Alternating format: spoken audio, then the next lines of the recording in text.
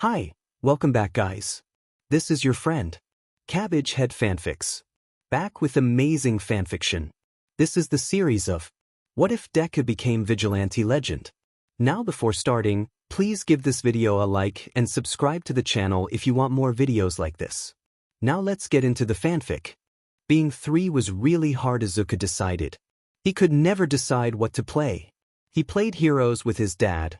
Izuku was always All Might cause All Might was the coolest hero. He babbled about heroes with his mom. She always wrote down his words, saying that he had a really good analysis, or he spent his day playing with Kaken. He was busy. The sound of the door opening alerted him that his dad was home, so Izuku leapt off the couch grabbing his notebook with the most recent hero notes. "I'm home," Hisashi called, carefully taking off his shoes. Dad, look at what I did today." Mom helped me write down my notes on the new underground hero Eraserhead. Izuku held up his notebook, covered in various hero stickers. "Let me see, Zuku." Hisashi grabbed the notebook, flipping to the latest page. He skimmed down the page, his smile widening. "Our little Zuku is a genius." Hisashi picked Izuku up, spinning him around and nuzzling a nose into his tummy. Izuku giggled, pushing at Hisashi, trying to get him to stop. "Stop it! That tickles." Hisashi froze, as if he had just come to a realization. "Our little Zuku is going to be the most amazing analysis hero in the world. I think the best hero needs a heroic reward. What do you think, Green Bean? Should we get some ice cream?" Yes. Izuku giggled. Inko popped her head out from the kitchen, cooking spoon in hand. "Hisashi, you better not be thinking about ruining his appetite before dinner." She waved the spoon threateningly towards her husband. "I'm the favorite parent, you don't get to steal him from me." Hisashi stuck his tongue out at Inko, giving her the best puppy dog eyes. Izuku joined him. "But Inko, our son, is the most amazing hero I've ever seen, and he has to be rewarded like a hero too." "Yeah, I'm like All Might," Izuku chimed in. Inko stared at her boys, heaving a heavy sigh. "Fine, but you better bring me a scoop of strawberry." Hisashi cried out in joy, lifting Izuku over his head. "Can Kaken come too? He's gonna be a hero too. If Aunt Mitsuki says it's okay, then I don't see why not." Inko walked out, phone in hand. "I knew you were gonna ask, so I already called. Mitsuki says it's okay, so go put on your shoes." Izuku cheered, racing towards the door. Let's go. Hisashi gave Inko a deep kiss, wishing her a farewell. Izuku sat at the step, slipping on his All Might light-up shoes with the Velcro. Hisashi latched the shoes, giving Izuku a big kiss as well. "You ready, Green Bean?" "Yeah, let's go." "All right, we're off." "We're off," Izuku echoed. "Be safe," Inko replied. Hisashi carried Izuku on his shoulders, humming a song while Izuku played drums on his head. When they reached the Bakuga house, Izuku demanded to be put down so he could ring the doorbell himself. Katsuki opened the door, and the two took off together down the street, hand in hand. Hisashi followed after them closely, wishing a quick goodbye to Mitsuki. Mitsuki laughed, shutting the door behind her. Hisashi smiled, catching up to where the boys were waiting. An hour and 3 happy customers later, the small group was walking down the street, returning home. Izuku was carrying Inko's strawberry ice cream tightly, all while narrating All Might's latest adventure. And then he ran into the building and saved all of the people. Yeah, Katsuki added. "And he did it in 5 minutes too." "Really? That's so cool." The trio stopped at the corner, Hisashi explaining that they could only cross the street when the white man in the sign was visible. Izuku was vibrating from sugar and happiness, but suddenly froze when he looked down the street. The cup of ice cream he was holding hit the ground with a quiet thunk. Hisashi paused. He smelled smoke. And it wasn't his quirk. Hisashi picked the 2 boys up, racing down the street. Wherever there was smoke, fire usually followed. A group of men burst through a shop window, right in front of Hisashi. Hisashi skid to a halt, looking for a way out. "Effendi endeavor!" one of the villains shouted, his clothes and mask singed. The villain smacked out the glowing embers of his dark clothes, looking up to see Hisashi and the kids. The villain grinned. Looks like we got some civilians wanting to be hostages. Hisashi growled, quirk activating, smoke rising out of his throat. Don't effing touch us. The villain laughed. I don't think you get much of a choice. A blue glow surrounded the villain and Hisashi, the new quirk repelling the two from each other. Izuku hit the ground beside Katsuki, his head banging against the concrete. He looked up groggily, watching his dad struggle against a villain with a large magnet who was holding a knife to his throat. Don't move, or I kill you then the kids. The magnet villain whispered. Hisashi froze, but he was too aggravated to stop the smoke streaming from his mouth, alerting any heroes nearby to the situation. Izuku sat up on shaky arms, blood seeping into his eye from a cut on his head. His head hurt a lot. Beside him, Kaken was also struggling to sit up. Dad? Izuku whimpered. He looked around, spotting the red hair of his dad. He crawled forward, even though the white man in the sign hadn't appeared yet. Kaken grabbed his shoulder, but Izuku shoved him away. Izuku wanted his dad. A car raced down the road. A getaway car, going too fast. They didn't see the 3-year-old on the ground. Tires squealed. Hisashi roared, breaking free and leaping for his son. A loud crash echoed. Sheet! Run! A villain yelled, racing from the car. Civilians screamed. Izuku opened his eyes. When had he closed them? He was under the car's front wheel, blood puddling under him. Next to him, his dad lay unmoving, body broken from the impact. Izuku reached for him, hands connecting. Like a robot, Hisashi's fingers wrapped around Izuku's small hand, grasping it tightly. Then, like a puppet whose strings were cut, went limp. The sound of footsteps were drowned out by the sound of Izuku's cries. Heroes had arrived. The Space Hero 13's shoes, astronaut shoes Izuku's brain noted, appeared in his field of view. 13 vaporized the car that pinned Izuku down. They whispered soft words to Izuku, but nothing could calm him down. They immobilized his neck and back, transporting the traumatized child into an ambulance. Kaken was placed next to him, in shock. 13 left the boys to paramedics, going to assist others as they placed a white sheet atop Hisashi's body. Izuku stared out of the ambulance, his eyes blank. The doors closed. But not before Izuku watched the lifeless hand of his dad fall limply off the stretcher. Izuku screamed. Inko leaned heavily against the hospital toilet, the contents of her stomach coming up. Hisashi was gone, dead on arrival at the hospital. Izuku was hurt. Her baby, her child, he was Pano. Inko wiped her lips. She refused to think about it. Izuku would be fine.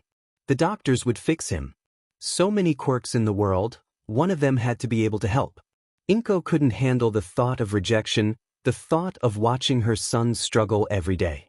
He was only 3. He couldn't be. Inko took a sip of water from the sink, spitting out the acidic taste of bile. She closed the door behind her, the small thunk echoing like thunder in the silent pediatrics ward.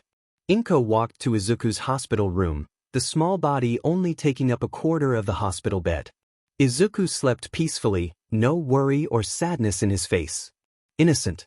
Inko wanted to preserve that innocence for as long as she could. She sat down in the chair beside her baby's bed. Inko wept. Izuku woke up in an unfamiliar bed. He woke to the sound of quiet beeping and his mother's poorly concealed sniffles. Images of his dad flashed before his eyes. The last squeeze before his dad went limp, the hand from the stretcher. Izuku felt tears prick at his eyes. He scrubbed them away. He had to be like All Might. Heroes didn't cry. His tiny hands wiped angrily at his face, but the tears didn't stop. Izuku growled in frustration. The sound alerted Inko, who shot up with bloodshot eyes and wrapped her son in her arms. She held him tightly, as if he was about to disappear. "Mom," Izuku whispered, his voice hoarse and sore from screaming. Inko tried to smile, but her lips merely twitched. "Dad's gone, isn't he?" Inko nodded, wrapping her arms even tighter. "Yeah, he tried to protect you from the car." "Like All Might." "Like All Might." Izuku nodded. His dad was a superhero. He looked around the room, but didn't see who he was looking for. "Mom, where's Kaken?" Aunt Mitsuki came and picked him up. "He's okay, just a little scared. Izuku frowned. I pushed him, I need to apologize for being mean. Inko tried to answer, to tell Izuku that he had actually saved Katsuki from being hit as well, but as she opened her mouth, a knock sounded on the door, the doctor entering. Hello Izuku-chan, Midoriya-san. The doctor greeted, his smile soft and friendly, as if he wasn't about to give the news that would ruin Izuku's life. I wanted to talk to you Izuku-chan about your injuries and your quirk. My quirk? Izuku wondered. He tried to sit up, but finding that he couldn't at the moment gave up and laid back on the pillows. He wondered why the nice doctor would be talking about his quirk. He was only 3. Everyone knew quirks didn't show up until you were 4. Inko's hand tightened against his. The doctor smiled again. Yes, your quirk. Or, well, you see, due to your injuries we had to do a lot of x-rays, and medical procedures make us check for mutation quirks in unpresented children so we don't hurt you while we try to fix you. However, as we were doing your x-rays, we noticed that you had the double toe joint in your pinky toes, which we used to diagnose quirklessness. I'm sorry young Izuku, but you aren't going to get a quirk. Izuku sat in silence. He didn't understand. No quirk? But how were he and Kaken supposed to be the world's best heroes now? Every hero had a quirk. Maybe he could still help Kaken? He could be the person who watched the villains, or went undercover to get information. Like Sir Knight, there was still hope. Being quirkless didn't end all of his dreams. There's one more important thing we have to talk about Izuku-chan. The doctor pulled Izuku out of his spiral of plans. I understand this is going to be difficult, but please listen until I finish. Can you do that? Izuku nodded, but his stomach squeezed. Was he scared? He wasn't sure. The doctor's face worried Izuku. During the villain attack, they tried to get away in a car. You got hit by that car. Your father took most of the impact, but you were still struck and got trapped under one of the car wheels. If the incident was only the shattering of your leg bones, we could fix that here. But your lower spine was crushed too, and your spinal cord was severed in your lower back. Izuku-chan, you no longer are able to control anything below that point, meaning you aren't going to be able to walk again. The room went silent. Izuku's brain was processing the words, but his young brain couldn't understand it. Or it didn't want to.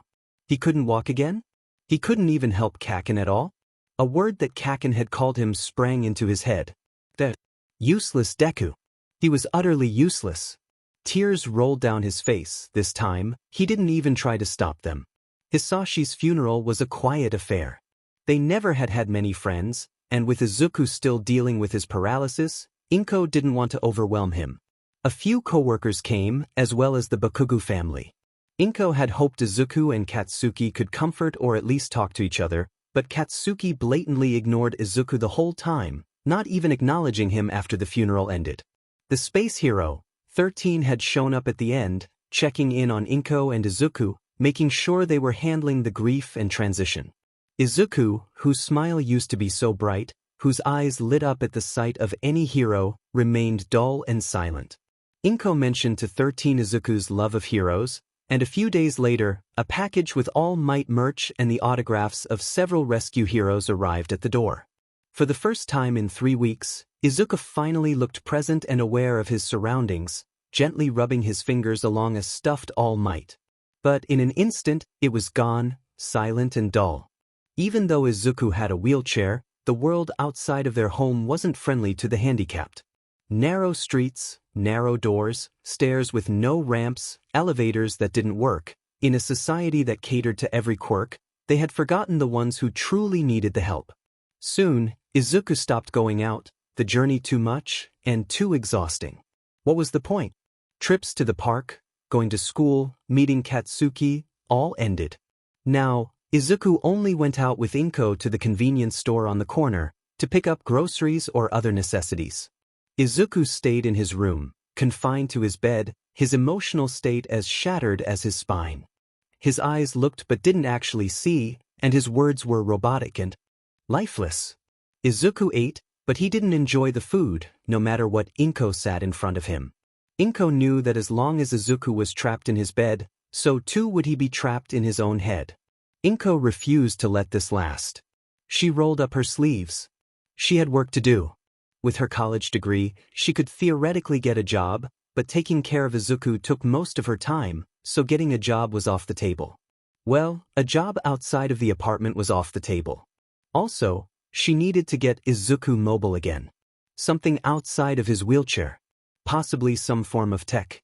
With Hisashi's life insurance, they weren't pressed for money, so she could use the time the money gave to research and develop the skills she needed in order to survive. Inko reached out to several support item companies, tossing out ideas and possible requests to build a support item for her son. They rejected her, not even giving her the time of day. Inko took those rejections and decided she would do it herself.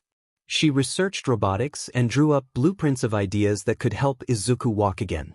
She spent night after night studying engineering and support items. In theory, her blueprints would work, but she didn't have sufficient data to back it up. She needed more information on support items, specifically those of injured heroes or heroes that required support items to get by day to day. She reached out to 13, to Ectoplasm, even the Hero Commission. The commission scoffed at her, calling her crazy and a fool. They said she should give up. Instead, Inko taught herself to hack, practicing on the security cameras around their apartment.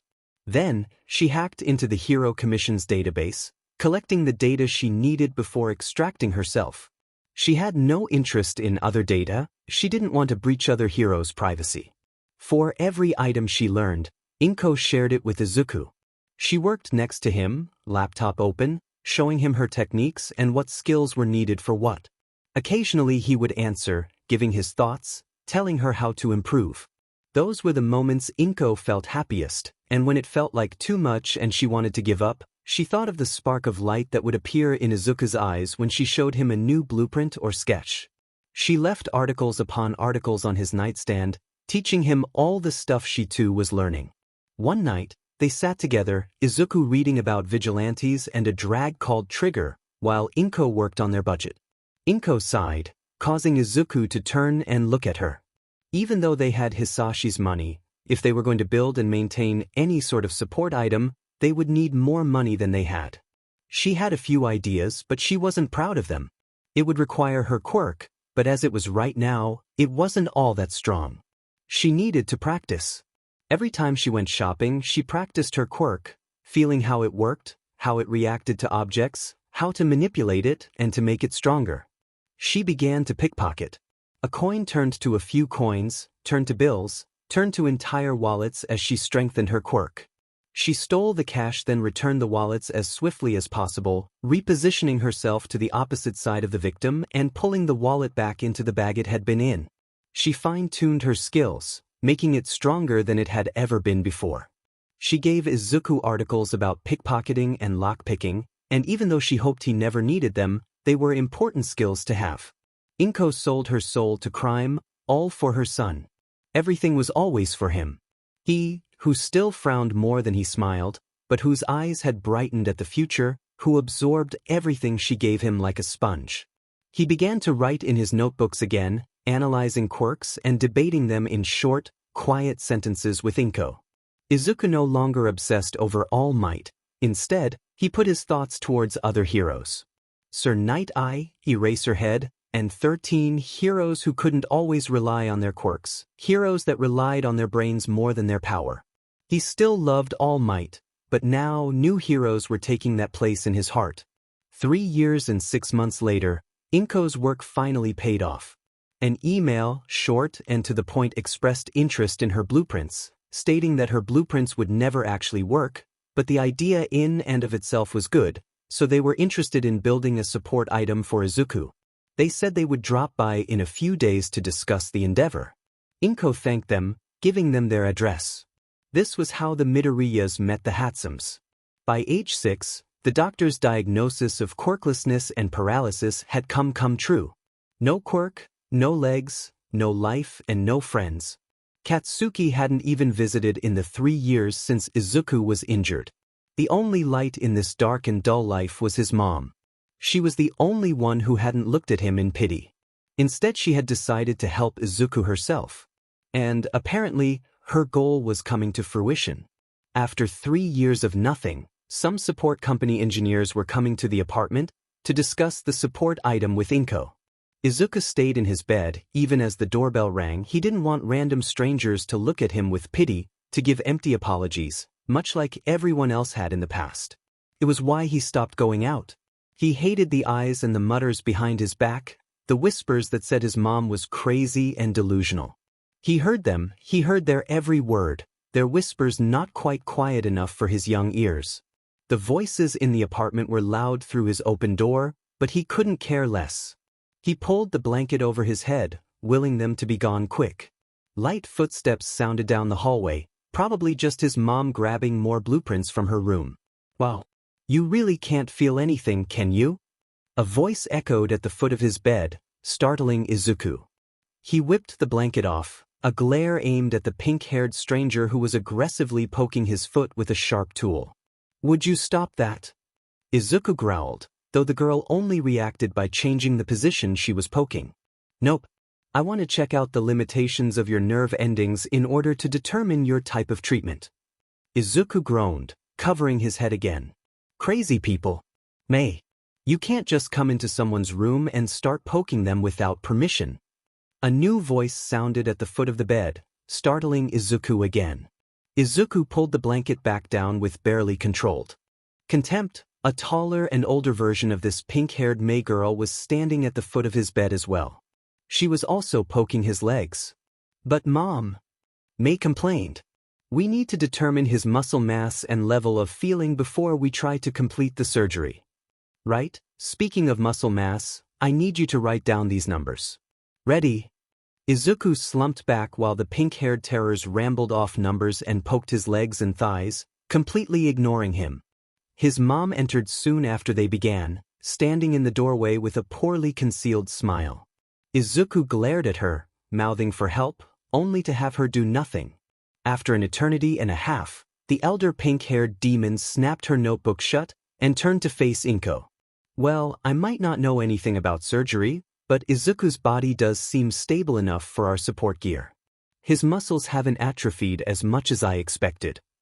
"Yes. Well, I've been making sure to stretch and work Izuku's legs every night." "Perfect. I have a doctor on standby, and now that I have Izuku-chan's measurements, I'm ready to go. Come along with me. I'll see you next week, Inko-san." The pink-haired nightmares left the room, Inko escorting them out. While the group discussed payment and various components that were required, Izuku really hoped he imagined it when May said that they should add turbo rockets. He hoped that that idea would be shut down, but after that nightmare of a 5-minute interaction, who even knew at this point? Izuku stared at the ceiling, contemplating all his life choices. Inko walked in and immediately started laughing at him and his exhausted expression. "Mom, it's not funny. They didn't even introduce themselves." Izuku wailed. And that wasn't even the start of his list of complaints. His mom just laughed harder. Izuku huffed and crossed his arms. Inko took a moment to catch her breath. Finally, those Izuku were the Hatsums. Izuku's jaw dropped. The Hatsums? The Hatsums, who were one of the leading creators of support gear in Japan. The Hatsums who made 13th Suit, Ectoplasm's legs, and the Wild Pussycats costumes? How in the world did his mom get in contact with the most famous support company in the world, let alone one of the founders? "How in the world?" Izuku sputtered out. Inko shrugged. "I guess after 3 years of hounding them, they finally gave in. Their daughter, May, is the same age as you, so maybe they were inspired by that. And the surgery they mentioned? I'm not entirely sure. I thought they were coming over to discuss blueprints and ideas, but apparently they already have that prepared and just needed your measurements." "And next week?" "Yeah, they have the procedure scheduled for next week. I thought it was too soon, but in Hatsum time, it wasn't soon enough." Izuku's eyes watered. He was gonna walk again. He was going to be free from this hell. A smile worked its way onto his face, the muscles unsure of what to do after 3 years of nothing. Inko pulled Izuku into her arms, her eyes just as wet as Izuku's. They were gonna be all right. Her son could be a hero now. A week, 2 phone calls, and 3 X-rays later, Izuku was cleared for surgery. The support item was built, the surgery scheduled. Now all that was needed was the Midoriya family. Izuku hadn't been able to sleep the night before. Excitement and anxiety had kept his brain awake. Inko pushed Izuku's wheelchair, the boy nearly vibrating in excitement. As the doors to the hospital opened, Izuku's breath stuttered. Memories of his accident all those years ago resurfaced. The beeping of the heart monitor, the smell of antiseptic, the quiet steps down an empty hall. Nausea filled his empty stomach, his heart racing. Inko's warm hands squeezed his shoulder, her gentle words as she discussed a new hero's quirk, distracting him. Izuku felt himself get swept away in quirk analysis, forcing his focus elsewhere. His hands twitched. He wished he had brought his notebook.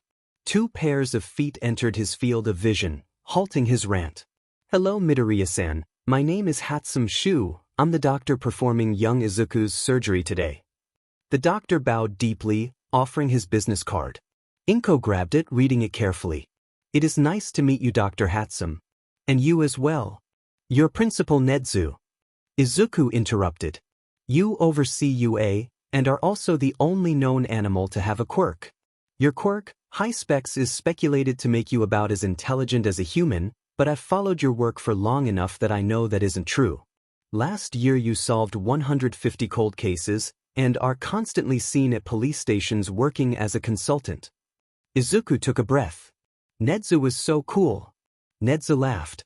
"Well, it seems like I don't need to make any introductions." Nedzu turned to Inko, bowing and giving his business card as well. "As Izuku stated, my name is Nedzu, principal of UA. I was the one who got you blueprints on Hatsum-san's desk, Inko-san, though my being here is for a more selfish reason. I was curious to meet the woman who successfully hacked into the Hero Commission's database." Inko blanched. Her fingers twitched, quirk activated. She probably could cause enough chaos to get her and Izuku safely out, but Izuku needed the surgery. Nedzu raised his hands in surrender. "Oh, you don't have to worry about me telling them or anything. We're not on the greatest of terms, you see. I'm impressed by your work, Midoriya-san. If you ever need a job, UA would be happy to take you." Inko swallowed, her throat tight. She blinked back tears. Once Izuku was mobile again, she could start to work again, not having to rely on crime to put food on their table. Izuku squeezed her hand, comforting her. Taking a breath, Inko turned back to Dr. Hatsum, who was silently waiting. Inko nodded. It was time to begin. Dr. Hatsum led the Midoriyas through the hospital, the sterile white walls a maze. "My quirk gives me steady hands, so it's been incredibly helpful for surgeries. Combined with my wife's mechanical abilities, we've been creating support gear for injured heroes and heroes who have finicky quirks for years. While we usually only work with heroes, the blueprints Nedzu gave us were stolen by Mei, who demanded that we build them. While Mei won't be participating in the surgery at all, with your permission, Inko-san, we would like Mei to observe the surgery, as she will be the one maintaining Izuku's support item in the future." Inko and Izuku nodded, both overwhelmed by the rapid-fire words of the doctor. Nonplussed, the man continued. "Also, I doubt my wife explained the support item, but basically, I'll be fitting small transmitters on the end of your severed nerves that can pick up the signals your brain sends out. When they receive the signal, they send out their own signal to a set of leg braces that we built for you, simulating your own movement. We weren't able to do anything about the lack of feeling in the legs, but you should, in theory, be able to walk. We'll do adjustments on the braces as you grow, but that'll be pretty simple since the most important part of the support item is inside your body." Izuku understood about 75% of that explanation, but since his mother was nodding, he assumed she understood it, so he decided to trust her judgment. As long as he could walk again, he would do anything. "All right, once we go through here, we can begin the surgery." Izuku woke up in an unfamiliar bed. The heart monitor next to him beeped. Izuku opened his eyes, his mother sat beside him, a smile on her face. Did it work?" Izuku asked, still groggy from the anesthesia. Inko raised an eyebrow. "You tell me, Green Bean?" Izuku closed his eyes, his brain focused on moving his leg. He imagined what it would feel like, how the knee would bend, how his toes would flex. He cracked open an eye. His leg lifted an inch off the bed. It wasn't very high, and it was shaking, but it had moved. He wasn't going to cry. No, heroes didn't cry. But his mom was already crying, so maybe it was okay to cry sometimes. The floodgates opened. Physical therapy was grueling. Izuku essentially had to learn how to walk again, but without actually knowing where his feet and legs were. The braces helped, but could only do so much. He had to know where exactly he was placing his foot, what the terrain was like, how to balance without feeling. Every night, Inko and Izuku did stretches, yoga, strength exercises, all to teach Izuku balance and mobility. For the first year after the surgery, Izuku could only manage a few strong steps around the apartment, before he hit his limit and could only either hobble or roll around in his wheelchair. The second year after the surgery, he could walk for long PRDS of time, though it looked unnatural and robotic, and he had a tendency to trip or miscalculate his steps. Inko learned first aid to deal with the innumerable scrapes. Year 3, Izuku and Inko went out every morning, walking or jogging, jumping, leaping, crawling, and climbing trees. Izuku learned to analyze his path before he moved, to determine dangerous or treacherous terrain, all in an instant, and soon he was moving without hesitation, racing up trees with his predetermined paths. 4 years after the surgery, Izuku and Inko pushed the couches in their living room out of the way, and taught each other how to fight. They looked up videos of moves, analyzed hero and villain videos, and adapted their styles. They sparred against each other, fists and feet moving faster each day. Izuku's confidence grew, and with it, so too did his movements. 4 years after his surgery, he moved with feline grace, every step measured, his posture and gait indistinguishable from any other child. But with this confidence, so too did Izuku's desire for freedom. 7 years since the accident, and all Izuku wanted to do was be free, to explore, to wander. Inko knew she would have to let him go, and she knew he was strong enough to protect himself, but still she worried. It was a mother's job after all. While he no longer looked handicapped, Izuku still faced quirk discrimination and the cruelty of society. Izuku was going to enroll in public school next year, and no one was crueler than children. Inko worried about Izuku, but she never stopped him from leaving. She kissed his head, gave him a phone to call her with, and a promise to see him at dinner. They trusted each other. Izuku would be back with a kiss and a hug, maybe a new scrape or scratch, but always with a story and a light in his eye. So Inko let him go, and Izuku went, wherever that led. Izuku wandered. He walked mile after mile, from neighborhood to neighborhood, from city to city. He met so many kind people, all with interesting quirks. But he also met the desperate, the people who struggled, the people who were cruel, and the people who were evil. Downtown Mizudafu used to be a glamorous area, with bright lights and new buildings on every corner. But as the region developed, the industries moved elsewhere, and downtown Mizudafu was forgotten. Now, it was a concrete jungle, gray and dull, the only color the graffiti on the walls. Drags, crime, homelessness ran rampant, hopelessness filled the air. Izuku's feet had led him here, hoodie pulled over his head, trying to keep a low profile. He wasn't necessarily scared, but he didn't want to be here any longer than necessary. Outsiders drew too much negative attention. The smell of smoke filled the air. Izuku froze. He trembled. Images of the accident overwhelmed his brain. His breathing quickened, panic and nausea rising in his throat. A scream sounded, but it wasn't him. Izuku snapped back to reality, his head whipped around, trying to locate where the sound had come from. The smoke streamed from an alley, dissipating into the smoggy air. Izuku didn't think, he leapt forward, racing into the alleyway. A woman trembled in the shadows. A man with burning arms had trapped her in the corner. Her blouse was ripped and burned, bra exposed. Her eyes caught Izuku's movement, fear-filled and pleading. She begged for help without saying a word. Izuku swallowed. He could help. He had to help. Where were the heroes? Izuku shook his head. If he could help, he should help. He ran forward, urging his legs to move faster. He only had the element of surprise, so he had to make the most of it. He leapt on top of a dumpster, the noise alerting the attacker, but as the man turned, Izuku aimed a leaping kick at his head. The kick connected, the man's head whipping back and knocking him unconscious. Izuku landed gracefully, hopping forward a few steps to maintain balance. Izuku turned to the woman, who stood in silence. Whether it was from fear or relief, Izuku wasn't sure. "Are you okay?" he asked, hands in front of him, in a gesture he hoped was non-threatening. The woman gulped, nodding her head shakily. She picked up the burnt remains of her shirt and purse, pushing past Izuku without making eye contact. "Wait!" Izuku called. The woman flinched. "Shouldn't we wait for the heroes to arrive so they can make sure you're okay?" The woman barked out a laugh. "You're not from around here, are you? The heroes don't care about us, never have, never will." Izuku was confused. Crime rates were high in this area, he knew that. So, isn't this where the heroes were needed most? "I'm sorry, ma'am, I'm afraid I don't understand." The woman sighed. "Kid, heroics is a popularity contest. This area isn't the shiny, photogenic place that any of the top heroes want to be seen around. If you want help, you help yourself." But that's not right. Heroes should help everyone, regardless of who or where they are. That's just the way it is. The woman gave Izuku a glance. "Thank you for your help today, but you should leave and never come back. If anyone sees you here, they'll slap a vigilante charge on you."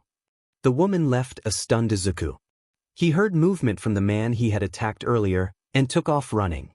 He raced home, faster than he had ever run before. His mind whirled. He slammed the door to the apartment, not even greeting his mom, he was too distraught. He collapsed on the couch.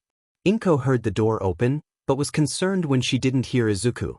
She turned the heat down on the stove, it could wait, before walking into the living room. She saw Izuku curled in a ball on the couch, a pillow poorly muffling his crying. "Izuku, are you hurt?" Inko sat next to him, a gentle hand placed on his shaking shoulder. Izuku shook his head. Inko tried a different angle. "Izuku, did you hurt someone?" Izuku's breath hitched. "So that's what had happened. Do you want to talk about it?" "No," was Izuku's muffled reply. Inko waited. "Maybe?" "I don't know." Inko hummed, giving Izuku the time he needed to collect himself. After an hour, Izuku's breathing slowed, and he was calm enough to sit up. Inko wrapped him in a blanket, rubbing small circles on his back. "Mom, did you know that there are no heroes in downtown Mizudafu?" Inko nodded. She had been there multiple times to sell stolen items in the past. It was a dreadful area, she had been attacked often. "Why are there no heroes?" Inko took a breath. "Well, I think that heroes see the place as hopeless and have given up on it. There's no glory in trying to help a region where only the poorest live."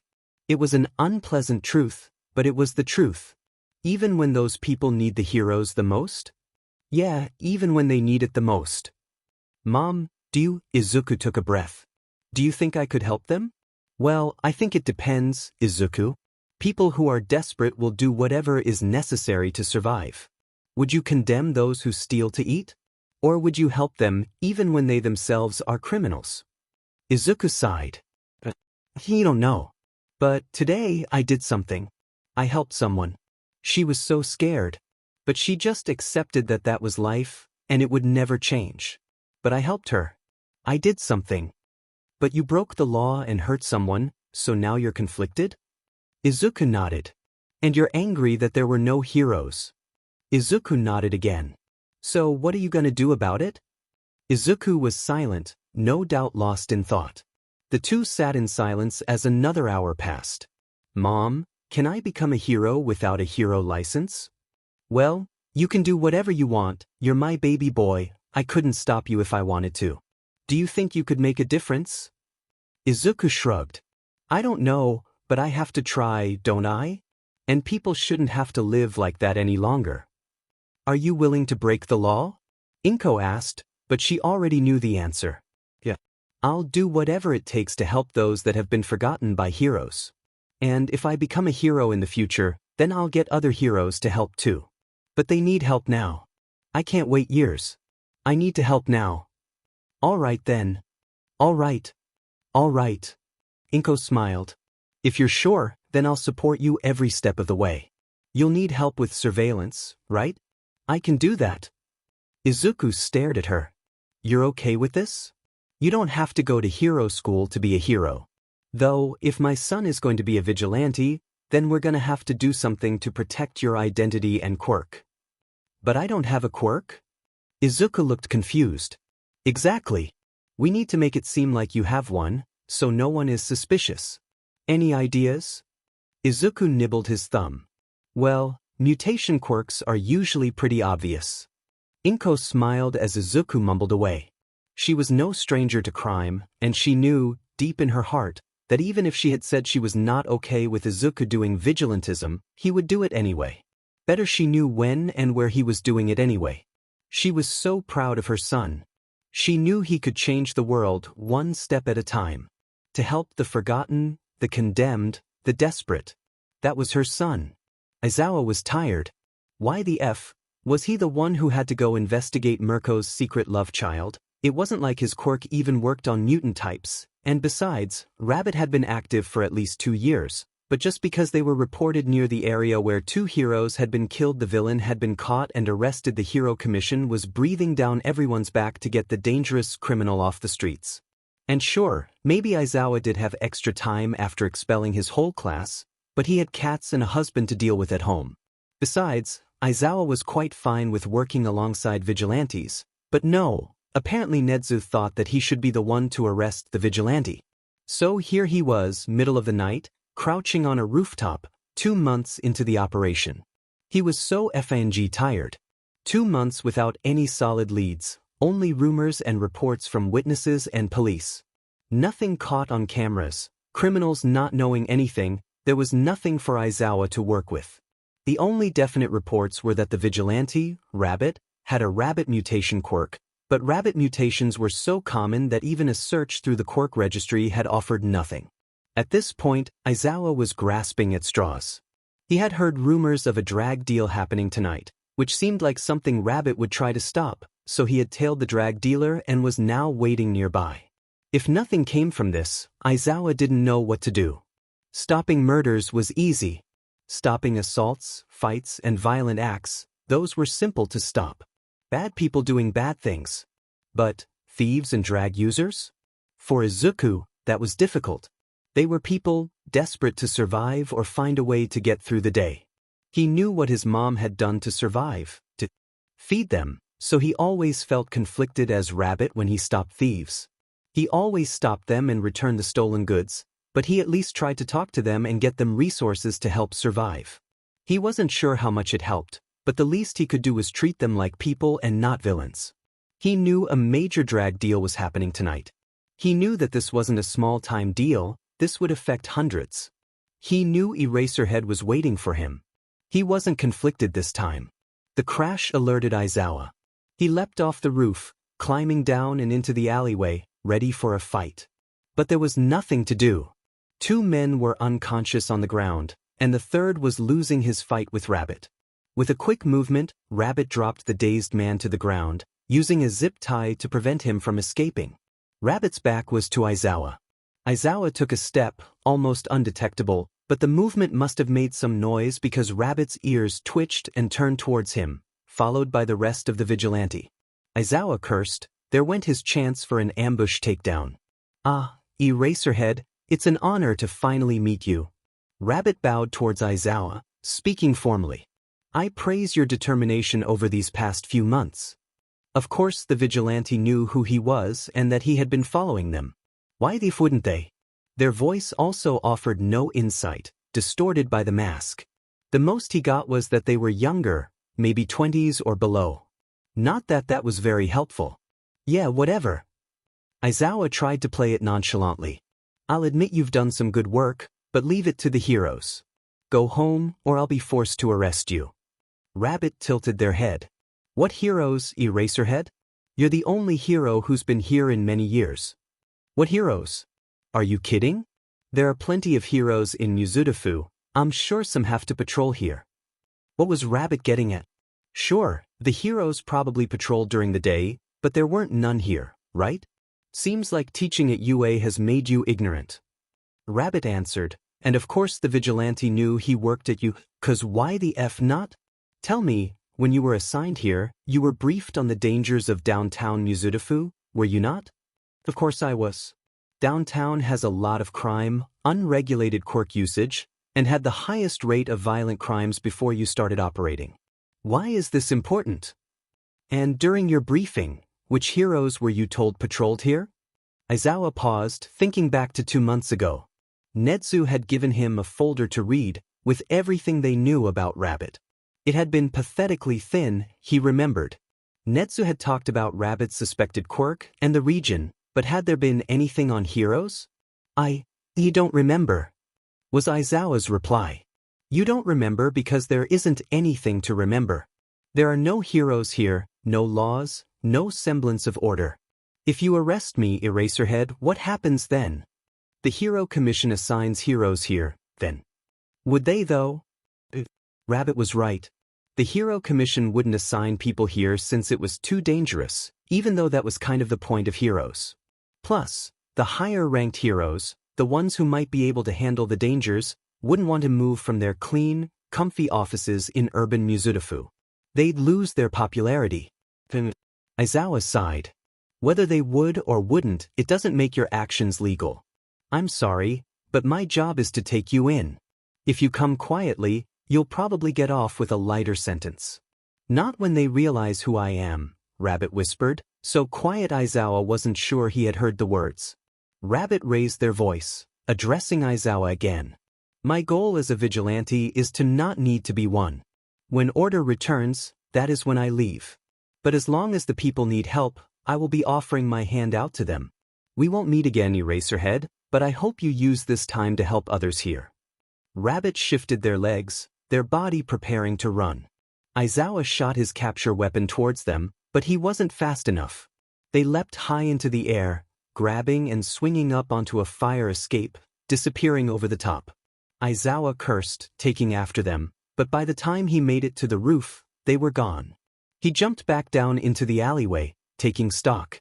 The drag dealers were still incapacitated, but had no visible injuries to them. A sign of a surprise attack or ambush. Aizawa radioed for someone to collect them and swept the area. There was nothing to note, no evidence to collect, nothing to help reveal Rabbit's identity.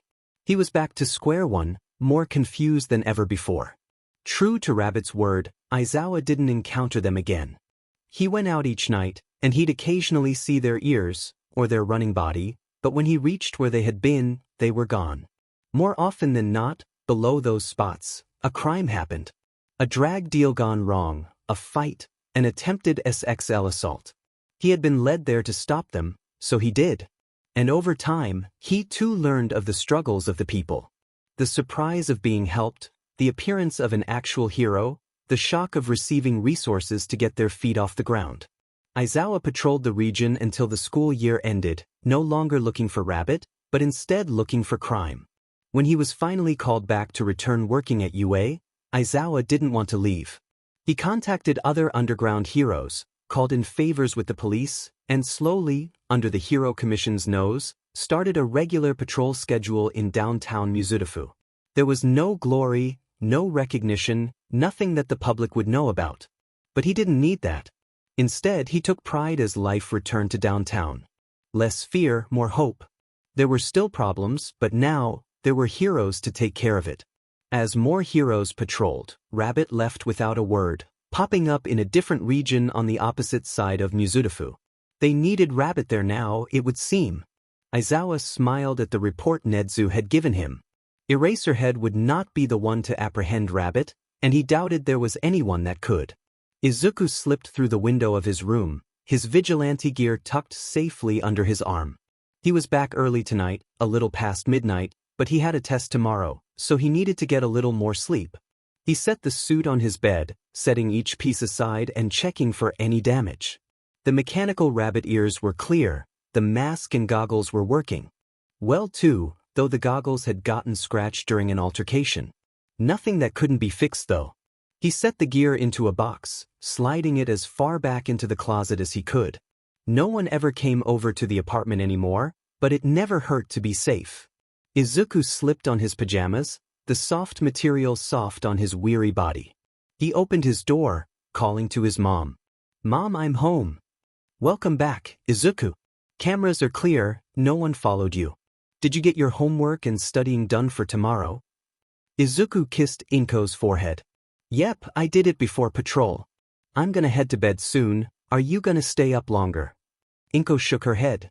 No, I think I'll go to bed early too. Let me just do one more sweep of the cameras, then I'll get off. Alright. Night, Mom. As Izuku turned to leave, Inko grabbed his arm. Wait. First, leg check. Izuku nodded. He pulled off his pajama pants, alone in his underwear. It had been awkward and uncomfortable at first, but both knew how necessary a check was after Izuku returned home and didn't realize he had a long laceration down his leg. He had woken up to stained sheets, and the resulting hospital run hadn't been fun either.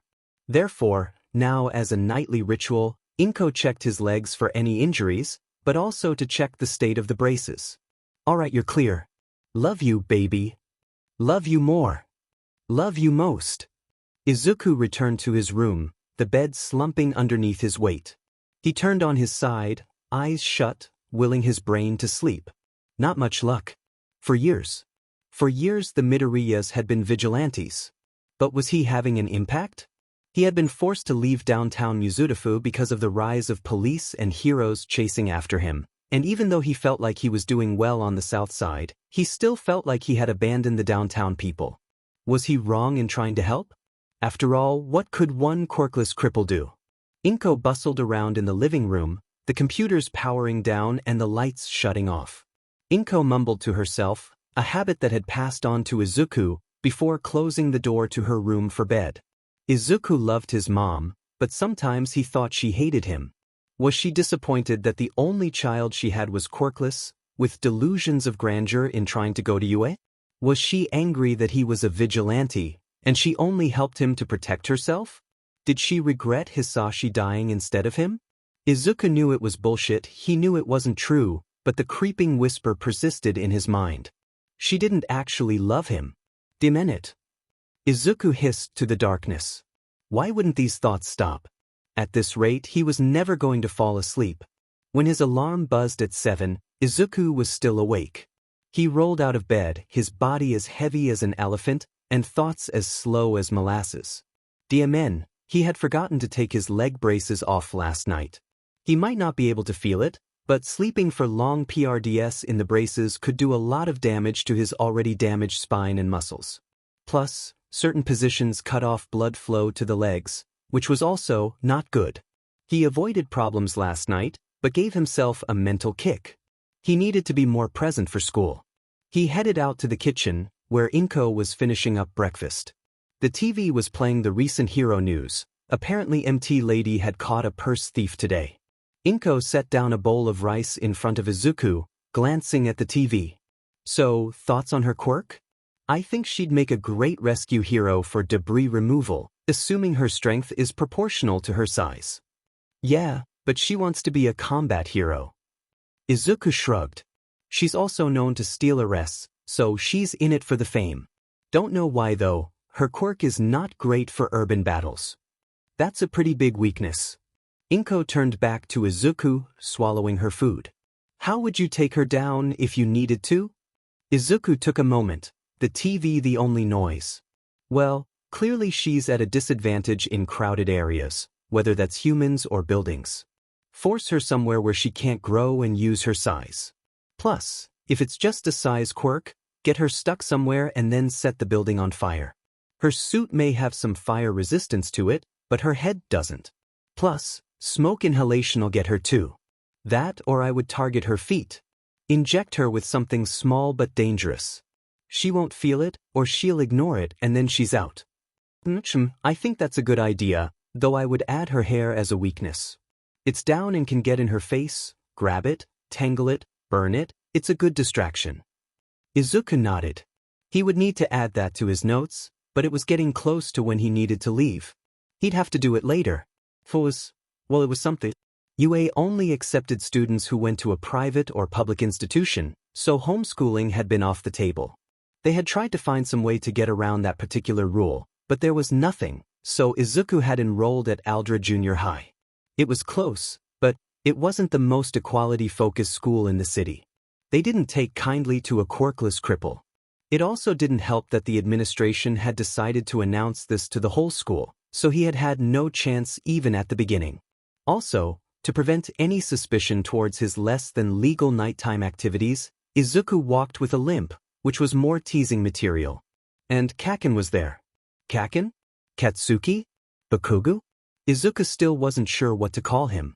They hadn't talked in 10 years, and now the only interaction they had was when Bakugu yelled at him.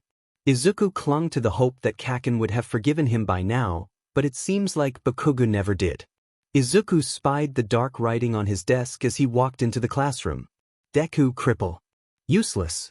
Quirkless. Always the same words, always the same insults. Izuku placed his notebooks on top of the words. He'd need to find a way to erase the sharp. Maybe acetone? Isopropyl alcohol? Oh look, the Quirkless is here. Whispers from the back. I heard another of his kind killed themselves yesterday. Wish he'd join them. Just ignore them. I heard his father killed himself when he heard his son was a Quirkless. Breathe Izuku. The teacher walked in, a spiny, slithering, drooling facade of a fair man, who only ever lost Izuku's homework, who ignored the whispers, the notes, the cruelty towards Izuku. The man started class. Izuku laid his head on the desk. Class would be over soon, middle school only lasted a few more months. He could do this. Could do this. Could. Oh yeah, Midoriya, you wanted to go to UA too, right? The class burst out laughing. Midoriya? No way. The Quirkless wants to be a hero, huh? Quirkless aren't allowed in, it's too dangerous for your kind. You can't get in just by studying. Izuku mumbled out a quiet response, drowned in the noise. They got rid of the rule about quirklessness. Besides, I'm not going to go through. Izuku's desk shattered beneath him as a giant explosion silenced the class. The teacher conveniently left the room. Izuku hit the ground as the shockwave knocked him out of his seat, Bakugu seething in poorly contained rage. Hey Deku. You're below these rejects. You're Quirkless. Kaken leaned closer. How can you even stand in the same ring as me? Izuku swallowed, putting on a scared face. He bit his tongue. If he made any sort of sarcastic comment, he'd be subsequently killed. Best to avoid that for now. I'm sorry, Kaken. Add the perfect amount of tremble, refused to meet his eyes. I know I can't be a hero like you, so I'm just gonna go for the general education course. Izuku rolled his eyes internally. Bakugu ate it up, hook, line, and sinker. Useless Dekus don't even belong at UA. I'm gonna be the only one who goes. Stay home with your mommy. Their teacher returned at that moment, though he did look disappointed when he saw Izuku still breathing. Izuku ignored him, stuck on the floor now that his desk and chair had exploded. Izuku zoned out for the rest of the day. It wasn't like he didn't already know the material. He worked on his homework for tomorrow. If he got it done early, he might be able to start patrol earlier today. He finished up right before the bell, so he used the extra couple minutes to rapidly write his discussion notes about MT Lady. A pair of shoes entered his field of view. We're not done talking yet, Deku. Bakugu grabbed the notebook, a trophy for his lackeys. Hey Katsuki, what's that? One of the lackeys caught the notebook tossed at them, reading the cover. Hero analysis for the future? How lame. What could a crippled Quirkless like you do? A lot actually, you small bean. Izuku sighed. He had to keep it inside. He reached for the notebook, but a different hand reached it first. Bakugu held the notebook between his palms, the dual crackling decimating the covers. Izuku reached for it again. No reaction meant that Bakugu would give up, right? Apparently not. He threw the notebook out the window. The splash made it quite clear as to where the notebook's landing zone was. Most top first-string heroes have stories about them from their school days. I want the shine of being the only student to make it into UA from this mediocre city junior high school. So don't apply, nerd. Kaken walked away, his lackeys egging him on and sending more insults towards Izuku. Caught in the moment, Bakugu turned back, grinning madly. If you want to be a hero that badly, there's a quick way to do it. Believe that you'll be born with a quirk in your next life, and take a swan dive off the roof. In an instant, Izuku's mask fell. His eyes darkened, his teeth bared, his eyebrows lowering. He let Rabbit shine through, the rabbit who dealt with the murderers, the arpites, the actual villains. Bakugo took a step back. But then the mask was back on. Izuku was trembling on the ground, tears threatening to leak down his face. Had Bakugo simply imagined it? He stormed out of the room, disconcerted. Maybe he had gone too far? Izuku made his way out of the school as fast as he could. His mask was failing, he needed to get away. He needed to be alone. He needed to help people. He would patrol as soon as he got home, no matter what his mom said. How dare Bakugo say that to him? If Rabbit met Bakugo on the streets, Bakugo would be imprisoned in an instant. He was the type Rabbit took off the street. If Bakugo got into UA, the teachers better teach him some FING manners. Bakugo was going to become Endeavor at this rate, and no one should aspire to become Endeavor. Izuku was going to FING. The sewer grate moved, the noise loud under the bridge. Izuku's haze lifted. He looked around. He wasn't sure where he was, this wasn't how he normally went home. Was he even going home? Izuku smelled sewage and decay. Right, the moving sewer grate. Probably should focus on that. A medium-sized invisibility cloak. A blob the color of snot emerged, leaping on top of Izuku. Don't worry. I'm just going to take over your body. The ooze covered Izuku's mouth and nose. Calm down. It'll only hurt for about 45 seconds. You'll feel better soon. Izuku struggled. Damn it, how did he get taken unawares? He was a vigilante, goddammit. His fingers squelched usually through the fluid, grabbing nothing. A fluid mutation? Hard to fight. But there had to be something solid like an eye or a mouth or a brain. Izuku caught a quick glance of an eye, right above his head. He clenched his fist, ramming it into the center of the giant eye with a beautiful uppercut.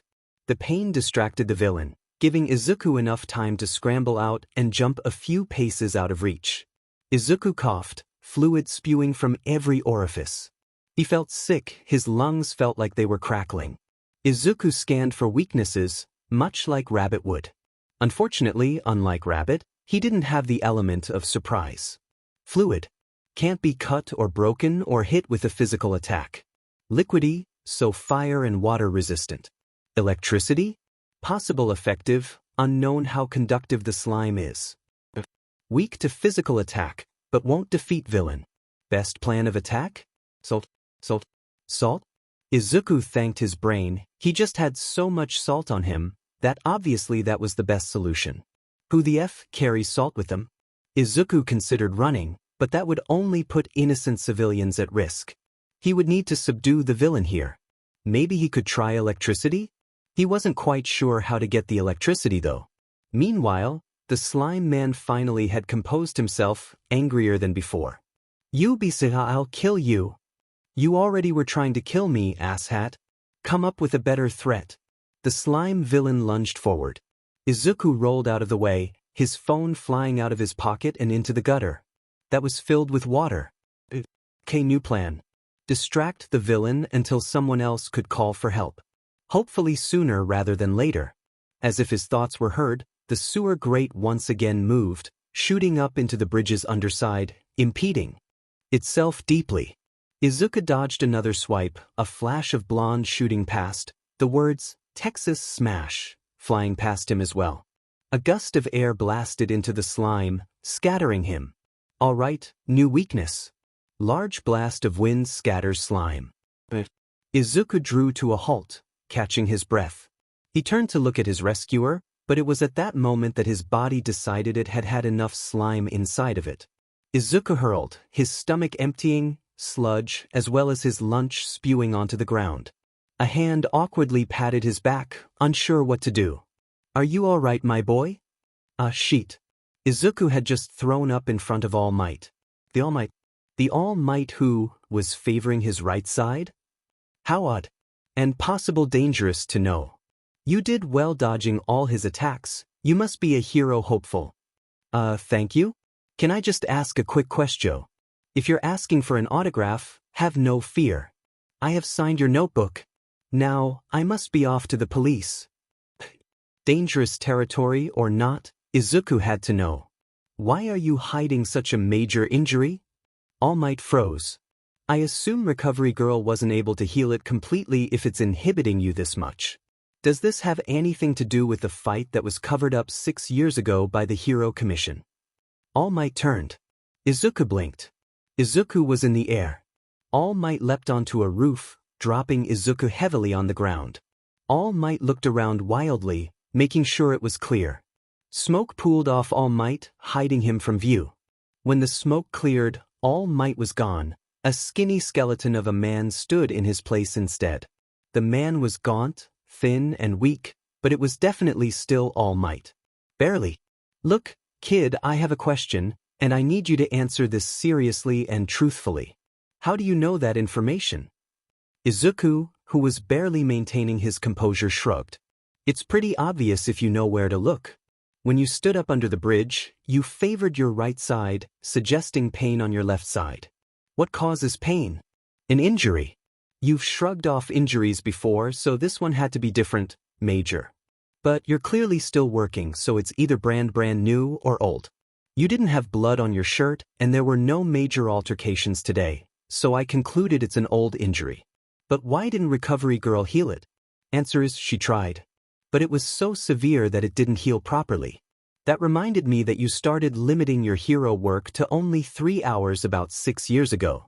According to the Hero Commission's database, there was no record of a fight or anything, but I had my own ways of finding out about it. Not legal ways, but All Might didn't need to know that. All Might blanched. This kid, he didn't even know how old this child was, had, within 5 minutes of meeting him, figured out his major weakness with an analysis that could rival Netsu. My boy, do you want to be a hero? The world didn't stand a chance if the boy became a villain. Izuku shrugged, a bit embarrassed. Yeah, I guess, but I doubt I'll make it. I'm gonna try to get into UA's General Studies course, so maybe I'll do something with that. I'm just happy with what I'm doing now. Helping people isn't just the job for heroes. General Studies, huh? All Might nodded. Your quirk must not be suited for the heroic course then? Kind of? No. Izuku shuffled on his feet. I'm quirkless, so... Boy! All Might yelled. You're quirkless? What were you doing fighting that villain? You should have run away, get someone who can handle it. And let someone else be attacked? Hell no. All Might, sir, I respect you, but even without a quirk, I'm not helpless. I'm not useless. But you could have gotten hurt. Newsflash. People with quirks get hurt too. My dad, you, ectoplasm with all your quirks, didn't stop you from being injured, okay? If I can help, I will. Now, you should probably go, you're about to run out of time. Izuku stormed off, leaving a frozen All Might on the roof. No one had yelled at All Might like that for years, with the exception of Gran Torino. This kid. All Might reached for the bottle with the slime. He needed to drop it off with Tsukachi. His hand grabbed nothing. The bottle was gone. She eyed it. Oh sheet. I just walked away from the All Might. Izuku hyperventilated, leaning heavily against the wall as he walked down the stairs. He had pretty much just threatened All Might. If All Might walked up to him and decided to throw him into the sun, Izuku was pretty sure he wouldn't complain. He was so effed. That being said, how dare All Might assume he was weak because he was quirkless? All Might, he wasn't some glass doll. All Might had no idea what it was like being quirkless, and sure, maybe Izuku didn't have some amazing quirk, but he did have knives, a brain, and an awesome mom. So that, quirkless didn't mean weak. When Izuku became a quirkless hero, he would prove everyone wrong. People shouldn't underestimate the little guys. Izuku punched the wall, the pain a focus point. He took a deep breath. There was no point in getting angry at All Might for bandwagoning on what society believed. All Might was human too. Izuku trudged down the street, desperate to get home and disappear into Rabbit. Explosions sounded the next street over. Unlike the civilians around him, Izuku ran towards the noise, slipping into his rabbit guise. His limp dropped away, his fingers brushed against his concealed knives, his face serious. Explosions tended to cause a lot of damage, which meant injured bystanders. While the heroes dealt with the villain, Izuku could help the evacuation. Izuku arrived on scene, skidding to a halt. Well, there goes that plan. Bakugo struggled in the air, suspended by the very slime villain Izuku had encountered earlier. He launched explosion after explosion, but to the fluid villain, it was nothing but a tickle. Izuku's eyes jumped around. Surely there were heroes on their way, right? They wouldn't let an innocent bystander be killed, right? Right? It seemed like the heroes would. They stood there, watching, letting Bakugo die, all without doing something. Sure, their quirks weren't suited for defeating the villain, but they should be enough to rescue someone. Izuku seethed. People were too reliant on their FNG quirks. Useless. Except, Izuku was no different. He was just standing there. Izuku caught Bakugo's eyes. He nodded. Bakugo's eyes widened, attempting to shake his head. Izuku grit his teeth.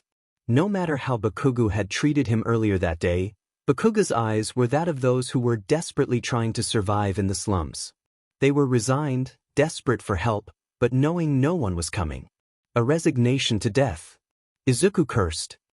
If none of the heroes on scene were going to do anything, he'd do it himself. Izuku ran forward, backpack left on the ground, knives pulled from his pocket. The slime villain turned to him. Look who's back. Ready to die, Bisudi? It asked, sludge creeping towards him. Izuku leapt into the air, spinning and dodging the slime's swipe. He drew back HS arm, knife shining in the light, and threw it with pinpoint accuracy right into the slime's cornea. The slime screeched, Bakugo momentarily forgotten, grasping at its bloody eye. Izuku landed, racing over to Bakugo, but despite his efforts, he couldn't free him. Izuku scrabbled at the fluid, barely managing to keep it out of Bakugo's nose and mouth. Izuku knew how painful that was. Izuku hoped one of the heroes would finally take action. From nowhere, All Might appeared, arm paired and ready. With a loud yell, All Might blasted the slime away, the weather changing from the air pressure. Bakugo landed heavily on top of Izuku, both of them toppling to the ground. Bakugo gasped for breath, yet still managed to glare at Izuku. Bakugo gasped out.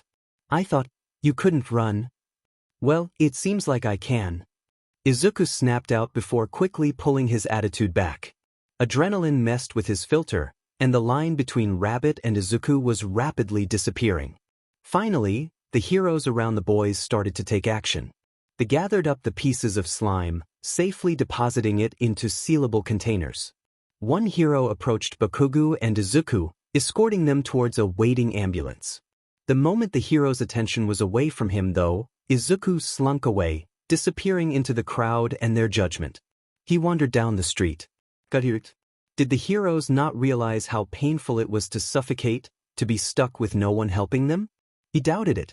They should have done something. They should have done something. Bakugo almost effing died, and the heroes would have just stood there, watching. Could they live with that? Could anyone?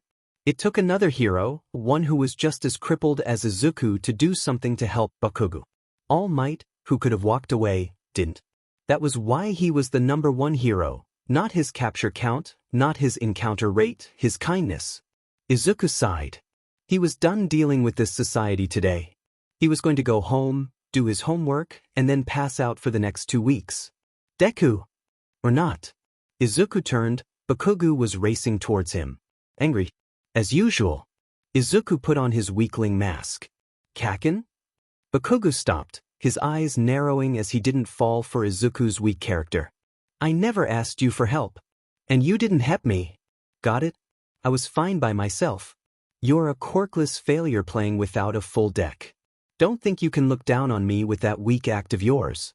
Besides, you can't even walk right with your legs injured like that. Are you trying to get yourself hurt? It appears the angry exploder did care. Izuku took a deep breath, his mask dropping. He looked Bakugo in the eye, the boy barely avoiding a flinch. Izuku never looked Bakugo in the eyes. Have you ever been to the slums of Mizudafu, Kaken? Izuku asked. No. What the f does that have? Kaken, if you want to be a hero, go walk there. Izuku interrupted. I helped because when I saw your face, I saw the same face as those who have accepted their own deaths. Your eyes were asking for help, and deny it if you will, I will always give help to those who need it, crippled or not. What if you had gotten FING injured? Bakugo retorted. Well, I'm already FING injured as you put it, so what's a few scratches more? I'm not going to let that stop me from doing the right thing. That's what heroes do, isn't it? Well, I'm not gonna thank you if that's. I didn't do it for thanks. But. Bakugo continued, interrupting Izuku. I'm sorry about telling you to jump off the roof. It was wrong, and I shouldn't have said it. Thank you for the apology, Bakugo. But I'm not sure if I'm ready to forgive you. Whatever, nerd. You're still quirkless, so don't even think about becoming a hero. Bakugo stormed off, muttering something about being the #1 hero. Izuku shrugged. Bakugo's words didn't bother him anymore. He was quirkless, sure, but he was going to become a hero. And if not a hero, then he would be a vigilante to watch over the heroes. I am here. Izuku jumped 6 feet in the air, knife out, and aimed towards whoever had managed to sneak up on him. It was just All Might. Izuku let out a deep breath. His heart couldn't take this sort of stress. He was going to have a heart attack at this rate. All Might laughed, though it was cut short by spewing blood and a cloud of smoke. Izuku went to reach into his bag for a tissue, but his backpack wasn't there. It was still on the scene of the villain attack. Looking for this, my boy? All Might held out Izuku's yellow backpack. I saw it on the ground and remembered you had one just like it earlier. Thank you. Izuku grabbed it, swinging it over his shoulder. All Might, sir, what are you doing here? Weren't you surrounded by reporters? I wouldn't be #1 if I didn't know how to escape some pesky reporters. Anyways, young man. I come with thanks, a correction, and a suggestion. Izuku pet his head, listening intently. If you hadn't been there, if you hadn't yelled at me, I would have turned into a guy in a bodysuit who was all talk. I would have walked away and let someone else deal with it. Thank you. I said you couldn't do anything because you were quirkless, but it was none other than the timid, quirkless you at the scene that I was able to act. Your body moved before you had the chance to think. I came to tell you that you can be a hero. Izuku smiled. Thank you for your kind words, All Might. I know how hard having an injury can be, so I'm also thankful to you for taking action despite that, unlike the other heroes who did nothing. All Might gave a small smile, leaning down to Izuku's height.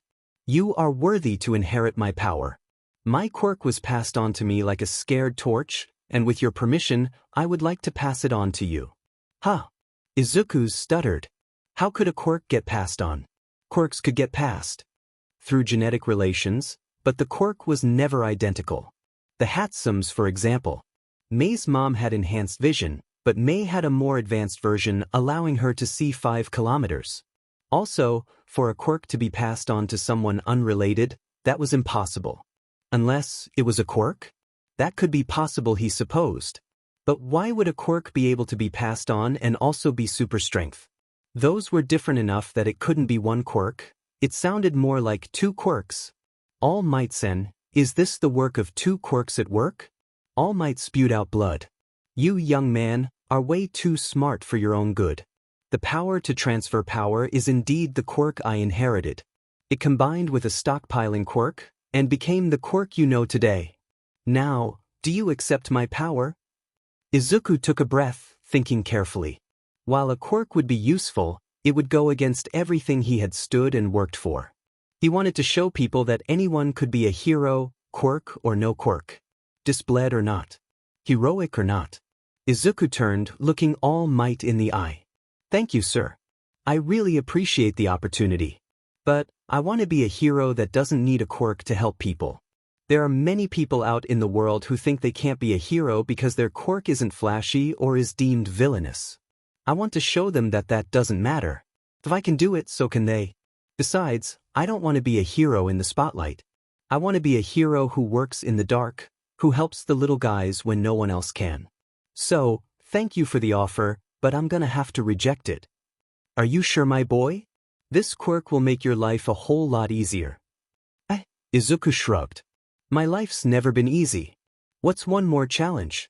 I might not be accepting your quirk, but if you want, I can help you look for a better holder. All Might smiled. While I don't think there would be a better holder than you, I would appreciate your input.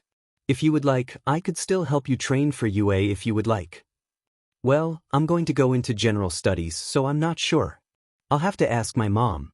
I also assume that you don't want to be called All Might in public? What would you like me to call you? My name is Midoriya Izuku. You make a good point. My name is Toshinori Yagi, but you can just call me Yagi-san. Izuku bowed to him. It's nice to meet you, Yagi-san. I look forward to working with you. Yagi-san bowed back. Likewise, young Midoriya. So it turns out that balancing school, vigilantism, and training with All Might was not really possible, so Izuku gracefully turned down All Might's offer to train him.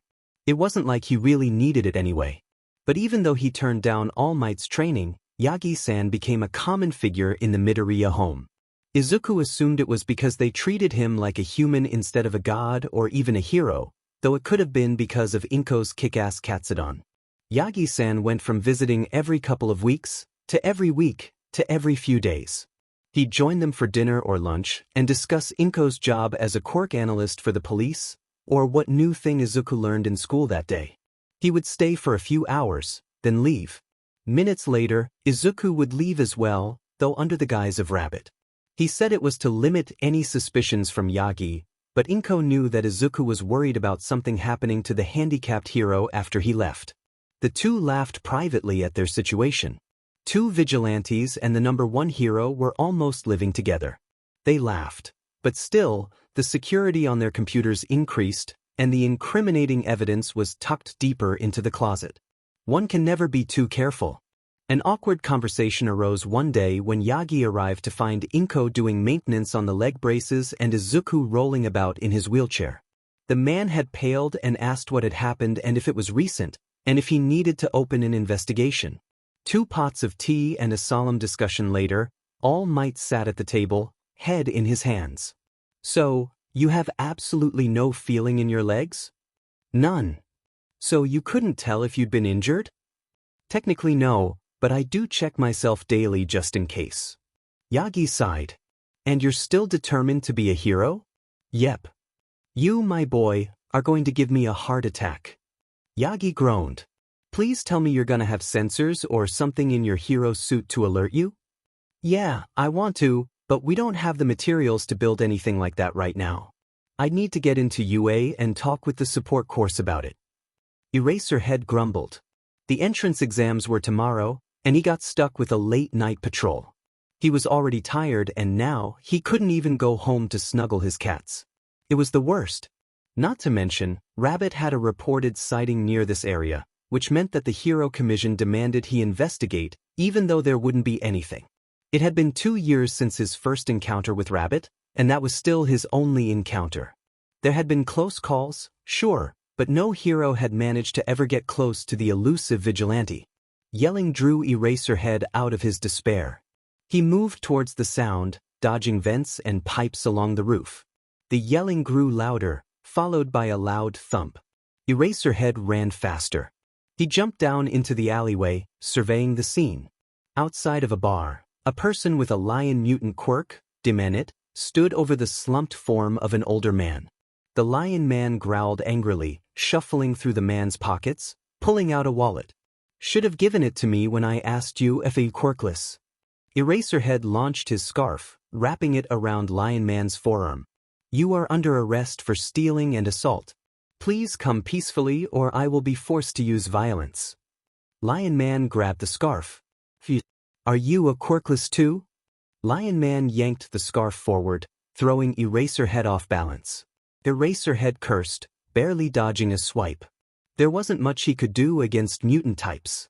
He rolled left, trying to get behind the man. He forgot that lions have tails.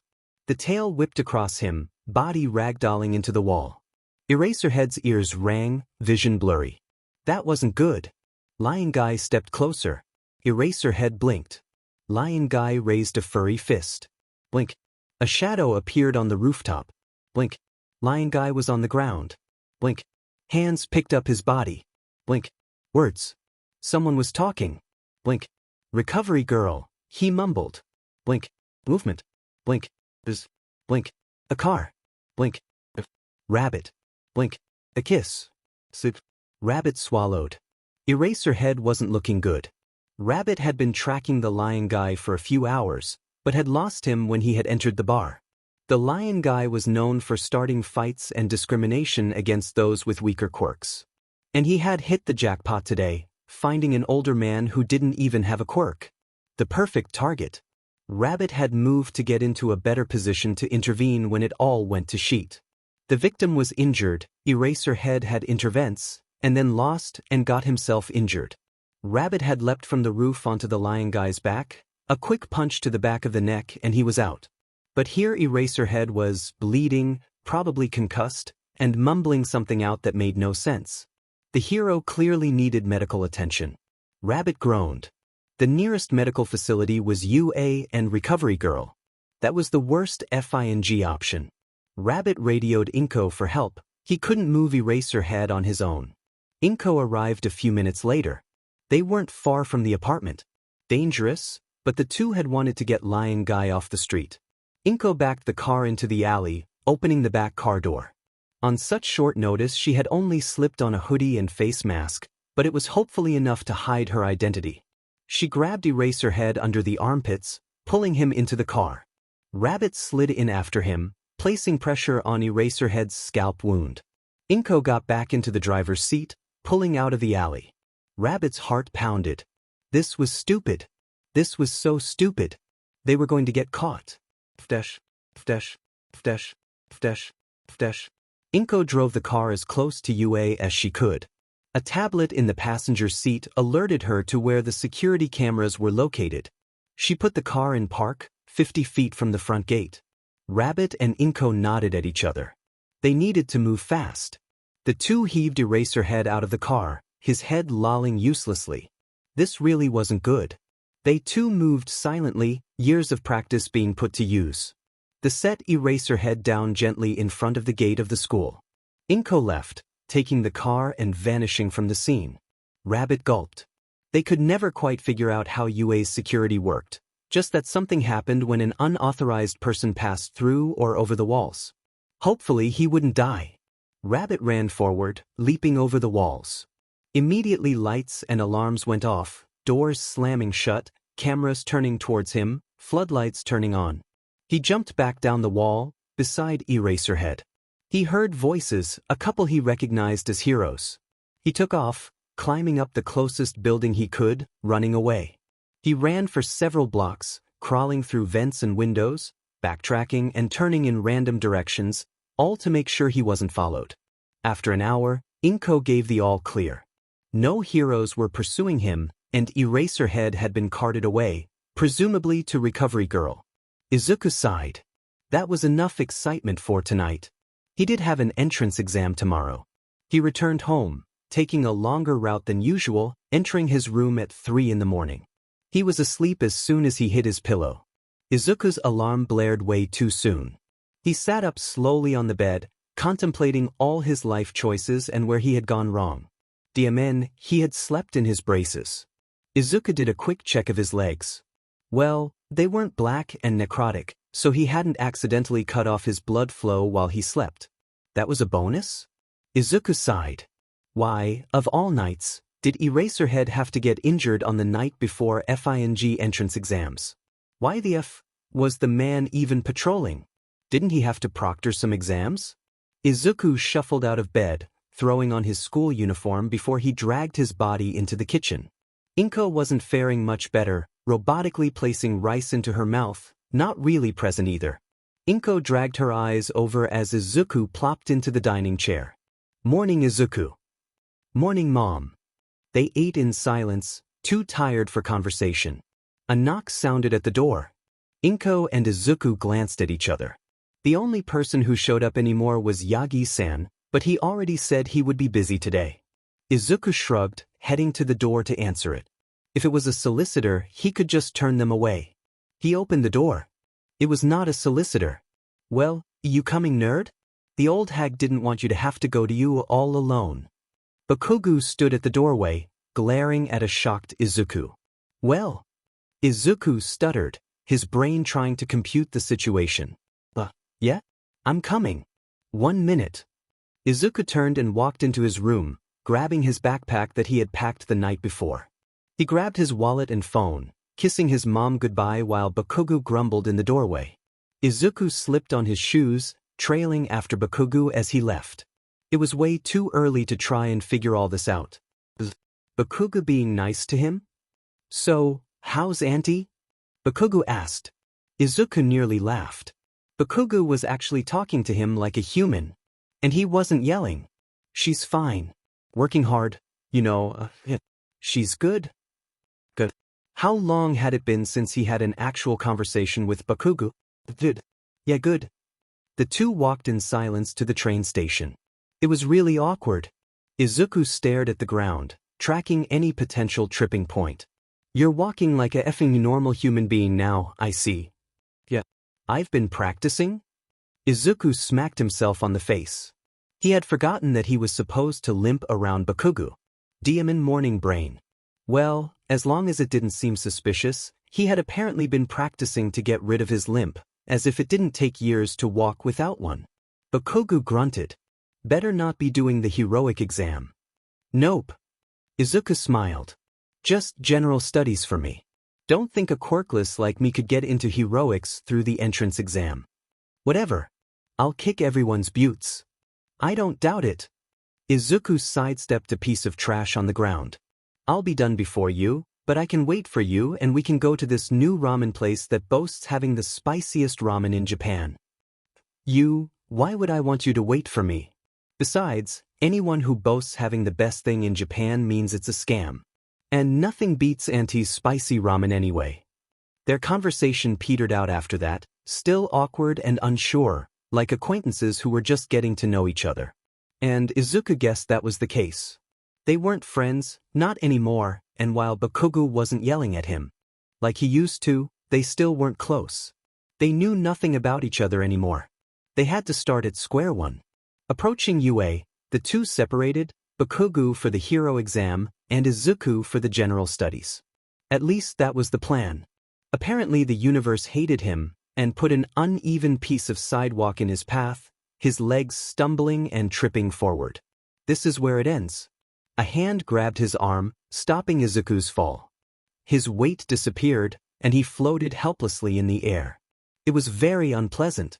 A girl stood next to him, her face filled with concern. Are you all right? I saw your legs go all cattywampus, and then you fell over. The girl pulled Izuku into a right side-up position, before she touched her fingers together and Izuku's weight returned. Must be a touch-based quirk. Weakness, avoid contact. Likely too reliant on quirk. Sorry, that was my quirk. I used it on you without asking. Oh God, I'm so sorry.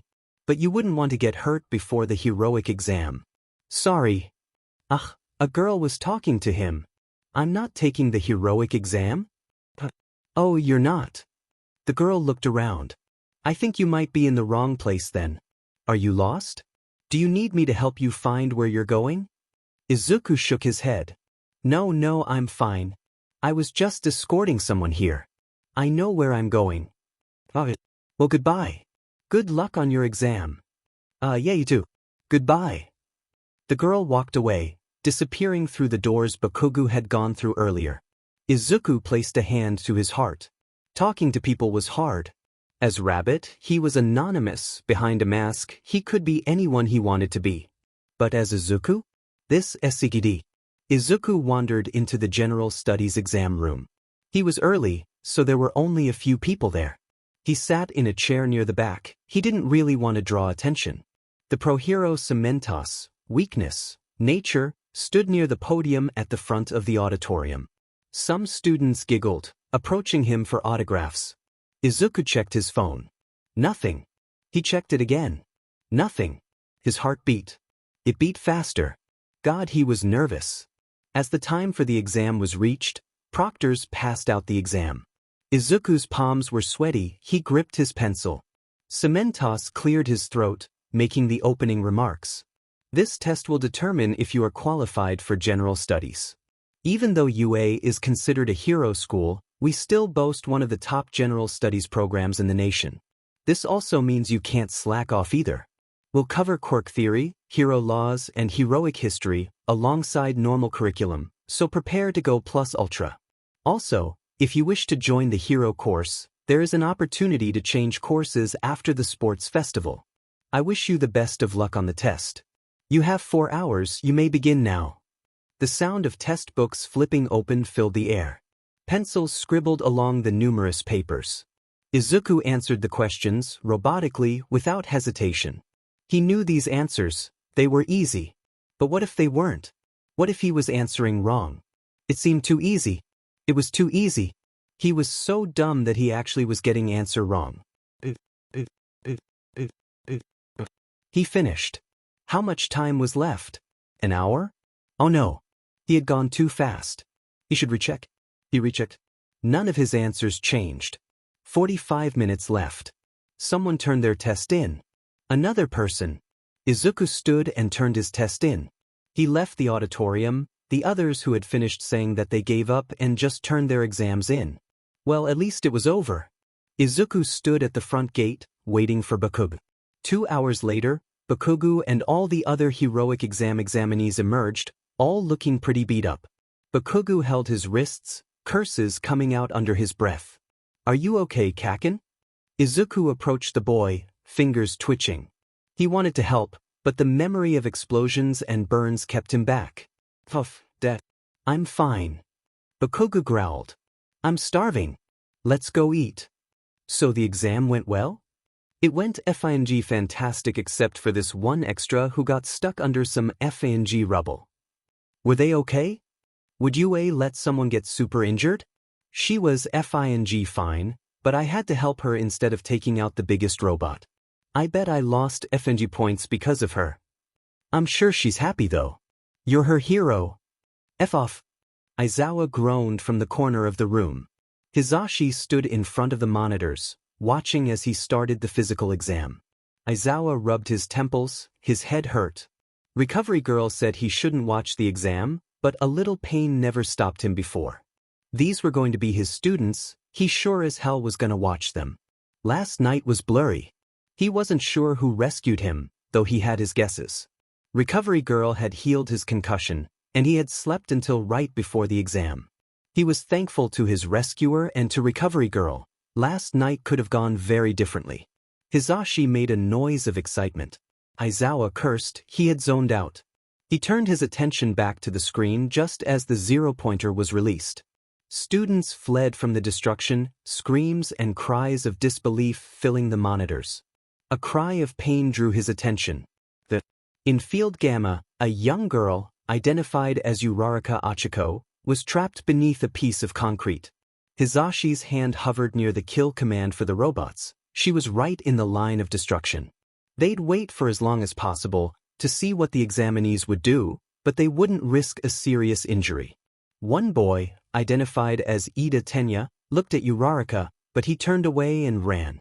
Aizawa sighed, flipping on his tablet to look at Ida's score. Good enough to be in his class, but he definitely would be docked for that. Aizawa would need to review rescue techniques with him. With a loud bang, a student with an explosion quirk, Bakugo Katsuki, exploded onto the scene, racing towards the zero-pointer. Aizawa sighed. Strength was good, but a fight this close to an injured examinee would be too dangerous, they would have to terminate. Hizashi went to press the button just as Aizawa's eyes flicked back to the screen. Wait! Hizashi froze at Aizawa's command. Aizawa stood up, approaching the screens. Bakugo had noticed Uraraka, and his face had filled with fear and panic. Bakugo skidded to a halt, turning away from the zero-pointer, and running towards Uraraka. This behavior had not been exhibited by the boy before. Bakugo raced towards Uraraka, his words not picking up in the mix. The two exchanged words, both gesturing wildly. They must have come to an agreement, because Uraraka covered her head while Bakugo blasted away the rubble that trapped her. His attention on her, he didn't notice a piece of rubble falling for him. Uraraka yelled, slapping the rubble and pushing Bakugo out of the way. Bakugo stood up, glancing at the rubble floating by his head. The two exchanged words again, and with one last glance towards the zero-pointer, he picked Uraraka up, who had negated her own gravity, and launched themselves down the alley and away from the zero-pointer. After President Mike called time, recovery girls saw to Uraraka, who had suffered a minor fracture in her leg, before leaving. Bakugo waved off Uraraka's thanks and sulked out of the exam arena. Eraserhead smiled. Interesting. The week after the exam was the longest week Izuku ever faced. He was all twitchy, and his palms sweat every time he opened the mail to check for his letter. So, he did the only thing that would help. He drowned his problems in patrols. The week after the exam, Rabbit had his highest capture rate yet, which was good for his anxiety, but the increase in activity led to more heroes chasing after him, not all of them nighttime or underground heroes. He had had a very awkward encounter with Miruko, and the altercation had forced him to take a 2-day-long break. Izuku finished securing the criminal to a pipe, asking Inko to contact police for him. She affirmed, their connection cut as she called. Behind him a pipe hit the ground, the sound startling Izuku. There shouldn't have been anyone nearby, right? Wrong. Blue ears flashed across his vision as a strong kick to the abdomen sent him flying into the wall. Izuku groaned. That hurt. So, you're Rabbit, huh? Izuku lifted his arm, a weak imitation of a wave. Hi, Miruko. What's up, Doc? Miruko marched over, planting a foot on Izuku's chest. I've been made fun of by every hero, saying that you're my illegitimate son. Do you know how hard it is to walk into my FING agency and watch the receptionists giggle at me? They FNG giggled at me. Sorry? Miruko's foot pressed down harder, Izuku gasping for breath. And now, the Hero Commission is forcing me to come out here and track you down, in order to prove we're not related. As if? If I even wanted kids, I sure as hell wouldn't have one become a lowly criminal. So come in quietly, and I won't have to hurt you. Izuku struggled against her weight. His options were limited, though he did have one idea. His mom was back on comms, and was updated to the situation. He wouldn't be able to say his plan, but he trusted his mom to understand what he was about to do. He slipped his hand under his hood, pulling out his earpiece from his real ear. From one rabbit to another, I'm really sorry. What? An ear-splitting screech sounded from the earpiece, echoing throughout the alley. Izuku winced. It was loud. But Miruko, with her advanced hearing, it wasn't good. Miruko cried as she covered her ears, stumbling back. Izuku scrambled up and out of the alley, scaling the nearest wall and disappearing into the shadows. He leapt from building to building until it was clear, and even then he didn't move from his hiding spot for another hour. He rubbed his chest. He was going to have a rabbit foot-shaped bruise in the morning. Izuku coughed, the action racking his body with pain. Did Miruko have any idea what holding back meant? It had been 2 days and he still hurt. He shifted the ice pack down, hoping for some modicum of relief. It was just cold. Izuku. Mail's here. Inko called from the living room. Izuku shot up, immediately regretting it. He stumbled into the living room, grabbing the letter and flopping onto the couch. Inko walked over and took the ice pack from him, giving him a kiss on his head. Izuku ripped open the letter, skimming over the words. He read it once, twice, 3 times. Hello Midoriya Izuku. Congratulations. On behalf of all staff here at UA, I am pleased to announce your admission for the upcoming school year's general education course. The academic success you have achieved both in your prior public schooling and during the entrance exam has convinced us here at UA that you have the intellectual energy, drive, and determination to succeed at our school. Out of all the students who took the entrance exam test, we're happy to report that you earned the number 1 score. We look forward to watching you grow in the upcoming 3 years here at UA. Regarding your quirk, or in your specific case, the lack of one, all staff have been alerted, and while we strive to have a diverse and open-minded campus, should you or anyone around you face any kind of quirk discrimination, please let the staff know, and we will handle it accordingly. Congratulations again on your acceptance, and good luck this upcoming year. Principal Nedzu. P.S. Izuku-kun, it's been many years since we last met. Do stop by my office sometime for some tea. Inko-san is also welcome to visit any time as well. Inko wandered back into the room, sitting next to Izuku and gently rubbing his back. Izuku silently handed her the letter, to which she read over quietly, a big smile on her face. She set the letter on the table, scooping Izuku up into a big hug. You did it. I'm so proud of you. They accepted me. I got in. I got in. Tears flooded Izuku's eyes, soon joined by Inko. As they cried, a knock sounded at the door. Inko stood up, wiping her face in an attempt to compose herself before she answered. Izuku stayed on the couch, a wide grin on his face. Yagi-san. Inko's voice echoed from the foyer. I thought you were busy all this week. Surprise. Yagi's voice answered back. I wanted to come and congratulate Izuku on his admittance into UA. Izuku stood up from the couch, walking over to where Yagi was slipping off his shoes. Yagi held a bag of groceries, and Inko held a bouquet of flowers that she had been given. Yagi-san, how'd you know I got accepted? I just got the letter. Yagi looked up, a smile on his face. That leads to my second surprise. This next year, I will be teaching at UA. What? Inko and Izuku yelled at the same time. But you've never taught before? Izuku was flabbergasted. Tashinori, are you sure this is a good idea? Inko asked. I'll admit I'm a bit nervous. Yagi rubbed his head sheepishly. But Nedzu thought it would be a good idea to try and find a successor through UA, where we can monitor and help them grow into a new quirk. So all the teachers know about One for All? Izuku asked. Just Nedzu and Recovery Girl at the moment. It's too big a secret for the other teachers to know. They do know about this form, though. Tashinori, Inko cut in. I think the teachers should know if you're going to give one of their students a new quirk. I'm sorry, Inko. I don't think anyone besides those I truly trust should know. Maybe I'll tell them in the future, though I doubt it. It's your choice, Tashinori. I won't try to change your mind. But should you ever need help, I'm happy to provide it. Yagi smiled, a slight blush on his face. Thank you, Inko. Izuku rolled his eyes. Upwards. This was a mistake. Who did he think he was?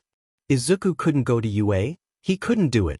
Racked by insomnia and anxiety, Izuku stayed up straight for the 2 days before the start of school. What if they hated him? What if the principal or teachers realized that he was a useless Quirkless and kicked him out? What if they had made a mistake and when he shows up to class there won't be a desk for him? What if he goes to the wrong classroom? Would these classmates make fun of him too? These thoughts plagued his mind, sapping his strength and stealing his sleep.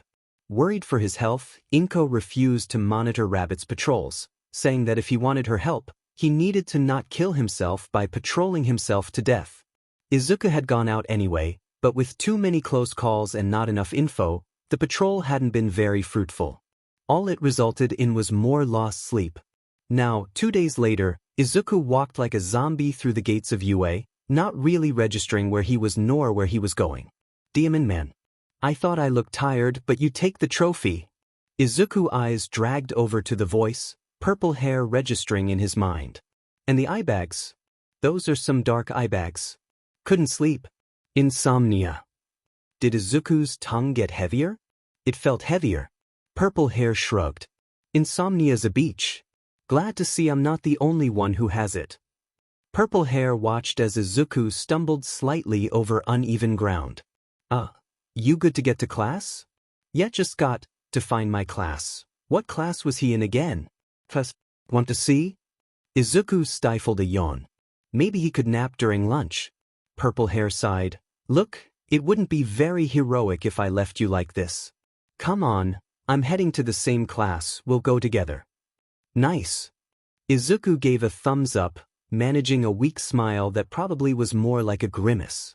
Izuku grabbed Purple Hair's sleeve. Name Midoriya Izuku. The other boy grunted. Shinso Hitoshi. But I'm not here to make friends, so don't get too familiar with me. The two were silent the rest of the way, Shinso deftly navigating the numerous halls of the vast school. Izuku phased in and out of sleep, trusting Shinso wouldn't leave him behind. Hitoshi sighed. He definitely preferred avoiding useless conversation, but having this small green-haired boy hanging off of him was ruining his strong silent type image.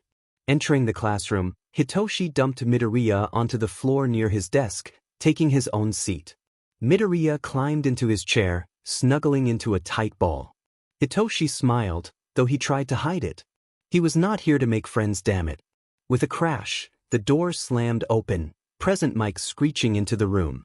The noise startled Midoriya awake, his balance lost, who then crashed onto the ground.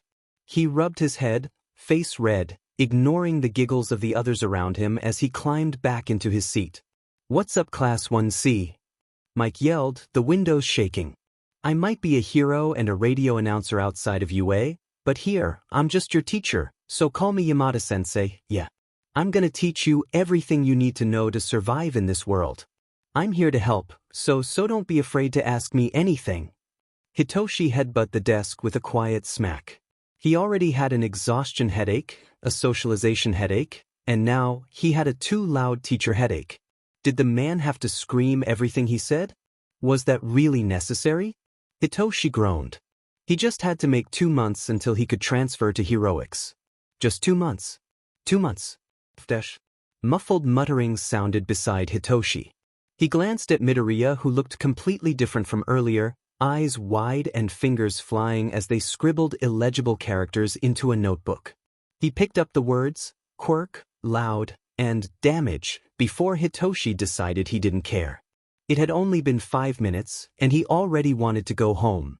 This was going to be a long day. Hitoshi was ready to stab someone by the time the lunch bell chimed. Midoriya, after his flurry of writings all morning, had promptly passed out, head face down on the desk, the sound of heavy breathing the only hint he was still alive. Seriously though, Midoriya had a major freakout each time their teachers walked in. Did he not realize they were at a hero school? Despite being clearly not friends, Hitoshi thought it best to make sure Midoriya ate some food, to get him through the rest of the day. Just one insomniac to another, Hitoshi thought. That's all it was. Hitoshi poked Midoriya's cheek softly, his finger barely putting any pressure. Midoriya's eyes snapped open, and before he could blink, Hitoshi was on the ground, breath gone. Midoriya's eyes whipped around, finally landing on Hitoshi. They stared at each other. Slowly, recognition dawned on Midoriya's face, as well as horror. Midoriya's face turned tomato red, apologies spilling from his lips. "Oh my god, are you okay?" "Sorry, I'm really jumpy and I've been practicing judo flips and I got surprised and oh god, do we need recovery girl? Let's go to recovery girl." "Are you hurt? A concussion? Are you dizzy or nauseated? Can your eyes focus on?" Hitoshi interrupted the rant. "What's your name again?" "Oh no, he has brain." Midoriya's eyes turned glassy and empty as the quirk took effect. Hitoshi pushed himself up, eyeing the still boy warily. With a defeated sigh, Hitoshi pinched Midoriya's arm, prepared for the onslaught of yelling his quirk always brought. "That was your quirk?" Hitoshi nodded, not meeting Midoriya's eyes. "That was so cool." Hitoshi's head whipped up, but Midoriya continued. "That quirk's great for hero work. You can end fights peacefully, be second to none with a hostage crisis, and stop out-of-control quirks. You asked me a question, so your quirk must be triggered by a response, but does it have to be verbal? What if they nodded, or used sign language, or a different language? How long? Do you have control? Can you order someone to do something tomorrow and then release them and they'll still do it? What about repetitive actions?" Izuku finally took a breath, giving Hitoshi the chance to do what he did best and flee from the situation completely. Hitoshi tried to walk coolly out of the room, but after being judo flipped, his aloof image was gone. And now Midoriya was following him, a stream of unintelligible words following too. Hitoshi blushed. No one ever thought his quirk was cool. The scars from the muzzle proved it. Hitoshi noticed Midoriya had gone silent. Hitoshi glanced at him, the boy staring at him with wide eyes, waiting for an answer. Hitoshi stuttered. How many questions had Midoriya asked? My quirk is called brainwashing. I think it's just verbal responses, but I've never really practiced it with sign language. I've never really practiced it at all." He added quietly. Midoriya's notebook had magically appeared in his hands. Midoriya's quirk? Midoriya scribbled down notes. "Oh, why not? 'Cause it's a villain's quirk." The snap of the notebook shutting startled Hitoshi. He turned to see Midoriya glaring at him. Shinsukuin. The deadly calm in Midoriya's voice starkly contrasted the giddy murmurs of earlier. No quirk is villainous. Those who choose to use their quirk for harm are villainous. You don't get to choose what quirk you are born with, but you do get to choose how to use it. So tell me, do you want to use your quirk to help people? Well, of course. Then that's that. It's not a villainous quirk, it's a heroic quirk. Midoriya walked down the hallway, as if he hadn't suddenly dropped a major bomb on Hitoshi. Midoriya was the first person to ever tell him his quirk was heroic. The first person to believe he could be a hero. Not his mom, certainly not his dad, never any of his classmates. They had muzzled him, degraded him, expected nothing of him, and yet, a boy who he had met only a few hours ago overlooked all of that and saw him for who he truly was. A human. Not an animal to be muzzled. Not a villain to be contained. A human. A hero. And maybe a friend? Aizawa opened the door to the teacher's lounge for lunch. All the conversation ceased as all the other teachers turned to look at him. Aizawa made his way to his desk, their eyes following him. He sat down, pulling out his students' files to review. Someone plopped down in the seat next to him, leaning in close. Midnight rested her elbows on her knees, ignoring Aizawa's personal space. So, how was your first day of class? Aizawa grunted. It was fine. Thinchum. Midnight shifted. And you like your students? They're fine. Around the two, the other teachers pretended to work, sneaking glances towards their conversation. All Might looked concerned and confused, unsure of what was happening. How was everyone else's class? He asked, but was interrupted by Vlad King. Not now, All Might. We need to hear about Aizawa's class first. Yeah. Present Mike added. So how many? 1 to 20? Aizawa sighed. He should have known. I did not expel any of my students.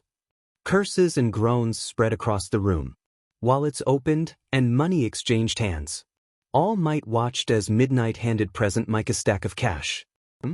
I'm afraid that I'm a bit lost. The teachers made bets on how many students Aizawa would expel this year. Nedzu appeared next to the gaunt man, startling the #1 hero. Though I would like to say we do not condone illegal gambling here at this institution. Nedzu paused. That being said, Aizawa. Aizawa cursed, pulling out his wallet and handing Nedzu 10,000 yen. Around him, other teachers exclaimed and complained about the new development. Nedzu was betting? No fair. Nedzu's always right. Aizawa was in on it? Nizu cleared his throat, pocketing his cash. I told you you would like your class. I don't like anyone. My students all at least have a tiny bit of potential. That's the only reason. They weren't completely useless. Does Aizawa actually like his class this year? Midnight crowed. That's a first. Aizawa huffed, settling deeper into his seat. He didn't need to deal with the peanut gallery right now. While he hadn't expelled anyone today, he did have some concerns about several of his students. Hopefully this semester would iron out any negative aspects, but only time would tell. Present Mike stood up, all eyes on him. Enough about Aizawa's class. You all need to hear about my class. Class 1C, right? Nedzu asked, as if he didn't have every teacher's class and student list memorized. I understand there are some hero hopefuls in that class? All Might perked up. Class 1C? He asked. You better watch out, Aizawa, Vlad. 2 of my students are looking pretty good for the sports festival. PSH, what can a couple of Gen EDS do against my superior class? Vlad King retorted. Well, one of my students judo flipped another from a disadvantageous position. It was awesome. The teachers laughed. Really? What was the reaction? Are they okay? Did it happen to be Midoriya Izuku? All Might piped in. Present Mike turned to the gaunt hero. The was. You know him? Yes, All Might. I wasn't aware you were familiar with Izuku. Nedzu added, his voice a bit sharp. All Might blushed, uncomfortable. I met him and his mother some time ago, and have become something akin to friends with them. They're rather incredible people, and I understand that young Izuku is trying to get into the hero course. Midnight cooed. Ah, that's so cute. Nedzu smiled, though it wasn't a friendly one. All Might paled. Yes, Yagi. That is quite cute. We'll have to discuss it more later. All Might stuttered, as the teachers whispered prayers under their breaths. Not many survived an encounter with Nedzu, especially when he's in a mood like that. Rest in peace, All Might. So, Class 1A, huh? The two boys looked at each other. I guess that makes us rivals. Izuku shrugged, his lunch set off to the side so he could pay sole attention to Shinso. I prefer the term co-conspirators. Shinso used his chopsticks to pick out the bones of his fish, silent for a few minutes, the sound of the bones clinking on the tray drowned out by the loud conversations in the cafeteria. You are aware that we're competing against each other to get into the hero course, right? Izuku nodded. Yeah, so we should help each other get in. And you won't feel bad when I get in and you don't? Shinso asked cheekily. Hey, those are fighting words, Shinsugen. Izuku answered with no. I'll kick your butt, I'll kick the teacher's butt, I'll kick my own butt. Don't underestimate the power of a dumbass. That's a lot of butt, you sure you can handle it? Let's go, mate. Shinso laughed, but sobered up quickly. Seriously though. Getting into the hero course is hard enough alone, not to mention two of us. We'd replace 2 students, and I already heard that Eraserhead didn't expel anyone yet, so there aren't any empty seats. Yeah, we'd be stealing someone else's chance of becoming a hero, Izuku added. The 2 boys sat in silence, contemplative. Izuku had been banking on Eraserhead expelling at least one person, but since he hadn't, that meant the class was strong this year. And since Izuku was quirkless, his chances were even lower. Izuku shook his head. He at least had backup options with Rabbit. So, if he couldn't get into the hero course, he sure as hell was gonna make sure Shinso was going to get in. Though, Shinso definitely needed some help. He was too reliant on his quirk, Izuku could already tell from a brief glance at Shinsu's physique. Too skinny, no muscle. Well, I think we should still help each other get in. Maybe we could train with each other or something? Izuku smiled. Soft words. A suggestion. Make Shinso come to the decision himself. I don't know, Shinso was wavering. It could be fun. Another smile. Wait a minute. Let Shinso fill the silence. You did say you had some fighting experience, and you did judo flip me earlier. Izuku said nothing. Let Shinso continue. Do you think you could teach me how to do that? Blind. And sinker. Izuku's eyes lit up. That's a great idea. I can teach you to fight, and we can practice with each other. Fighting's good and all, but we still need information on the hero course's quirks. Shinso bit his thumbnail. We need to figure out their quirks if we want to counter them. Izuku noticed a familiar face off to the side. Well, I think I might have a solution. Shinso raised his eyebrow, but said nothing. Izuku looked over to where the girl with the floating quirk who had helped him from falling over on the exam day stood next to a taller boy. Izuku made eye contact and gave her a weak, awkward wave, just enough to draw her attention. Be unassuming. She's friendly. She'll want to come over. She's talkative. It's you. As predicted, the girl walked over, the other boy following. Mind if we sit here? Shinso opened his mouth to reject them, but Izuku kicked his shin lightly, silencing him. Not at all, Shinsukuin and I were just talking about our first day of class. The taller blue-haired boy surveyed the two with poorly concealed contempt. Izuku kept his eyes on the girl, but took in the details of the other. Quirk, mutant type. Engines and legs. Blue hair. Must be an Ida. A legacy hero. Do you know these people, Uraraka-san? Ida asked. Well, I never learned his name, but we met at the entrance exam. He was 2 hours early for the general studies test. General studies, huh? Ida turned away, as if he had just smelt something spoiled. Well, we probably shouldn't bother them. Shinso glared at Ida, mouth open to retort, but Izuku beat him to it. Oh, it's no bother. You're welcome to join us, by the way. I never got to thank you for helping me not fall. Uraraka, seemingly oblivious, plopped down next to Izuku, Ida stuck sitting stiffly next to Shinso. Izuku wasn't sure who looked more uncomfortable. Shinsu's eyes begged for help, but Izuku hoped his subtle eye movements were enough to let Shinso in on the plan. Oh, it was no problem. I just thought it'd be unlucky to fall before the exam. Though I guess it didn't really matter. Uraraka paused. Oh, I never introduced myself. I'm Uraraka Ochako, and this is Ida Tenya. We're in Class 1A. Izuku smiled brightly, though the kick from Shinso under the table let him know how fake it looked. Or at least he assumed Hitoshi kicked him. Not that he could feel it, the only sign of something happening to his legs was that his body suddenly rotated from the force of something, which he assumed was a kick. I'm Midoriya Izuku, and this is Shinso Hitoshi. We're in Class 1C. That's the General Studies class, right? Who's your homeroom teacher? Present Mike. Shinso answered. Izuku appreciated his attempt at socialization. Cool. Our teacher is Aizawa-sensei, though none of us know his hero name. Kaminari thinks he's not even a hero. That's stupid. Why would the hero course not be taught by a hero? Besides, your teacher is obviously Irizao. Izuku kicked Shinso again, accidentally too hard this time. Oh, that must be tough not knowing who your teacher is. Did you guys go to the opening ceremony? Izuku steamrolled the conversation away from Shinso and him and back towards the hero students. He was at least somewhat familiar with Eraserhead's teaching methods, thanks to the internet and rumors on the street, so he more or less knew the answer to the question. No. Uraraka answered, none the wiser. We had to do a quirk assessment.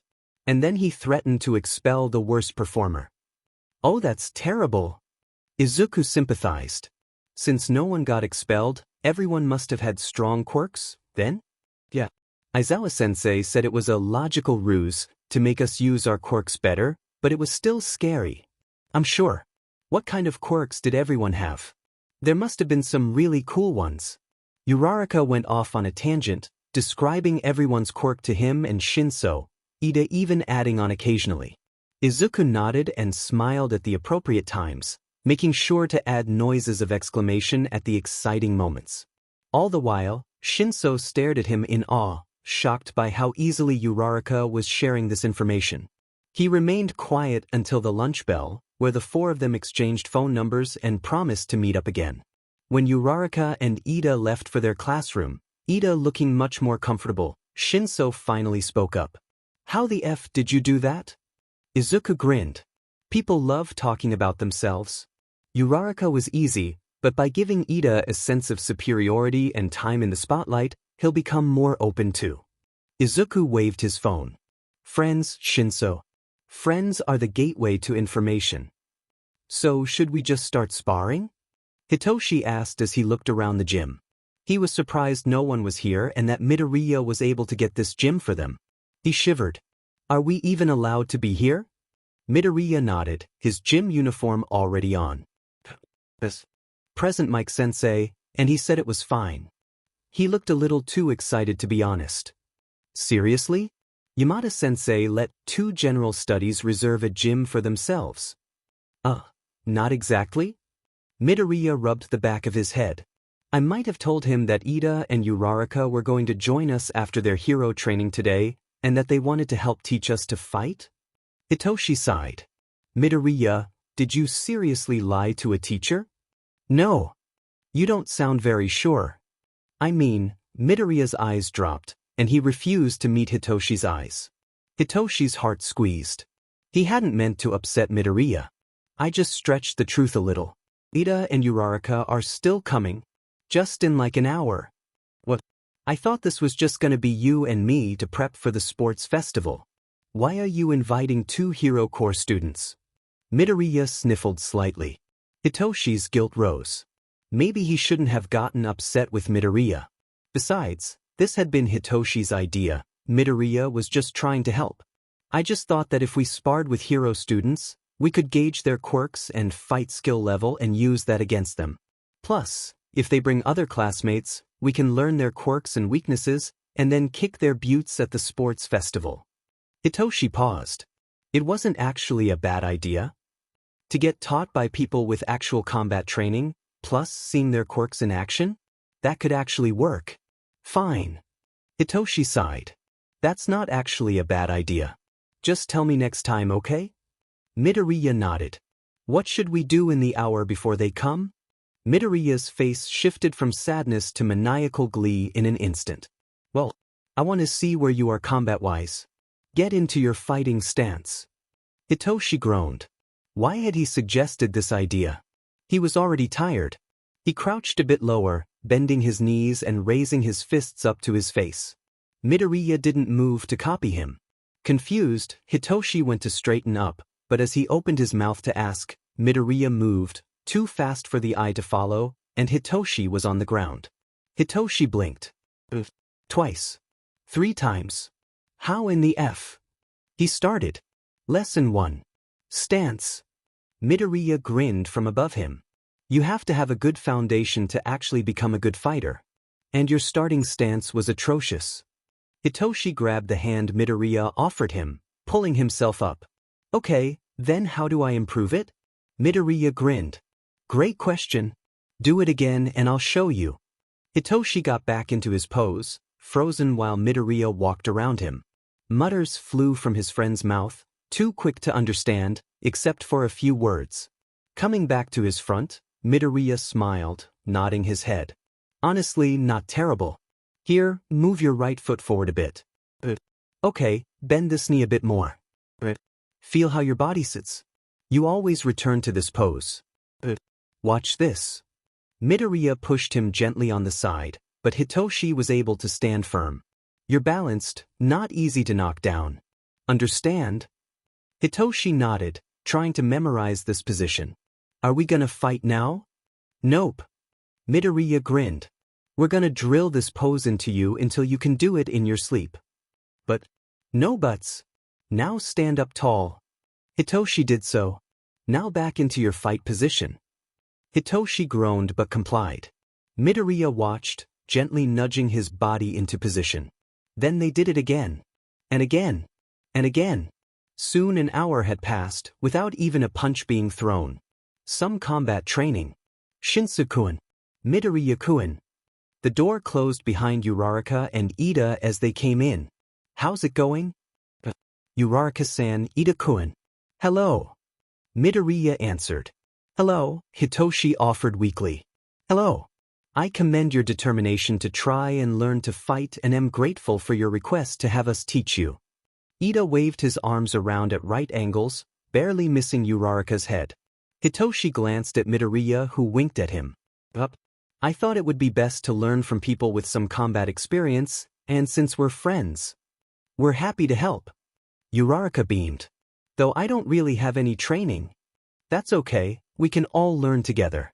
Ida, do you want to practice with Shin so Uraraka can train with me? A brilliant idea. Shall we begin? Ida walked over to the mats, stretching his body. Oh, one more thing. Everyone looked to Midoriya. No quirks. We need to learn the basics before we integrate in quirks. Ida nodded along as Midoriya spoke. Hitoshi silently thanked Midoriya, thankful that he wouldn't have to reveal his quirk. Though now that he thought about it, had Midoriya told him his quirk? He couldn't remember. A good idea, Midoriya-kun. We must learn to fight in case our quirks are disabled for some reason. Alright, let's begin. Hitoshi approached Ida, taking the pose he had been working on. Ida didn't hesitate, charging forward and throwing the first punch. It hit Hitoshi's raised arm, the force strong, but not enough to knock him over. He shuffled back a few steps, then threw his own punch. It wasn't great, and it didn't connect, but he didn't overextend himself and quickly returned to his original position. Ida was nodding, commenting on the good attempt. Hitoshi flicked his eyes towards the other pair, where Uraraka was getting the basic position training that he had just gotten over the past hour. Hitoshi smiled, wishing her luck, before he focused back on the kick Ida was aiming his way. This was no time to be getting distracted. Izuku knocked on the door to the principal's office. He shuffled his feet, not exactly nervous, but definitely apprehensive. That seemed like the right word. He felt apprehensive, he thinks. The training session yesterday had gone well, and after their short session, it seemed like Shinso and Ida were warming up to each other. Well, enough that he felt confident enough to abandon Shinso for lunch today. Shinso's eyes had screamed for him not to leave, but with Uraraka there, he was sure it'd be fine. A quiet voice telling him to enter sounded from behind the door. Izuku grabbed the bag he had brought, opening the door to greet the brilliant principal. "Ah, Izuku-chan. Or I guess I should be calling you Midoriya-kun now. You've grown a lot since I last saw you." Nedzu hopped off his chair, approaching Izuku. "Hello, Nedzu-san." He bowed to the principal. "It's good to see you again." Izuku held out the gift bag he was holding. "This is a gift from my mother and me." Nedzu smiled, gently taking the bag and opening it. "Ah, from Inko-san as well? You say? How is she doing? Hopefully staying out of trouble?" "Yep." Izuku laughed. "She's working as a court consultant for the police now." "Heard. We've worked together on a few cases, though she's always been remote." Nedzu unwrapped the gift. "Ah, Sanchati? How wonderful. Come, let me brew us some. Please, sit. Izuku looked around, and upon seeing the couch in the room, moved to sit and wait. Nedzu moved off to the side, turning on a kettle to start the water brewing. "How's the first week of classes been, Midoriya-kun? I was starting to worry that you wouldn't be coming to visit me." "Sorry it took so long. I was settling in, trying to make friends." Shinso Hitoshi. He tried for the hero course, but his quirk wasn't suited for the entrance exam if I recall. The kettle whistled, Nedzu pouring the water into mugs and adding the tea leaves. Honestly, Izuku wasn't all that surprised that Nedzu knew of his friendship with Shinso already. If Present Mike hadn't blabbed about it yet, then the numerous security cameras had probably already picked it up. "Yeah, Shinso was telling me about it. He said he couldn't do anything during the exam." Well, that's not entirely true as there was another point system for students, but I can understand where he's coming from. I've been trying for years to get the entrance exam changed, but the Hero Commission is adamant that we use the robots. Izuku accepted the proffered tea, holding it between his hands to warm them. "It's really advantageous for the flashier quirks, right? That's what the Hero Commission seems to want." "You are exactly correct, I'm afraid. Though, much to the Commission's chagrin, we got some students without flashy quirks into the heroic course this year. Hagakure Toru and Koda Koji, for example." Izuku nodded. "Invisibility and animal handling, if I remember correctly." I'm sure the Commission wasn't thrilled. Not in the slightest. They demanded I refuse their acceptance despite their incredible potential as stealth heroes, so naturally, I put them right into Class 1A. "You really don't like the Commission, do you?" Izuku took a sip of the tea. It was delicious. Nedzu smiled, teeth bared. "They have their uses, but let's just say we have very different definitions of what a hero is."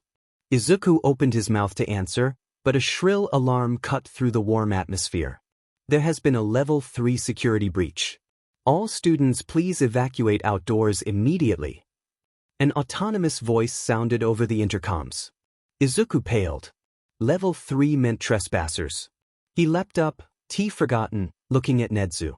Nedzu ignored him, scuttling onto his desk and flipping through UA's security cameras.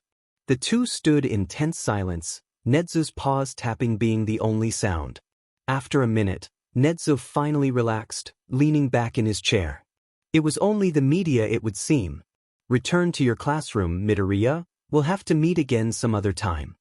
Izuku smiled and made his way out, shutting the door gently behind him. As soon as Nedzu was out of view, the smile dropped and a scowl made its way onto his face. Nedzu may think he had fooled him, but the slight tenseness in the principal's eyes and voice gave him away. Something was strange about the incident, and it wasn't just the press. Later that night, Izuku sat next to his mom, the two of them scrolling through the security cameras around UA. Izuku was still working on getting them direct access into UA's security, but so far they hadn't had any luck against Nedzu's superior firewalls. Izuku glanced over to his mom, who was rewinding and replaying a clip. "Have you got something, Mom?" He scooted closer, leaning in to see the screen. "I think so, watch this again." The two watched the footage as a figure in a black sweatshirt approached the main gate and stood next to it a moment before the gate disintegrated and the press rushed in. The footage was grainy and the figure clearly knew where the cameras were because they disappeared down an alley, and no other camera picked them up again. "What do you think, Izuku?" Inko asked. A disintegration quirk, maybe? I'm not sure about the activation for it though. It could be touch-based or similar to number 13's quirk. That's what I'm thinking too. Inko sighed, opening a new window on the monitor. I'll look through the quirk registry, but I doubt I'll find anything with such few details. Sheet. Izuku cursed, ignoring the raised eyebrow from his mom. He thought for a moment. Someone on the streets might know about them. But would they be willing to tell a vigilante? If this person can disintegrate a wall, I'm worried what they could do to a human. Fear is a powerful silencer. I'll see what I can do. Izuku sighed. If they're brazen enough to do this in broad daylight, who knows what they'll do next? Izuku stood up, heading towards his room to change. Is Eraserhead gonna be patrolling tonight? Inko nodded. He's already patrolling according to the police radio. You gonna share this info with him? Yeah. He's probably the best hero to neutralize someone with a disintegration quirk like that. Just be careful, okay? Eraserhead might not believe you, or he might try and capture you after hearing the information. Inko walked over and kissed Izuku's forehead, smoothing his unruly hair down. Don't worry, Mom. I'll be as quick as a rabbit. Inko smiled at the joke, but couldn't smother the sense of fear she had in her stomach. Something bad was happening here. She could sense it. Call it her mother's intuition. The patrol was absolutely useless. Rabbit's usual dives and informants offered nothing, and anyone who might have known something had seemingly vanished. He couldn't offer any more information to Eraserhead like this. Rabbit punched the wall, the sharp pain in his knuckles grounding him. Izuku? Do you want to call it quits? No. Izuku yelled in frustration, though he immediately regretted it. No, sorry. Someone has to know something. I just need to find them. You also need to rest and stay healthy. It's already 3 in the morning. Come home, Green Bean. Izuku lifted his goggles, swiping angry tears away from his face. He was so goddamn useless. Who did think he was trying to be a hero? He was a Quirkless. Useless. He pulled himself up a fire escape, the journey home filled with shame. Seriously? Against hero students? Aren't you worried? Rabbit paused. Hero students? I tried to dissuade him, but he was adamant that the League needed him for the raid. Said they approached him personally. The League? Rabbit shuffled closer, peering over the edge of the roof. What about his sister? She wants to become a hero, but if he gets hit with a villain charge. 2 women were talking below him, cigarette smoke rising above their conversation. That's what I told him, but he said no one ever thought his quirk had a use besides being a scary mutation quirk. He felt like he finally belonged somewhere. I hope he'll be safe. Yeah. He's just trying to support us, but I still can't help but worry. The women snuffed out their cigarettes. Good night, I'll see you tomorrow. See you. Rabbit leaned back as the women went inside their apartments and disappeared into the darkness. He keyed his earpiece, connecting to his mom. Did you hear all that? Inko hummed in affirmation. Seems like there's gonna be some sort of attack on some hero students.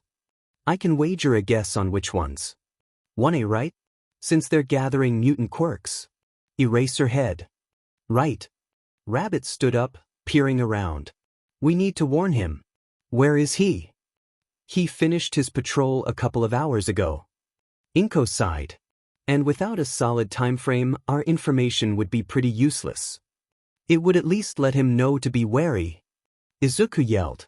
Izuku. Inko's tone was sharp. He's a pro, so he's already going to be on guard. Come home, and we can see if we can figure out more information here. You are exhausted, and you are not safe to patrol anymore. Fine. Izuku spit out. If his mom wanted him home, he would come home. But he wasn't done for the night. He still had a lot to do. Insomnia again? Shinso asked after one glance at Izuku. Izuku shrugged. Something like that. He and his mom may or may not have pulled an all-nighter in their attempt to determine the attack frame. It hadn't produced results. There were too many unknown variables, too many possibilities, no concrete answers. The most they could do now was wait.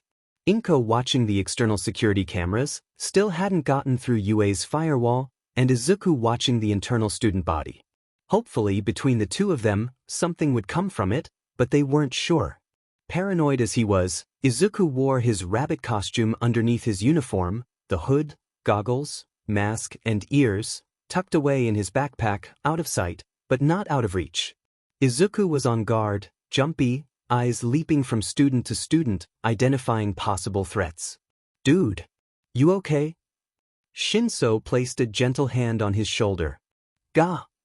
Izuku nearly jumped out of his skin, arms swinging to hit his attacker, though Shinso deftly dodged out of the way. Izuku looked at him.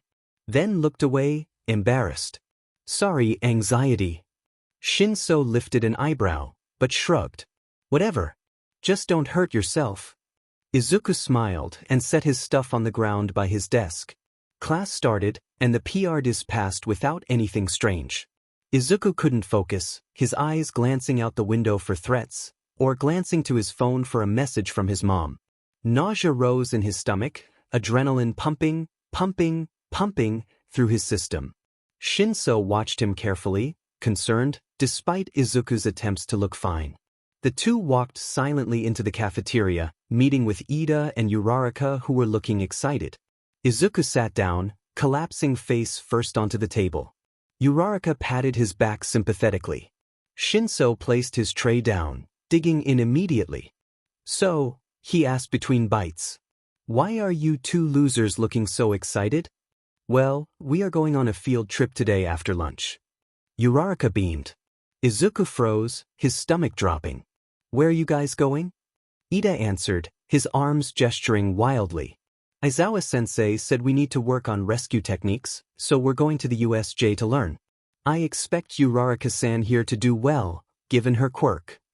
Wish non-hero students could get that kind of training too." Shinso grumbled. "Don't worry, Hitoshi. We'll teach you everything you learn. That way, when you guys join our class, you'll already be prepared." The group was blinded by Uraraka's sweet smile. Izuku smiled back, though his heart was in his throat, and his emergency phone for Rabbit was in his hands. "Rabbit, I think I have the location." "Kitsune, but I'll monitor the location." "Rabbit, UA's USJ. They're going on a field trip there today after lunch." "Kitsune, fake an illness or injury, I'm coming to get you. The camera feed is on your phone now." Izuku locked the phone, sliding it back into his pocket. He swallowed heavily, his hand reaching into his backpack. He maneuvered around inside until he found the knife he kept tucked in there. He unsheathed the blade, gently holding it up to his fingers. He needed a deep enough injury for Recovery Girl to heal it, but not so deep that he would be too exhausted by the quirk. He took a deep breath and pulled, the blade biting deep into his skin. Satisfied with the damage, he yelped and yanked his hand out of his bag. 3 pairs of eyes turned to look at him. "You okay, Izuku-kun?" Uraraka asked. Izuku let out a weak laugh. "Yeah, I think I might just have cut myself on the scissors I keep in my backpack." He held up his hand. The group gasped. Shinso paled. "Midoriya, that is a serious injury. I demand you go to Recovery Girl immediately." Ida grabbed several napkins, all but throwing them at Izuku. Izuku placed pressure on the cut, making sure to wince in pain. Shinso stood up quickly and shakily. "I'll take him there. You guys go get ready for your field trip, okay? Have fun." Shinso gathered up Izuku's stuff, guiding him deftly through the crowded cafeteria. Shinso kept glancing at Izuku's hand, his face still pale. "Are you okay, Shinso?" Izuku asked. Yeah. "Not a huge fan of blood, that's all." You know heroes see a lot of blood, right?" Shinso groaned. "I'm well aware. I'm working on it, okay? Exposure therapy or something."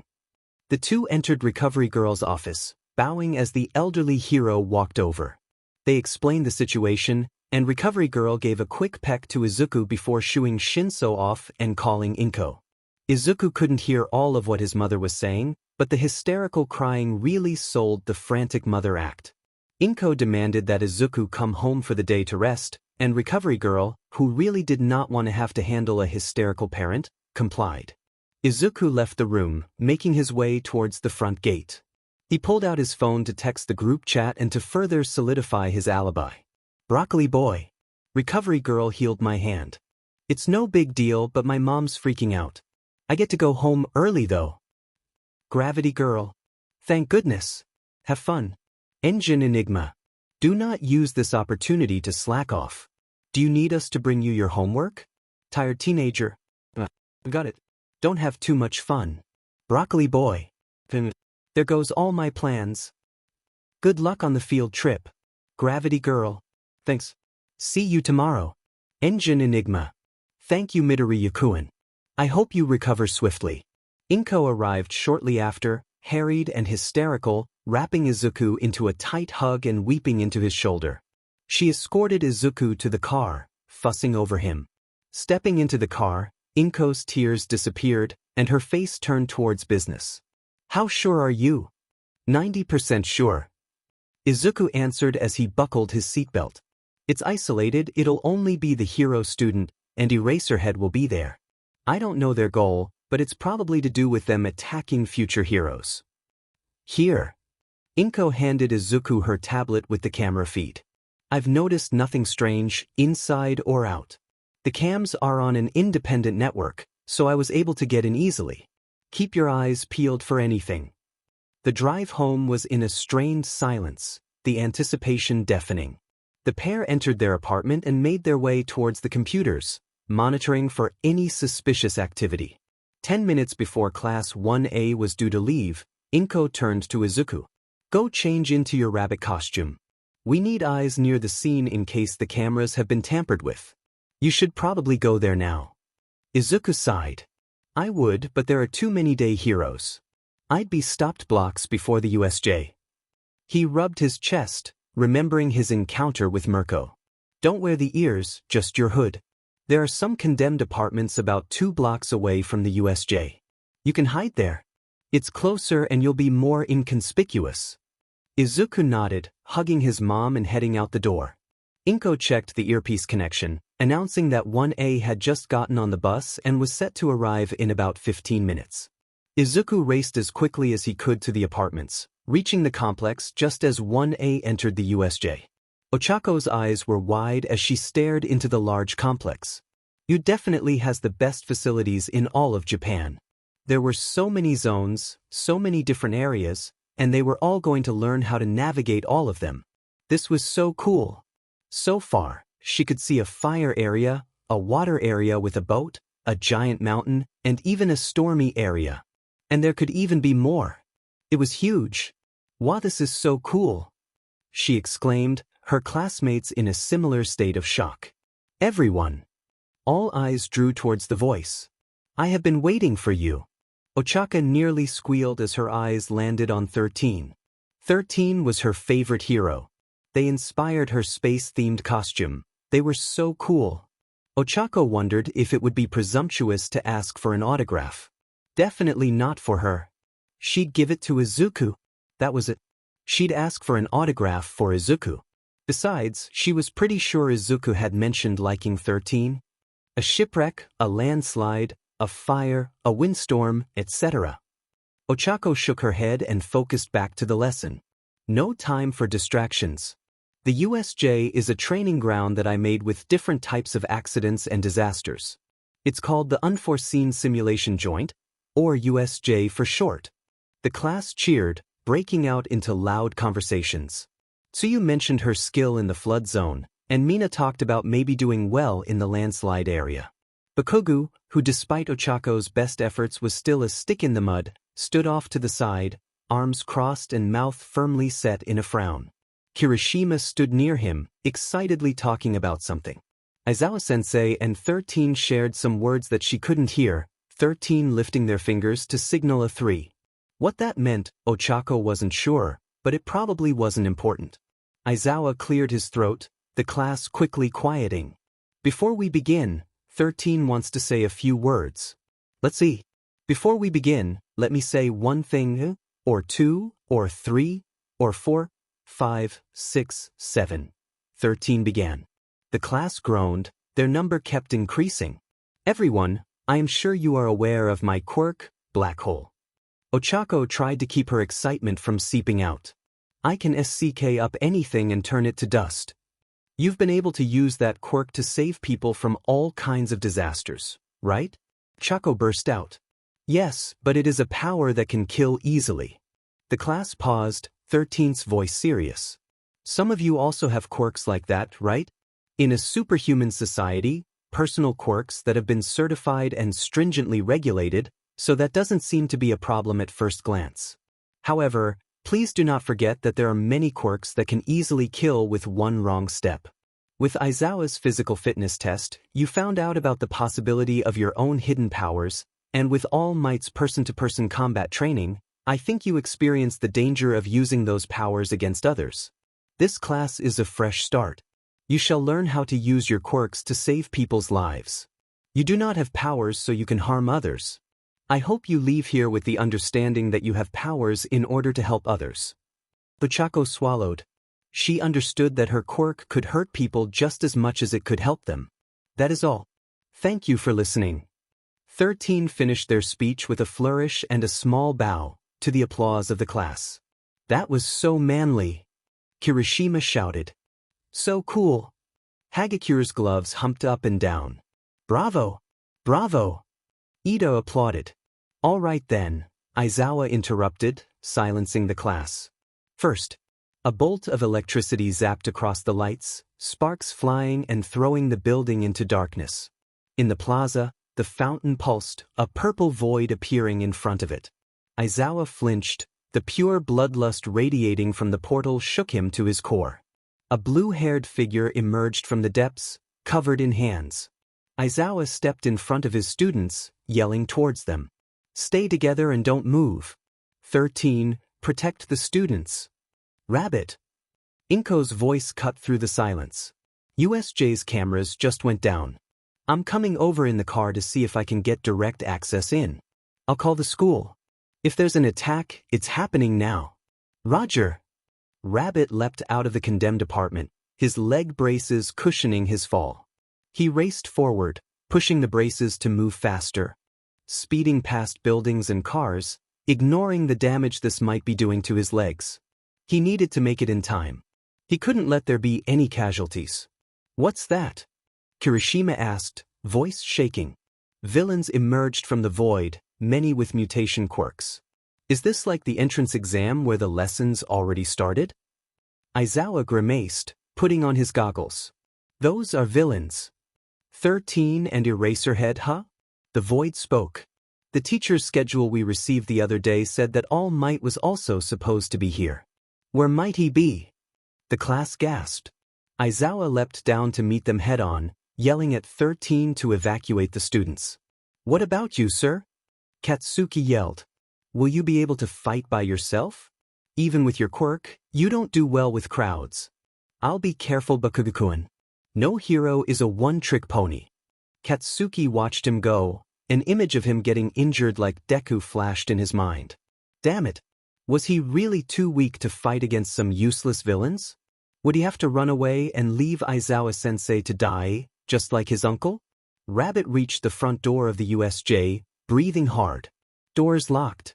Get me in. He jammed his phone into the console, letting Inko do her work. Hurry! Rabbit started panicking. Why was it taking so long? Almost in. A quirk's blocking electromagnetic signals. You go in, I won't be able to contact you until the quirk is disabled. That's fine. Just get me in. Eraserhead punched a villain, their quirk disabled. His capture weapon wrapped around another, pulling them into the air before releasing them to fall. The thunks of multiple bodies hitting sounded throughout the plaza. Eraserhead barely managed to dodge a furry fist, jumping away a few paces to catch his breath. This wasn't going well. Class 1A raced towards the exit, skidding to a halt as the purple void opened up in front of them. I'm afraid I can't let you leave. The void spoke calmly, as if he was describing the weather. Nice to meet you. We are the League of Villains. It may be presumptuous of us, but we invited ourselves into the home of the heroes, UA High School, in order to have All Might, the symbol of peace, take his last breath. Kirishima and Bakugo leapt forward, aiming dual punches at the void's head. A large explosion shook the ground, leaving Bakugo smirking. Did you consider that you'd get beaten by us before you did it? Kirishima retorted. Oh dear. That's dangerous. That's right. Even if you are students, you are excellent golden eggs. No! 13 yelled. Move away, you two. My job is to scatter you all and torture you to death. The Void Man spread himself, his portal covering the class. Ida dodged, grabbing Satu and Uraraka. Shuji grabbed Ashido and Siro, diving out of the way. All the other classmates disappeared. 13 hopped back in line with Ida, keeping an eye on the Void. Ida, I entrust this duty to you. You're the fastest one here. Run to the school and tell them about what is happening here. Someone is blocking all our attempts of contact. Therefore, it'll be faster for you to run for help, rather than try and find the villain. But it would be a disgrace as a hero to leave everyone behind. Ida started. Go, emergency exit. Satu, Shuji and Siro stepped forward. If you can get outside, there are alarms. That's why these guys are only doing this inside, right? As long as you go outside, they won't follow you. Siro dropped into a fighting stance, elbows primed. Blow away this fog with your legs. Use your quirks in order to save others. 13 crouched, fingers flexing. Students, support Ida's escape. Even if you had no other choice, are there really idiots who talk about their plans in front of the enemy? You can run, little boy, but the doors are sealed. You won't get very far. Wisps of void shot out from the man's position, aiming for the students. We won't know until we try. 13 shouted, activating their quirk. The wisps were SCKD in, but the Void Man didn't seem to mind. I see, what an amazing quirk. But you are fighting the wrong opponent. The center of the Void Man spiraled, a similar portal appearing behind 13. Unable to stop their quirk in time, 13 screamed in pain as the back half of their suit ripped to shreds. 13 collapsed. Their quirk wasn't just black hole, they were a black hole. Their suit contained their quirk, prevented it from destroying everything around them. Without their suit, 13 gritted their teeth. They had to contain it. They had to protect the students. Ida, go! Uraraka yelled, approaching to start on first aid, though she didn't really know how to help. Ida ran, the Void Man simply watching him as he ran past, unworried. Reaching the door, Ida slammed at the console, trying to get it to open. No such luck. Without the electricity, the automatic doors didn't open, and the emergency failsafes seemed to have been tampered with as well. Grasping the seam of the doors, Ida gave out a yell as he tried to open them. They didn't budge. Ida screamed he had to get out. The doors screeched open, sunlight streaming in. Ida fell backwards in surprise. He hadn't been the one to open the doors. Silhouetted by the sun, Ida met the eyes of a dark figure of a person with rabbit ears. Or well, he tried to meet their eyes. A hood covered their hair, goggles and a mask covered their face, making them unrecognizable. But Ida could feel the anger exuding from them. Twin knives were clasped in each of the figure's hands, raised to attack. Ida swallowed. Was this where he died? The figure's body relaxed slightly, sheathing one of their knives. They reached down and pulled Ida to his feet, gently pushing him out the door. Run, little ingenium. Ida took off down the road, yelling apologies to the classmates left behind.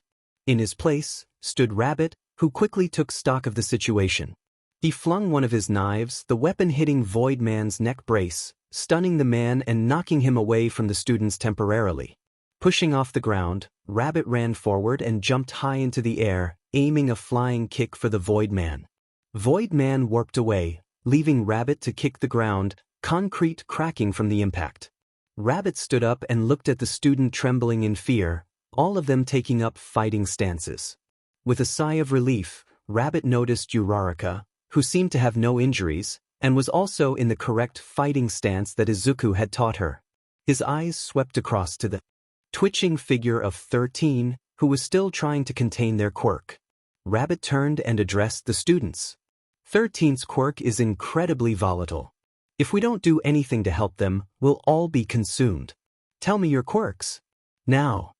The students jumped at his harsh command, but nevertheless did what he said. Whether it was from fear or from hope, he wasn't sure. Acid. I produce corrosive acid from my body. Zero gravity. I can nullify my target's gravity. Sugar rush. My strength increases if I eat sugar. Dupli arms. My arms can transform into other parts of my body. Tape. I can dispense tape from my arms. Perfect. Rabbit yelled. Tape boy. Tape together the back of 13th's suit. It'll keep the black hole contained, though not for long. You'll need to keep attaching it. Sugar and arms. Extract the two of them and protect them. Acid and gravity. Stay here and don't let any villains follow. Can you do that? Yes. Each student leapt into action, leaving Rabbit to run to the main plaza. Seeing Eraserhead, Rabbit tried not to let out a cry. Eraserhead's arms were bent at unnatural angles, and he was being held down by a black bird creature thing. The bird smashed Eraserhead's head into the ground, concrete shattering. Anger boiling, with a yell, Rabbit flung his knife at the bird, the weapon embedding itself in the bird's eye. Racing forward, Rabbit kicked the bird, using it as a springboard to launch another kick at the handman who seemed to be the leader. A portal appeared in front of Rabbit, launching him across the ground, skidding to a halt a few feet away. This FING warp gate. I can't do anything to counter that. Oh, what's this? A DLC character has come to play? Going by the purple ears, I'd wager a guess that you're Rabbit, the Vigilante. We were looking for you for this attack, but no one could locate you. What are you doing here? This has nothing to do with you. Rabbit, get away. He has a destruction quirk. Context. Eraserhead struggled to get out, before the bird creature smashed his head back to the ground. Rabbit stood up, facing the handman. So you're the one who destroyed UA's gate, huh? Bad move, got you on my radar. Can't say that I agree with the murder of children. You should get better friends. Someone close to you sold you out. Rabbit bluffed, hoping he could sow the seeds of suspicion. Handman scratched at his neck, nails drawing blood. A betrayal? A betrayal? Not possible. You would have been here sooner. You would have known our quirks. You're a good liar, little rabbit, but not good enough. Sensei is smarter than you.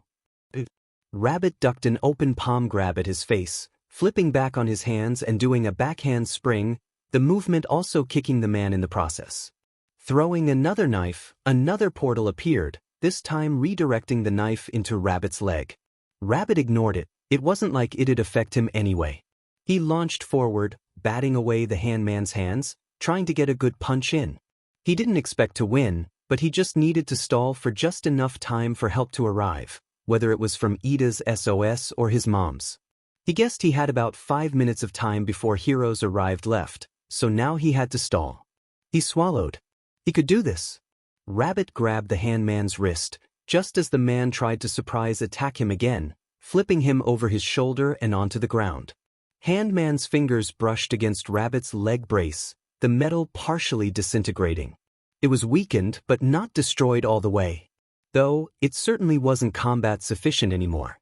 Rabbit jumped away as the handman hit the ground, the hand on his face getting knocked off. Rabbit took a few breaths, assessing the damage. The brace wasn't totally destroyed yet, but it definitely couldn't take another blow from either a quirk or a punch. Father, handman reached for the severed hand, touching it gently. How dare you touch father? Numu. Faster than Rabbit could blink, the bird, or the Numu as it seemed to be called, launched itself over, punching Rabbit. Rabbit skid against the ground, holding his stomach as he spat out blood. That FNG hurt. The Numu grabbed his wrist, lifting Rabbit above its head. Rabbit kicked weakly at the creature, to no avail. He didn't have a good angle. You were fun to play with, Rabbit, but now it's game over. I don't think I'm gonna kill you. I'm gonna let you suffer at the knowledge that you failed. A few dead kids should be enough, right? Rabbit kicked at the handman, but the handman ignored him in favor of racing towards a few students of 1A that were watching from the water. Reaching forward, handman tried to grab the green-haired girl, who was frozen in fear. Just as he was about to make contact, a loud explosion shattered through the air, and the doors to the USJ flew open. All Might had arrived. A few of the students cheered, But Rabbit could see that All Might wasn't smiling. He was mad. Rabbit also remembered how he had seen the news that All Might had been helping people all that morning. For about 3 hours. Oh no. To Rabbit's horror, All Might was out of time and about to fight a creature as strong as he was. It's fine now. All Might loosened his tie. I am here. I've been waiting, hero. Handman scratched furiously. You trash of society. All Might jumped from the stairs, whisking up Aizawa and cradling him gently. I'm sorry, Aizawa-kun. All Might glared at Handman, snatching Rabbit and the other students away from danger. He dropped them heavily on the ground, ordering them to take care of Aizawa, then he turned to face the Numa head-on. Dust rose from the force of each of their punches, obscuring their fight. Are you all right, Karo? The girl croaked at Rabbit. Rabbit turned over and spat out another wad of blood. I'm fine. My leg's injured, I probably won't be able to fight much longer. He reached into one of his pouches. Here, I have some bandages. Start wrapping up Eraserhead's elbow and head. We need to stop the blood loss and prevent infection. Rabbit turned back towards All Might, just as the dust began to clear. He grimaced. All Might was immobilized by the Numu, who was using the warp gate to pierce All Might's sides. Rabbit cursed. They must be planning to use the warp gate to crush him. Minute. I can't do much, but I might be able to cut the tendons in the Numu's hand and release All Might. Frog Girl. Said girl turned to him. Take Eraserhead and run. Whatever happens, don't look. But stay safe. Without waiting for a reply, Rabbit ran forward, leg brace creaking underneath him. Rabbit couldn't afford to stumble, but it was starting to take its toll. He only had one shot. If he messed up, he and All Might were dead. Hearing the sound, Void Man turned to Rabbit, warping in front of him. Rabbit tried to stop, but the momentum was too much for the brace. It cracked and Rabbit hit the ground, dazed. Trying to stand up, the sound of explosions drew his attention. Duck! Bakugu yelled. Bakugu grabbed the Void Man's neck brace, slamming it into the ground. At the same time, ice shot out from a dual-colored hair boy, encasing the Numu in ice. Taking advantage of the situation, All Might yanked the Numu's hand away, jumping back to stand next to the ice boy. Stand back, young Todoroki! All Might clutched his side. I don't want you to get hurt. The Numu screeched, sinking into the open portal. To everyone's horror, the Numu ripped itself out of the ice, severing its arm and leg. With a cry, the ice still on its body shattered, new limbs growing in a grotesque display of muscle and skin. Rabbit looked on from his place on the ground. Regeneration, super strength, and a possible shock absorption quirk? That shouldn't be possible, right? But if so, All Might's in trouble. The Numu was built to fight you at 100%. Handman laughed. He's a super efficient human punching bag. All Might crouched. Then I'll just have to exceed 100%. Go plus ultra. With that, All Might launched itself at the Numu, the wind from their punches blowing away Rabbit and the students. Rabbit skidded across the ground, the suit preventing scrapes, but there were going to be a lot of bruises. Void Man took the chance to warp away, standing beside the Handman. All Might began rapidly punching the Numu, each punch hitting at the same place as the last. The Numu was pushed back, too slow to respond, each returning punch getting batted away. Grabbing the Numu by the wrist, All Might spun it to the ground, shaking the earth. Pieces of concrete shot past the student at supersonic speed, luckily none of them hitting them. Winding up for one last punch, All Might threw an uppercut into the Numu's stomach, the force of the impact launching it up and through the ceiling of the UE. Everyone stood in a stunned silence. Smoke cleared, revealing the victorious All Might. Handman growled before disappearing into a portal, complaining of cheats. In Rabbit's ear, his earpiece burst into life, his mother's voice calling desperately. Communication is back online.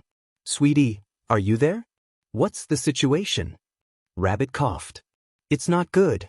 The fight's pretty much over, I need a clean extraction. One of my legs is useless. I can't make a quick escape. There's a vent 20 meters to the north of your position. You can't access it from the outside, but the inside should have screws you can use it to escape. I'm nearly there, then I'll put the cameras on a loop. Rabbit moved before anyone else. He was pretty confident that All Might couldn't move, and the other students were too shell-shocked to do anything but stare. Crawling towards the wall, Rabbit used his last knife to unscrew the vent, expertly crawling through. By the wall, his mother was squatting behind a bush, out of sight, her hood covering her features. Grabbing onto Izuku, she yanked him into the car before driving away. She tossed her tablet to him, letting him monitor all the surrounding security cameras, covering their escape. Shudo was the first to shake himself out of the shock. He looked around. Where had the rabbit guy gone? His heart pumped wildly, his adrenaline still rocketing around his body. He shivered violently, whether from fear or his ice, he wasn't sure. The other teachers burst through the shattered remnants of the door, led by Ida.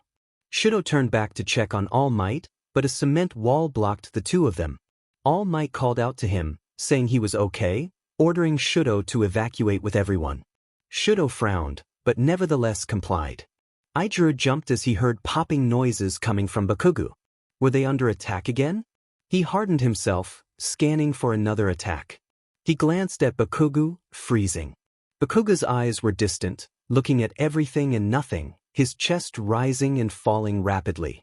Explosions popped in his palms, Bakugo's excessive sweat causing a chain reaction of never-ending pops. Izuku approached him, placing a gentle hand on his shoulder. Bakugo swung wildly, and it was only pure instinct that let him harden himself before the blow landed. Bakugo looked at him, his eyes focusing, recognition blooming on his face. The two stared at each other in silence, before Bakugo stormed away with a half-hearted F off. Izuku stood there in shock. What just happened? Where'd that rabbit guy go? Uraraka joined Katsuki and Kirishima as they left the building. They'd been close to the center of the fight, so she must have thought they'd know. Yeah, he was pretty hurt, right?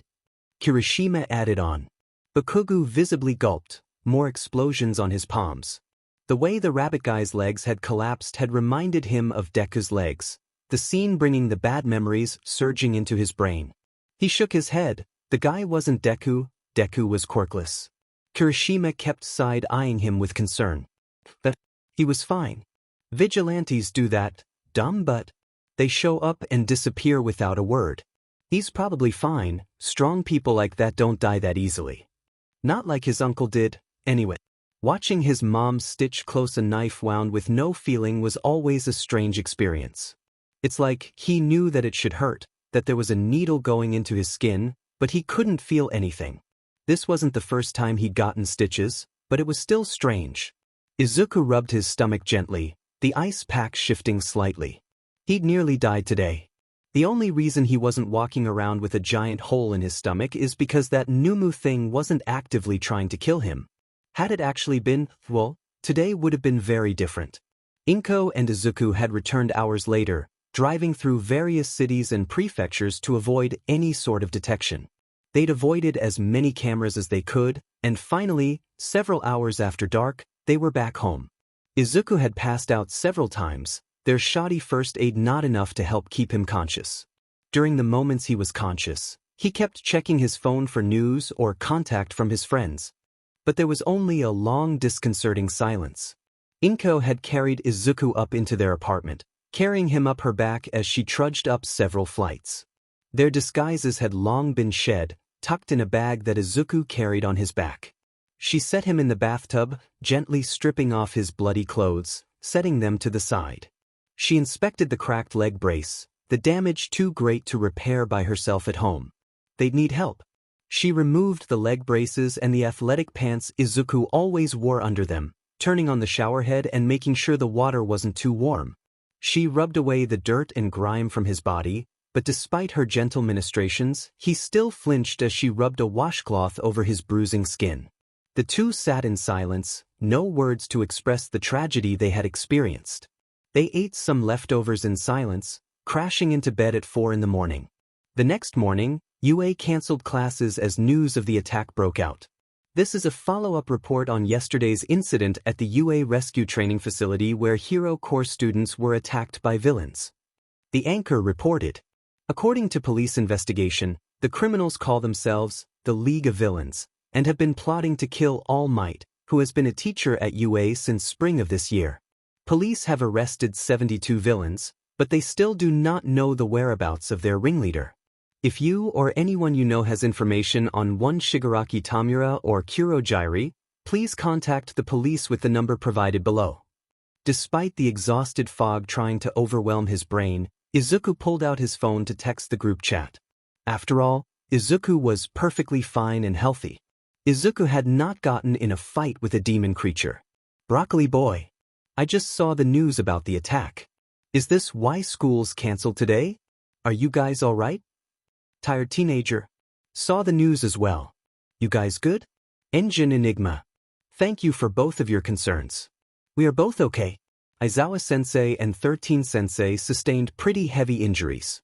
They are expected to recover. Gravity girl. Thanks for asking. Ida and I are both okay. We're pretty shaken up, but it also gave us a taste of heroics. All Might was really cool. He beat up all the villains. Broccoli boy. All Might. That must have been amazing. Gravity girl. It was. Anyway, we can talk about it at school tomorrow. Broccoli boy. Izuku switched chats, sending a quick message to Bakugo as well. Saw the news about the attack. Are you okay? Kagan. I thought I told you to never text me, nerd. I'm fine, those weak scrubs didn't stand a chance. No. Izuku sighed. Some things never change. He threw his phone, groaning as his muscles were jolted. His chest and legs had turned an ugly shade of purple, covered by long sleeves and pants. He wore his biggest All Might sweatshirt, the soft material and familiar smell comforting him.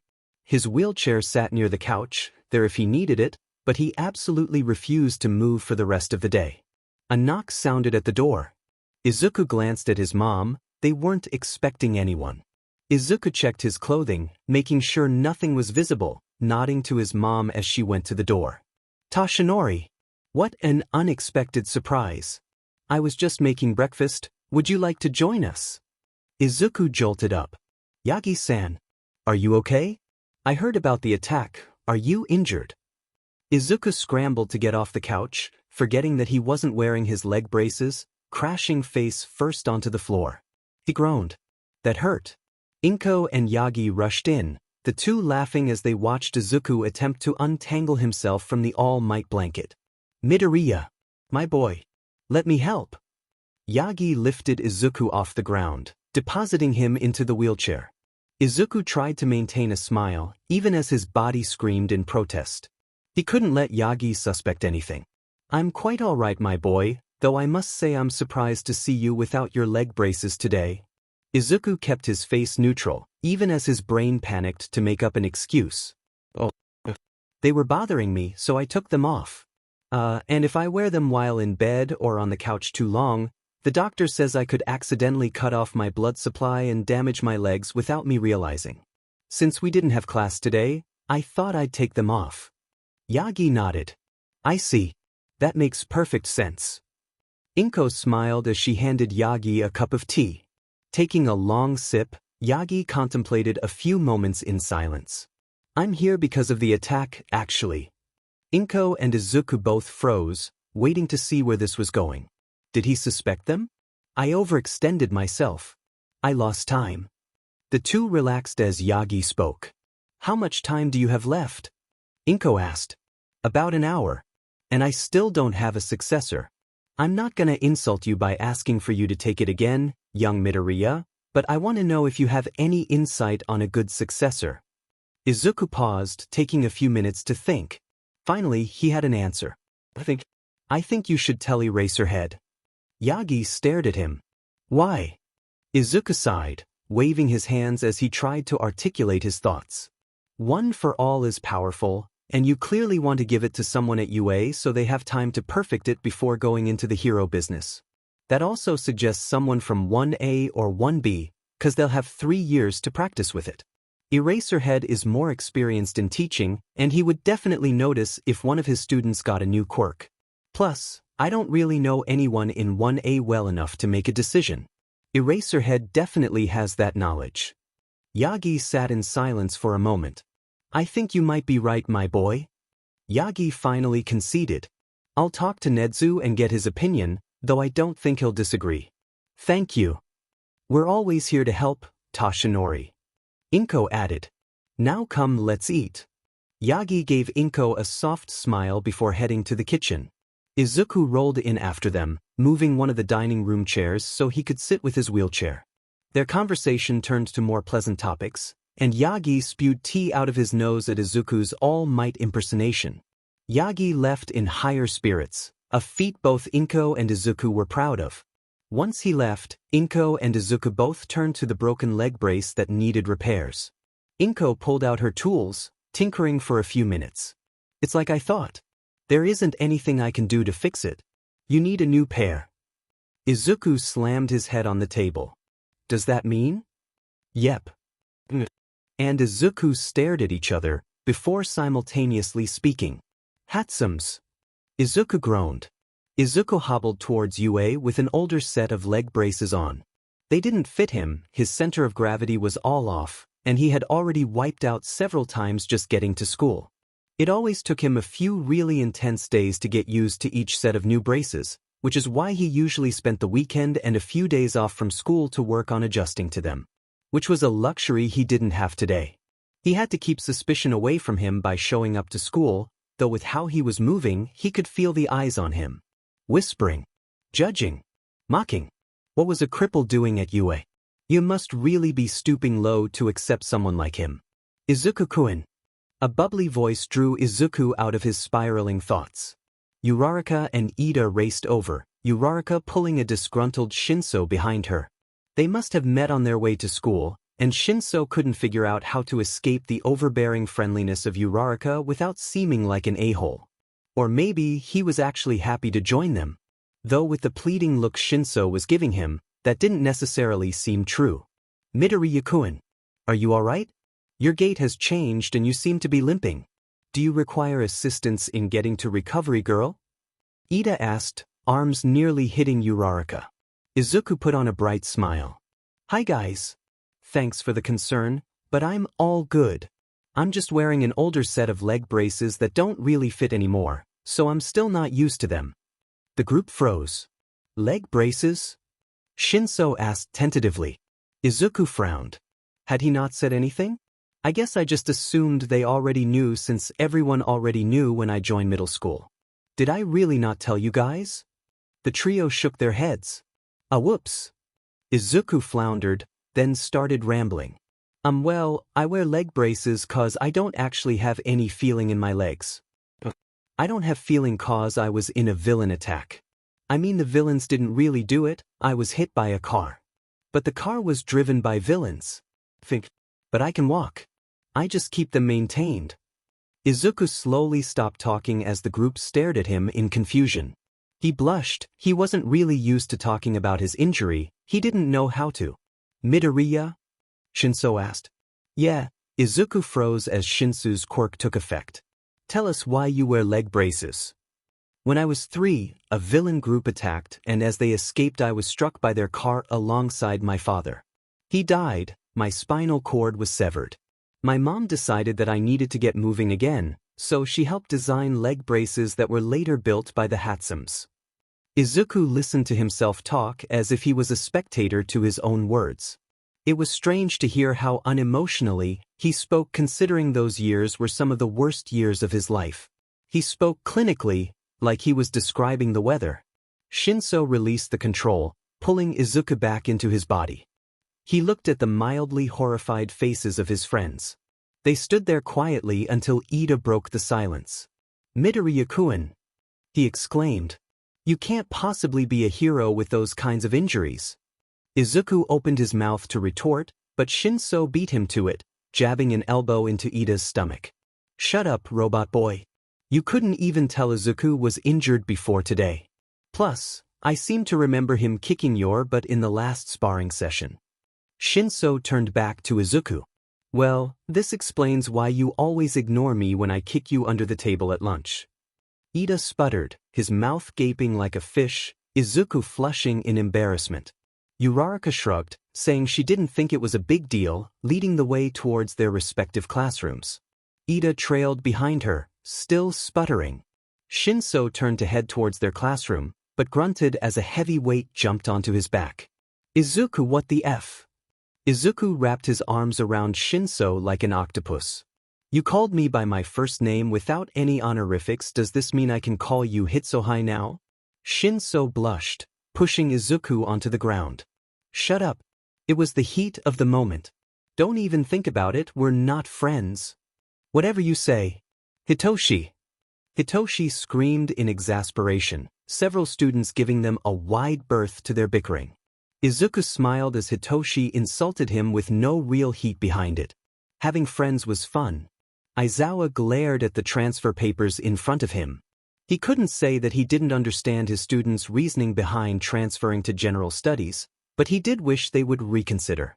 USJ had been the first taste of what heroics was like, and this student realized that maybe it wasn't for them. It was his student's choice, so he wasn't going to deny them that, but it was still so early in the school year. It just seemed like a rash decision. He pushed the papers into the folder to give to Nedzu. The principal could figure out where to put this student now. He leaned back, trying to alleviate his discomfort, but there was only so much he could do with the injuries he had sustained. Hizashi tried to help, but all he could do was make sure Aizawa took his meds on time and help him change the bandages before bed. Aizawa groaned, resigned to a day of empty condolences and constant reminders of his own weakness. A knock sounded at the door of the teacher's lounge, which was strange since school hadn't even started yet, and no one but him was here. He grunted an affirmation, the door sliding open to reveal a nervous and gaunt All Might. Aizawa-kun? I was hoping for a word with you. The man looked surprisingly timid, considering all the bluster he had as All Might. Aizawa grunted again, nodding his head towards Hizashi's empty chair. As injured as he was, Aizawa swore that if All Might apologized again for his injuries and the attack, he would rip through his bandages and kick All Might's butt. Number 1 hero be dead.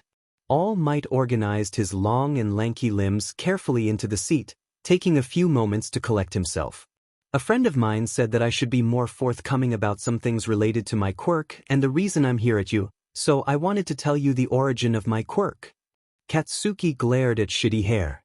Shitty Hair was giving him friendly smiles every time they made eye contact, but Katsuki knew Shitty Hair was laughing at him. No, he most certainly hadn't had a panic attack at the USJ, he was just burning off excess sweat. He had not been caught by the guilt of seeing his teacher and rabbit be severely injured. Foe. Shitty Hair was smiling at him, planning to tell everyone what a weak loser Katsuki was. That was it. Shitty Hair smiled at him again, Katsuki responding with a scowl. Shitty Hair handed him his phone, asking if he wanted to hang out this weekend. He didn't even bring up the not panic attack. What was his play? Katsuki put his number in. He needed to keep an eye on Shitty Hair, that was it. No other reason. It definitely wasn't that he felt safer near Shitty Hair. Just because he was being nice and had a strong defensive quirk didn't mean anything. He would probably get hurt soon too. Just like everyone around Katsuki did. 'Cause he was weak. The door opened to reveal their mummified teacher. The class exploded into chaos. Sensei, you're back too soon. Sensei, are you sure you're okay to be teaching Karo? Sensei, shouldn't you be resting? You're too much of a pro. What the F are you doing up? Bakugu yelled over the class. You should be resting so you shouldn't get more injured. Oh, does Bakugu care about Sensei? I didn't know he had it in him. Hawa. Bakugu yelled, explosions popping. Who said that, one a fig? That's enough. Izawa silenced the class. The fight isn't over yet. The UA Sports Festival is drawing near. Izuku spit out his drink. Eraserhead showed up to class. I thought he was like, super hurt. At least, that's what the news said. Yeah, he walked in covered in bandages, and announced the sports festival like nothing was wrong. Uraraka explained. So the sports festival is drawing near, huh? Hitoshi contemplated. This'll be our chance, Izuku. Izuku turned to Ida. I heard through the grapevine that there's an open seat in 1A now. I thought none of the students were killed or severely injured. What happened? Ida nodded. You are quite correct, Midoriya-kun. No one besides the teachers were injured, But after the attack, our classmate decided that hero work was not for them. They're attempting to transfer into general studies now, I believe. Ah, that's too bad. Izuku looked into his lap, hiding his relief.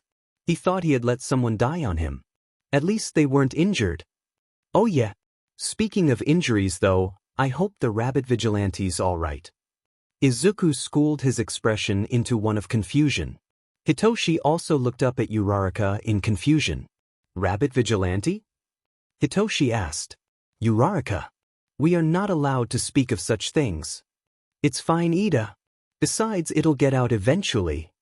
Uraraka turned to Izuku and Hitoshi. It was so cool.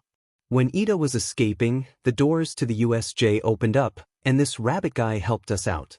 He knew all about 13's quirk, and even helped us evacuate. And then he fought the main two villains, those Shigaraki and Kurogiri guys. I think he disappeared when All Might showed up, but he was a big help. I wish we could thank him somehow. Hitoshi contemplated her words, thinking of the vigilantes he knew of. Could it have been Rabbit? They're a vigilante that's been on the streets for about 4 years. Eraserhead's been tasked with capturing them, but without luck.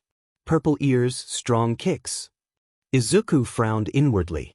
The fact that Hitoshi knew about Rabbit was a bit concerning.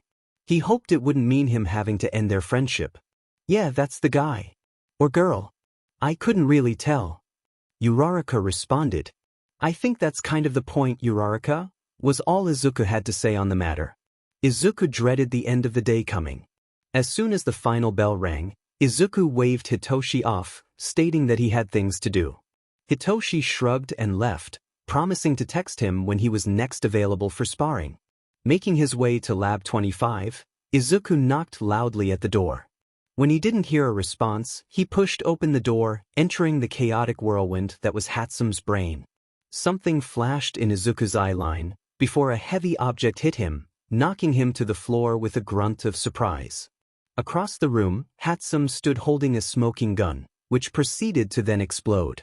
On top of Izuku lay a heavy net, which he struggled to get out of. Giving up, he pulled out his knife, slicing through the rope. It worked. My baby did so good. We can call you the capture gun. Hatsume jotted down notes on a tablet. Seeing Izuku, she leapt towards him, wrapping him in a tight hug. Zuzu, how are your legs? You never visit me. Izuku groaned at the nickname. They didn't even know each other all that well, but Hatsume had just ignored all formalities and given him this stupid nickname. Over the years, maintenance of his leg braces switched from the elder Hatsume to Mei, much to the chagrin of Izuku. Why did he ever agree to let her within 5 feet of him? Gently pushing her off, Izuku tried to answer. Hi, Mei. Izuku groaned, preparing for his death. About my leg braces. What did you do to my baby? Hatsume ripped the bag from Izuku's loose grip, opening it and examining the broken braces. When she saw the crack, she let out a pained cry. What did you do? How did you do this? Training. Izuku let out the lie smoothly and without hesitation. In the back of his head, he wondered if something was wrong with him. Should it really be this easy to lie to the people closest to him? Would anyone be left if he revealed his web of lies? Hatsume puttered around the lab, pulling out various tools and supplies, unaware of Izuku's internal crisis. I can't believe you broke these. And with only training too. That just proves that the model is too unstable. Maybe a different alloy? No, that alloy works, it's the location of the crack. Possible weak point? I'll scrap that model. Sit down, Zuzu. I'll get you a new model real quick. Izuku sighed, sitting on the floor. He would have liked to go home, but he had to keep an eye on Hatsume, making sure she didn't add anything. No, Hatsume, he did not need rockets on the legs. No, he didn't want them electrified. Yes, he wanted them discreet. This was going to be a long few hours. He closed his eyes for just a minute, trying to center himself. All right, done. Hatsume's voice shook Izuku out of his nap. His eyes snapped open. Sheet, he had fallen asleep. What horrors did his leg braces have now? Hatsume held up the new set of leg braces. Cool, now take off your pants. Izuku screeched as Hatsume yanked off his pants, revealing the older braces. He always wore compression pants under the braces, but it was still very embarrassing. What was it with Hatsume's and not understanding personal boundaries? Hatsume stripped off his old braces, fitting the new ones on. Double-checking her measurements, Hatsume ordered Izuku to do several mobility tests. Alright Zuzu, these look good. I added a few new features that should help you in your day-to-day life. The braces now have a remote option, so you should be able to control them within a couple feet of you even when you're not wearing them, so that'll make them easier to put on and off at night and in the morning. I've also added a quick repair feature. There's a foam that runs through the length of the leg, so if there's a crack and the foam's exposed to oxygen, it'll catalyze and turn sticky, keeping the leg together. That way, you won't be stuck on the ground if the integrity of the brace is broken. Think of it like a spare tire for a car. It's temporary until you get it repaired. Izuku tested the new legs, kicking and stretching in various directions. Hatsume directed him to a punching bag, and a strong kick assured him that they were working well. Thanks Hatsume. You know my name. Izuku sighed. Why did he have to put up with this humiliation? Thanks. Mimi. Hatsume grinned before pushing him out the door. See you at the sports festival Zuzu. I'm gonna show the world all my babies. The door to the lab slammed shut in Izuku's face before he could offer a goodbye. Izuku walked away, letting his mom know he was on his way back. Hatsume's. Midoriya, could I have word with you? Izuku froze as Present Mike addressed him. He swallowed heavily, but continued to pack up his stuff for the day. This was it. They finally realized that he shouldn't be at UA. They were going to kick him out now. This was the end. Izuku pasted on a bright smile and approached his teacher. What is it, Present Mike Sensei? How many times have I told you to call me Yamada Sensei at school, kid? I'm your teacher first, hero second. Izuku shrugged. I want to talk to you privately, so let's wait for everyone to leave. Izuku's smile dropped, though it quickly returned. Had they found out about Rabbit? Was Present Mike going to arrest him? Was he going to jail? He waved to Hitoshi, telling him he'd catch up with him in a minute. They were training today. Hitoshi shrugged and left the room now finally empty. So, what did you want to talk about? He asked. It's about your quirk, or lack of one. Izuku knew it. They were finally kicking out the Quirkless. Oh. As you know, I'm the announcer for the sports festival. Netza let me know that you haven't told anyone about being quirkless, so I wanted to ask how you wanted me to handle it.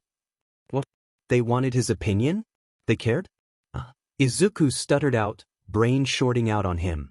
The third round is always one-on-ones, and I always introduce each opponent with their name and quirk. Also during the other rounds, I comment on various strategies and quirk uses.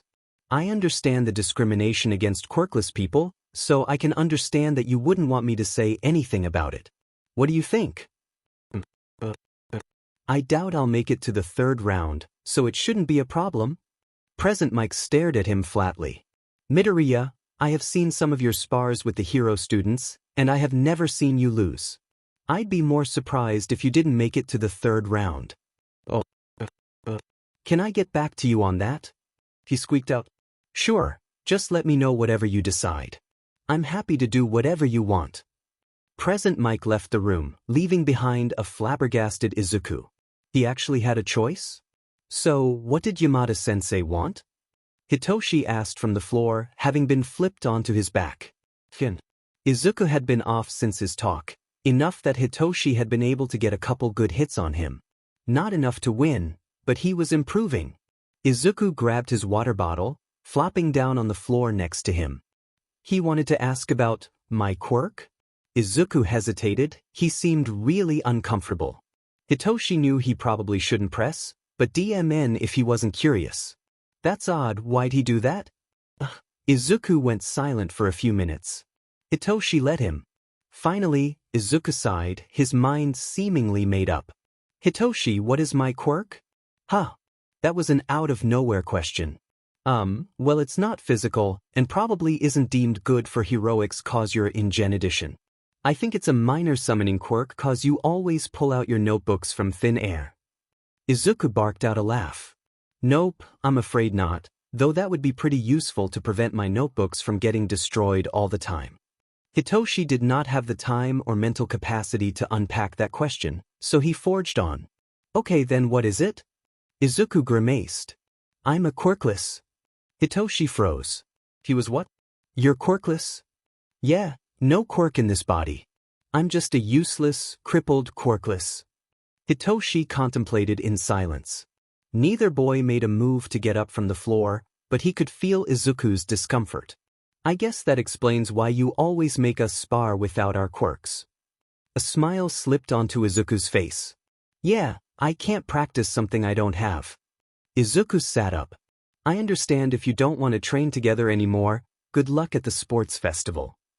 The sports festival was in 2 weeks. Why did Izuku sound like he was going to disappear during that time? Where are you going? You probably think I'm fragile and breakable since I don't have a quirk. Sparring would be too dangerous. Hitoshi sighed. 'Cause my quirk is so physical too. Besides, you've kicked my butt every fight, and I've never beaten you. You've probably been going easy on me. Hitoshi frowned. Okay, new tactic. My quirk is villainous. Izuku's eyebrows shot up. What? Your quirk is fantastic. Hitoshi's quirk took control, freezing his friend in place. Hitoshi stood up and faced him, flicking his forehead and knocking him out of the brainwashing. Izuku frowned at him. Izuku, my quirk is only as villainous as I let it be. You told me that, right? Izuku nodded. In the same way, your quirklessness is only as useless as you let it be. If you tell yourself you're useless, then you are. If I tell myself I'm a villain, then I am. But if we call ourselves heroes or call ourselves useful, then that's what we are. Screw what other people think. You and I, we're going to show the world that their biases are wrong. You and me. The villain and the quirkless. They won't know what hit them. Izuku stood frozen, unblinking, and if Hitoshi didn't know better, he would think his brainwashing was still in effect. Quiet sniffles sounded from his friend, progressively getting louder. Then came the tears. Needless to say, the rest of their training time was spent consoling each other. And neither boy minded that very much. Nothing. There was nothing on Shigaraki or Kurogyari. Rabbit dropped the villain he had been threatening, the man dropping heavily to the ground, blood seeping sluggishly from his wounds. Rabbit left a trail of injured villains behind him. He didn't care. The police would find them. They weren't that injured. Inko didn't agree and had cut off their communications, saying that he should come home before he did something he would regret. It was too late for regret. The USJ had been his fault. If only he had gathered more information. If only he had warned someone. It was his fault. He had to find something. But there was nothing. It had been 2 days since the attack, and there was still nothing. Someone had to know about them. They weren't ghosts. So where were they? Rabbit punched the alley wall, the pain grounding him. He took out one of his knives, stabbing it into a weak section of the concrete. The destruction was calming. He took deep breaths. He needed to find another villain. The smell of electricity wafted through the alley, like lightning before it struck. It was sharp, stark, and cut through the smell of garbage that Rabbit had long become accustomed to. He whipped around, eyes searching for an attack, his hand tight on the knife. But there was nothing. Nothing. It was silent. Empty. He was alone. Rabbit. A voice cut through the darkness, deep and mysterious. Rabbit startled, launching his knife in the direction of the sound. A portal swallowed the knife, depositing it onto the ground beside him. A very familiar portal. Kurogyari. Rabbit growled out. The Void Man stood at the edge of the alleyway, blocking his escape. Rabbit eyed the fire escapes. That could work. Kurogyari raised his arms, the gesture non-threatening. We wish only to speak with you, not fight. Rabbit scoffed. Yeah, and I'm actually All Might. Kurogyari sighed, but didn't move. I believe we got off on the wrong foot. Shigaraki wishes to speak with you, nothing more. You will be free to leave, and I will assure you that no harm will come to you. Rabbit crossed his arms. This was a trap. It had to be a trap. But it was info. It was what he needed. He knew it. Kurogyari knew it. Shigaraki knew it. He couldn't let this pass. He cursed. He had to go. Fine, but I want wherever we're meeting to be empty. Just you and Shigaraki. And if anything seems suspicious, I won't hesitate to kill you. The Void Man bowed. As you wish. A portal opened next to Rabbit. Right this way. Rabbit stepped through. He emerged to dim lights, the smell of alcohol, and a bar. The room was empty, save for a lone television in the corner, which looked to be off.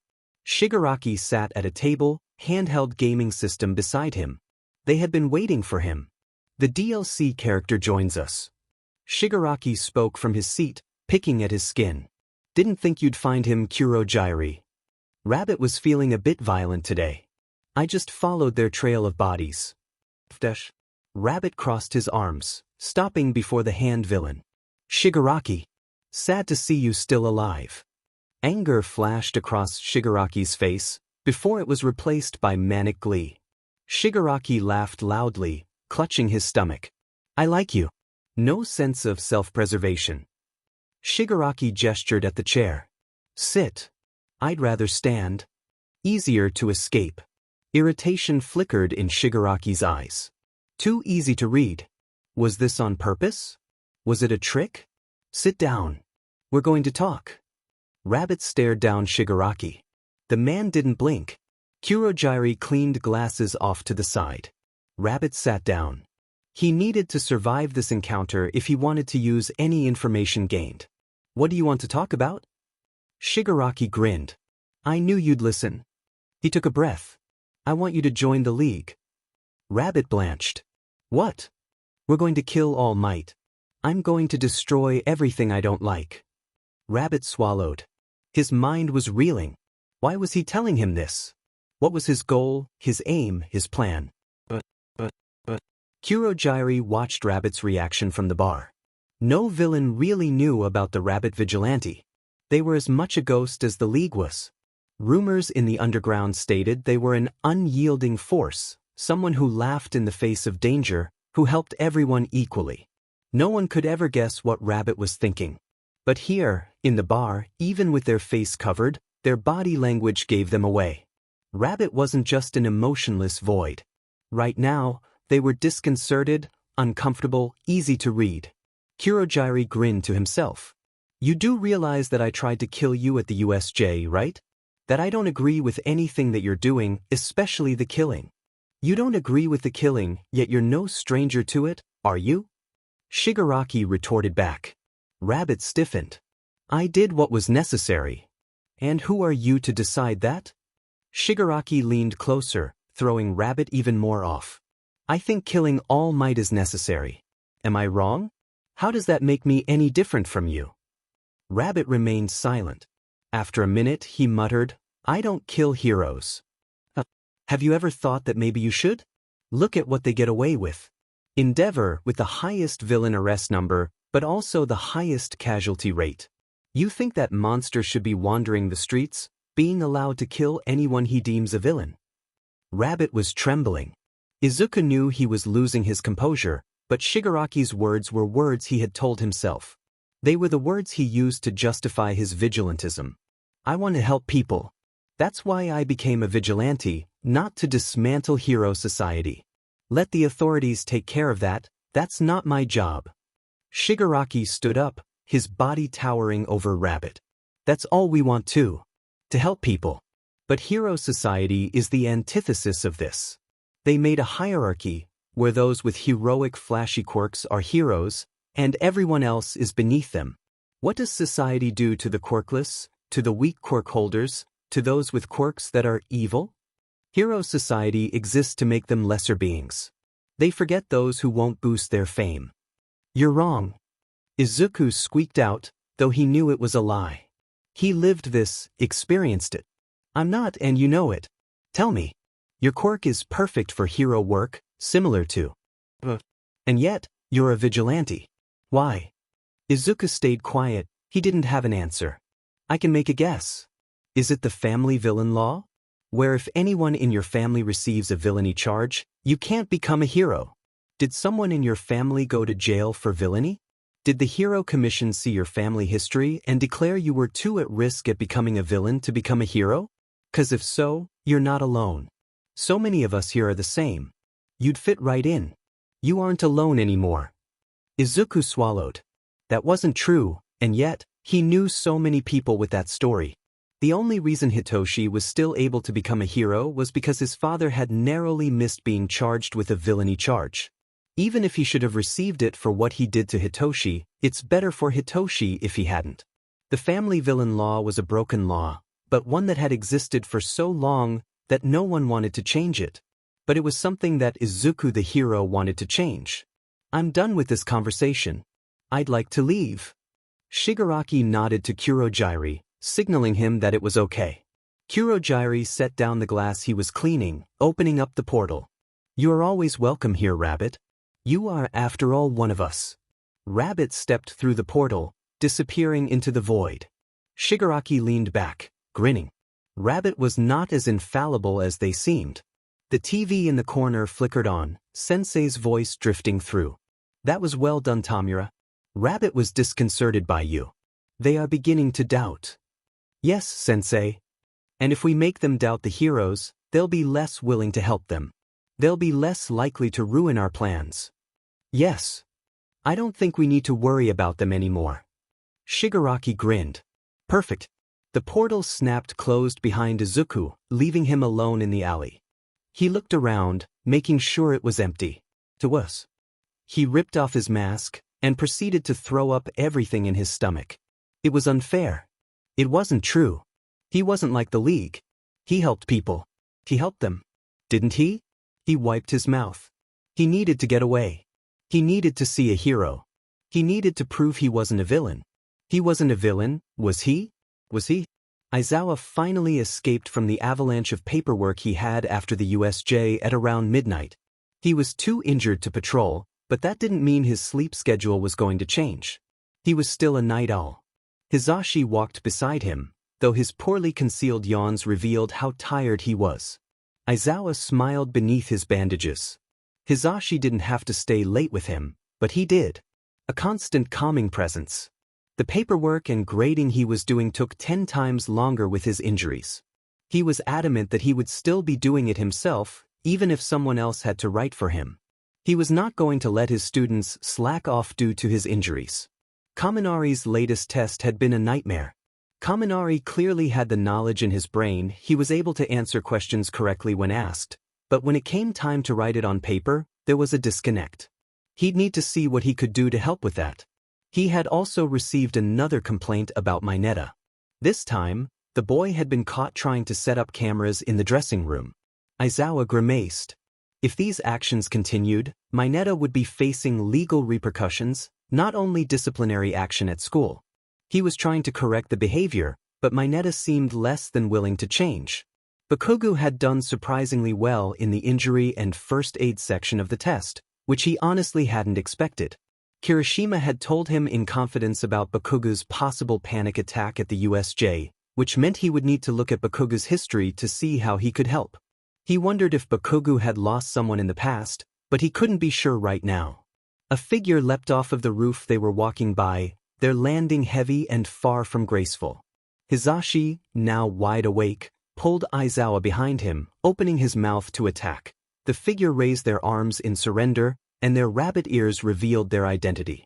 Aizawa head-butted his husband gently, a signal to stand down. Shouldn't you be rescuing civilians, Rabbit?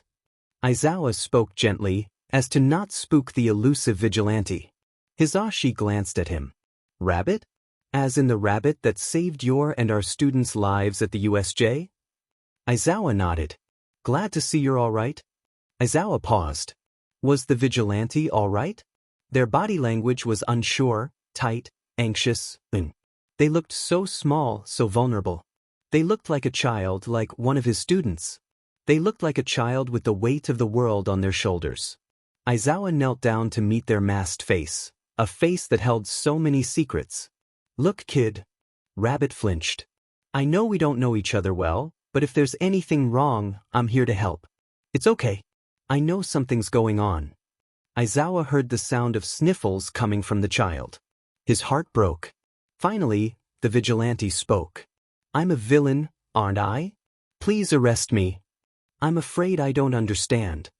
Aizawa's eyes swept over the kid, checking for injuries. I kill people. I justify that I'm helping people, but I'm no better than Shigaraki. I knew about the attack, but I didn't do anything. You and 13 still got hurt. I could have told you, but I didn't. I was too scared of being arrested. I chose myself over you. I'm a monster. A joke. A wannabe hero with impossible dreams. Please, just end me. Let it end. The way they were speaking, was the kid suicidal? Aizawa glanced at Hisashi, but both were at a loss. Hisashi had his phone in his hand, but he wasn't sure who to call. Rabbit. What did you do when the attack started? Did you run away? Did you ignore it? I helped. Rabbit asked, though they didn't sound sure. Then you're not a villain. You didn't ignore the situation, you ran towards it. You could have joined Shigaraki and not fought against the Numu, but you did. We are all alive thanks to you. It's okay.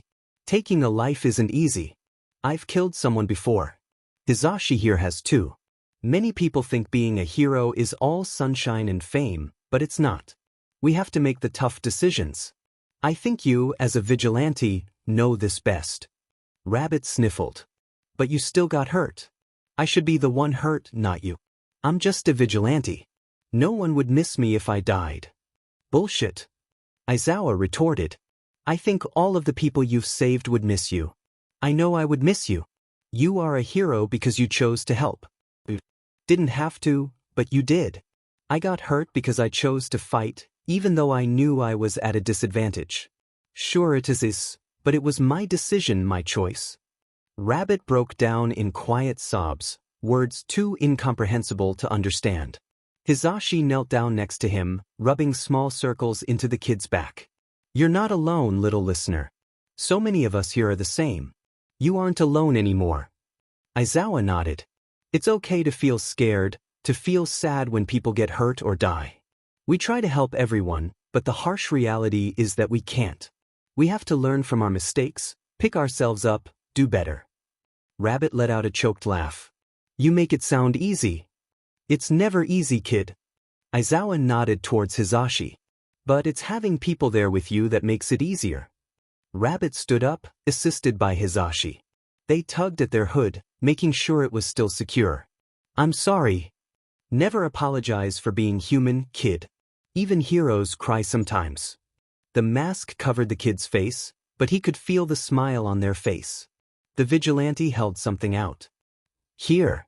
Aizawa raised an eyebrow, or tried to undo his bandages. What is it? It's a way to contact me.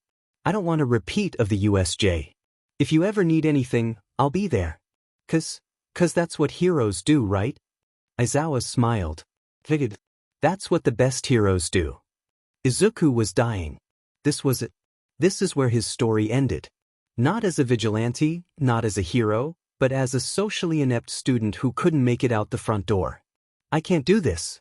I'll just pretend I'm sick. I can't do the sports festival, I'm gonna die. His mother glanced up from her phone, unimpressed as Izuku checked his leg braces for the 7th time in 10 minutes. She had already done all of the necessary maintenance, and now all Izuku was doing was psyching himself out even more.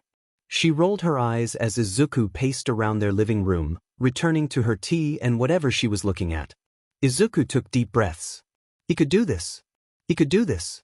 He could do this. He couldn't do it. It's over. This is the end. He might as well give up here. Who is he kidding? A quirkless hero? Ridiculous. Inko cleared her throat. Izuku glanced at the clock. It was time to leave.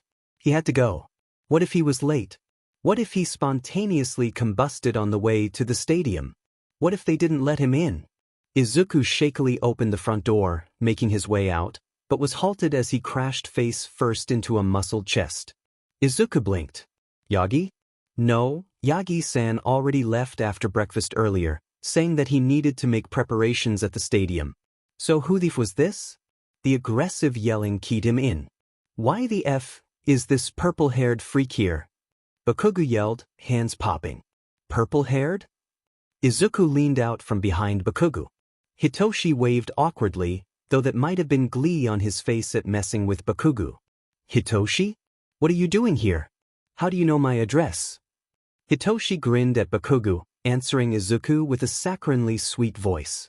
Your mom texted me, said you were freaking out.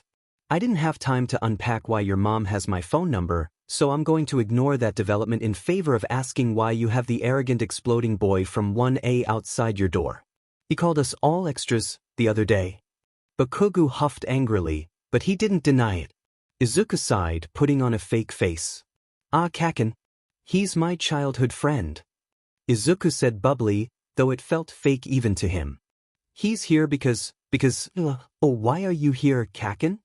'Cause I knew you would be FING nervous, so I wanted to make sure you didn't get lost or attacked on our way to the stadium. Bakugo yelled, clearly embarrassed. Hitoshi's eyes widened and a sheet-eating grin appeared on his face. Oh, does the prickly Pomeranian actually care? Bakugo whipped around. Say that to my face, you purple hair fucker. Bakugo jumped at Hitoshi, both grappling with each other. Bakugo wasn't using his quirk, so Izuku was content to watch as the two tried to throw the other to the floor. Oh my, what an energetic start to the morning. Both boys froze as Inko appeared in the doorway. Her hand covered her mouth, poorly concealing her grin, and her eyes shined with glee. The two boys slowly untangled, as if they had been caught with their hand in the cookie jar, rigidly standing next to each other. They bowed to her in respect, though she ignored them in lieu of kissing Izuku on the forehead. She waved as the trio left, though she smirked as she opened her mouth. Good luck you two. Kick their butts, Izuku. Hitoshi guffawed at her words, Izuku turning bright red. She was so embarrassing. I like your mom already. Izuku blushed even harder. Shut up. Through some miracle, there was no attempted murder between Hitsuhai and Bakugo on the journey there, though it was close. The group made idle conversation, which still astounded Izuku. Bakugo wasn't yelling at him. You can still drop out, you know? Bakugo was saying. They can't expect someone with your injuries to compete. Hitoshi glanced at Izuku in confusion, though Izuku just waved him off. I'm fine, Kaken. I can still take part. But what's the FNG point? It's not like you're trying to move into the hero course, which is the only reason anyone not in the hero course competes. Hitoshi's eyes widened. He slowed down a bit, Izuku with him, letting Bakugo go a few paces ahead. He signed something to Izuku, but Izuku shook his head. He didn't know sign language, yet. He was still working on it. It doesn't know, Hitoshi fingerspelled. Izuku shook his head. Don't. He clumsily spelled back. Man, he needed to work on that. Hitoshi frowned but said nothing as they reached the stadium. His lips pursed, he looked like he wanted to say more, but couldn't with Bakugo there. Finally, Bakugo skulked off to the 1A prep room, leaving Hitoshi and Izuku in the hallway. Hitoshi opened his mouth, but Izuku beat him to it. Later. Right now I need to make a pit stop somewhere else, okay? Hitoshi crossed his arms. Fine, later. But you aren't getting out of this conversation. I'm a bit concerned. Aizawa stifled a groan from where he sat in the announcer's booth. Hizashi was setting up beside him, and Aizawa still wasn't sure how he got dragged into doing this. The new cat he was promised had nothing to do with this. He glanced at his phone for the 5th time that morning, just in case Rabbit had texted him. But there was nothing more. All he had so far received was the message, "Good luck with your commentary at the sports festival today." That was wholly unsettling. How and why did Rabbit know he was commentating? He didn't know. He also didn't really care. He probably should care, but he was injured. You couldn't expect a severely injured person to focus on the nuances of a child vigilante. Nope. Too much work. And he most certainly didn't reply with a smiley face. No, he did not. A knock sounded at the door of the booth. Aizawa glanced at his husband. It wasn't like the booth was an off-limits area, but spectators hadn't been allowed in yet. Which meant it was probably a student. Hizashi opened the door, a green-haired student waiting outside. It wasn't one of his students, so he turned back to staring at his phone. Though he did keep his ears open to the conversation. Hi, present Mike Sensei. Yamada Sensei, little listener. Yeah. I didn't realize there was someone else here. Hello, Eraserhead Sensei. Aizawa grunted, though his curiosity was piqued. Not many students recognized him, especially not someone from general education. Curious. Anyway, present Mike-sensei, about the thing we discussed the other day? Did you come to a decision? Yeah. Well, if I make it to the third round, I want you to tell the audience. Are you sure? They might not respond well. I'm sure. If I want to change things, I got to be open about it, right? You got it, Midoriya-kun. I can't wait. The door closed, leaving the room in silence. Aizawa turned towards Hisashi. What was that about? Hisashi grinned. Oh, nothing. Just a student you should watch out for. Midoriya Izuku and Shinso Hitsuhai. Keep your eyes on those two today. They're making an attempt towards the hero course today. Aizawa hummed. He'd keep an eye on them, especially since they were hero hopefuls. He turned back to his phone to check his messages again, but he couldn't shake the feeling that he knew Midoriya Izuku from somewhere. Interesting. Izuku walked back towards Class 1, CS prep room. Oh god, he had just met Eraserhead. And not his rabbit. He was dying. Did Eraserhead recognize him? Did he blow his cover? Was Eraserhead going to arrest him? Expel him? He opened the door to a cacophony of sounds. His classmates were chatting and laughing, checking their phones or watching the broadcast. Hitoshi stood off to the side, stretching quietly alone. Izuku joined him, shaking out his limbs. He glanced at Hitoshi to see if he wanted to talk, but his friend shook his head. Now was not the time. Izuku sighed in relief. He was not ready to explain the enigma that was Bakugo Katsuki.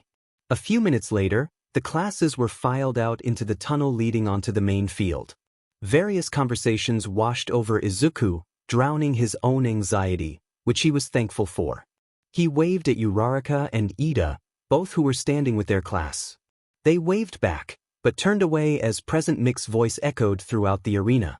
Everybody, are you ready? The hero's voice filtered in from the announcer's booth. The roar of the crowd shook the building. It's time for the students to enter the first-year stage. Let's hear it for the miraculous new stars who overcame enemy attacks with their hearts of steel. Hero Course, Class 1A.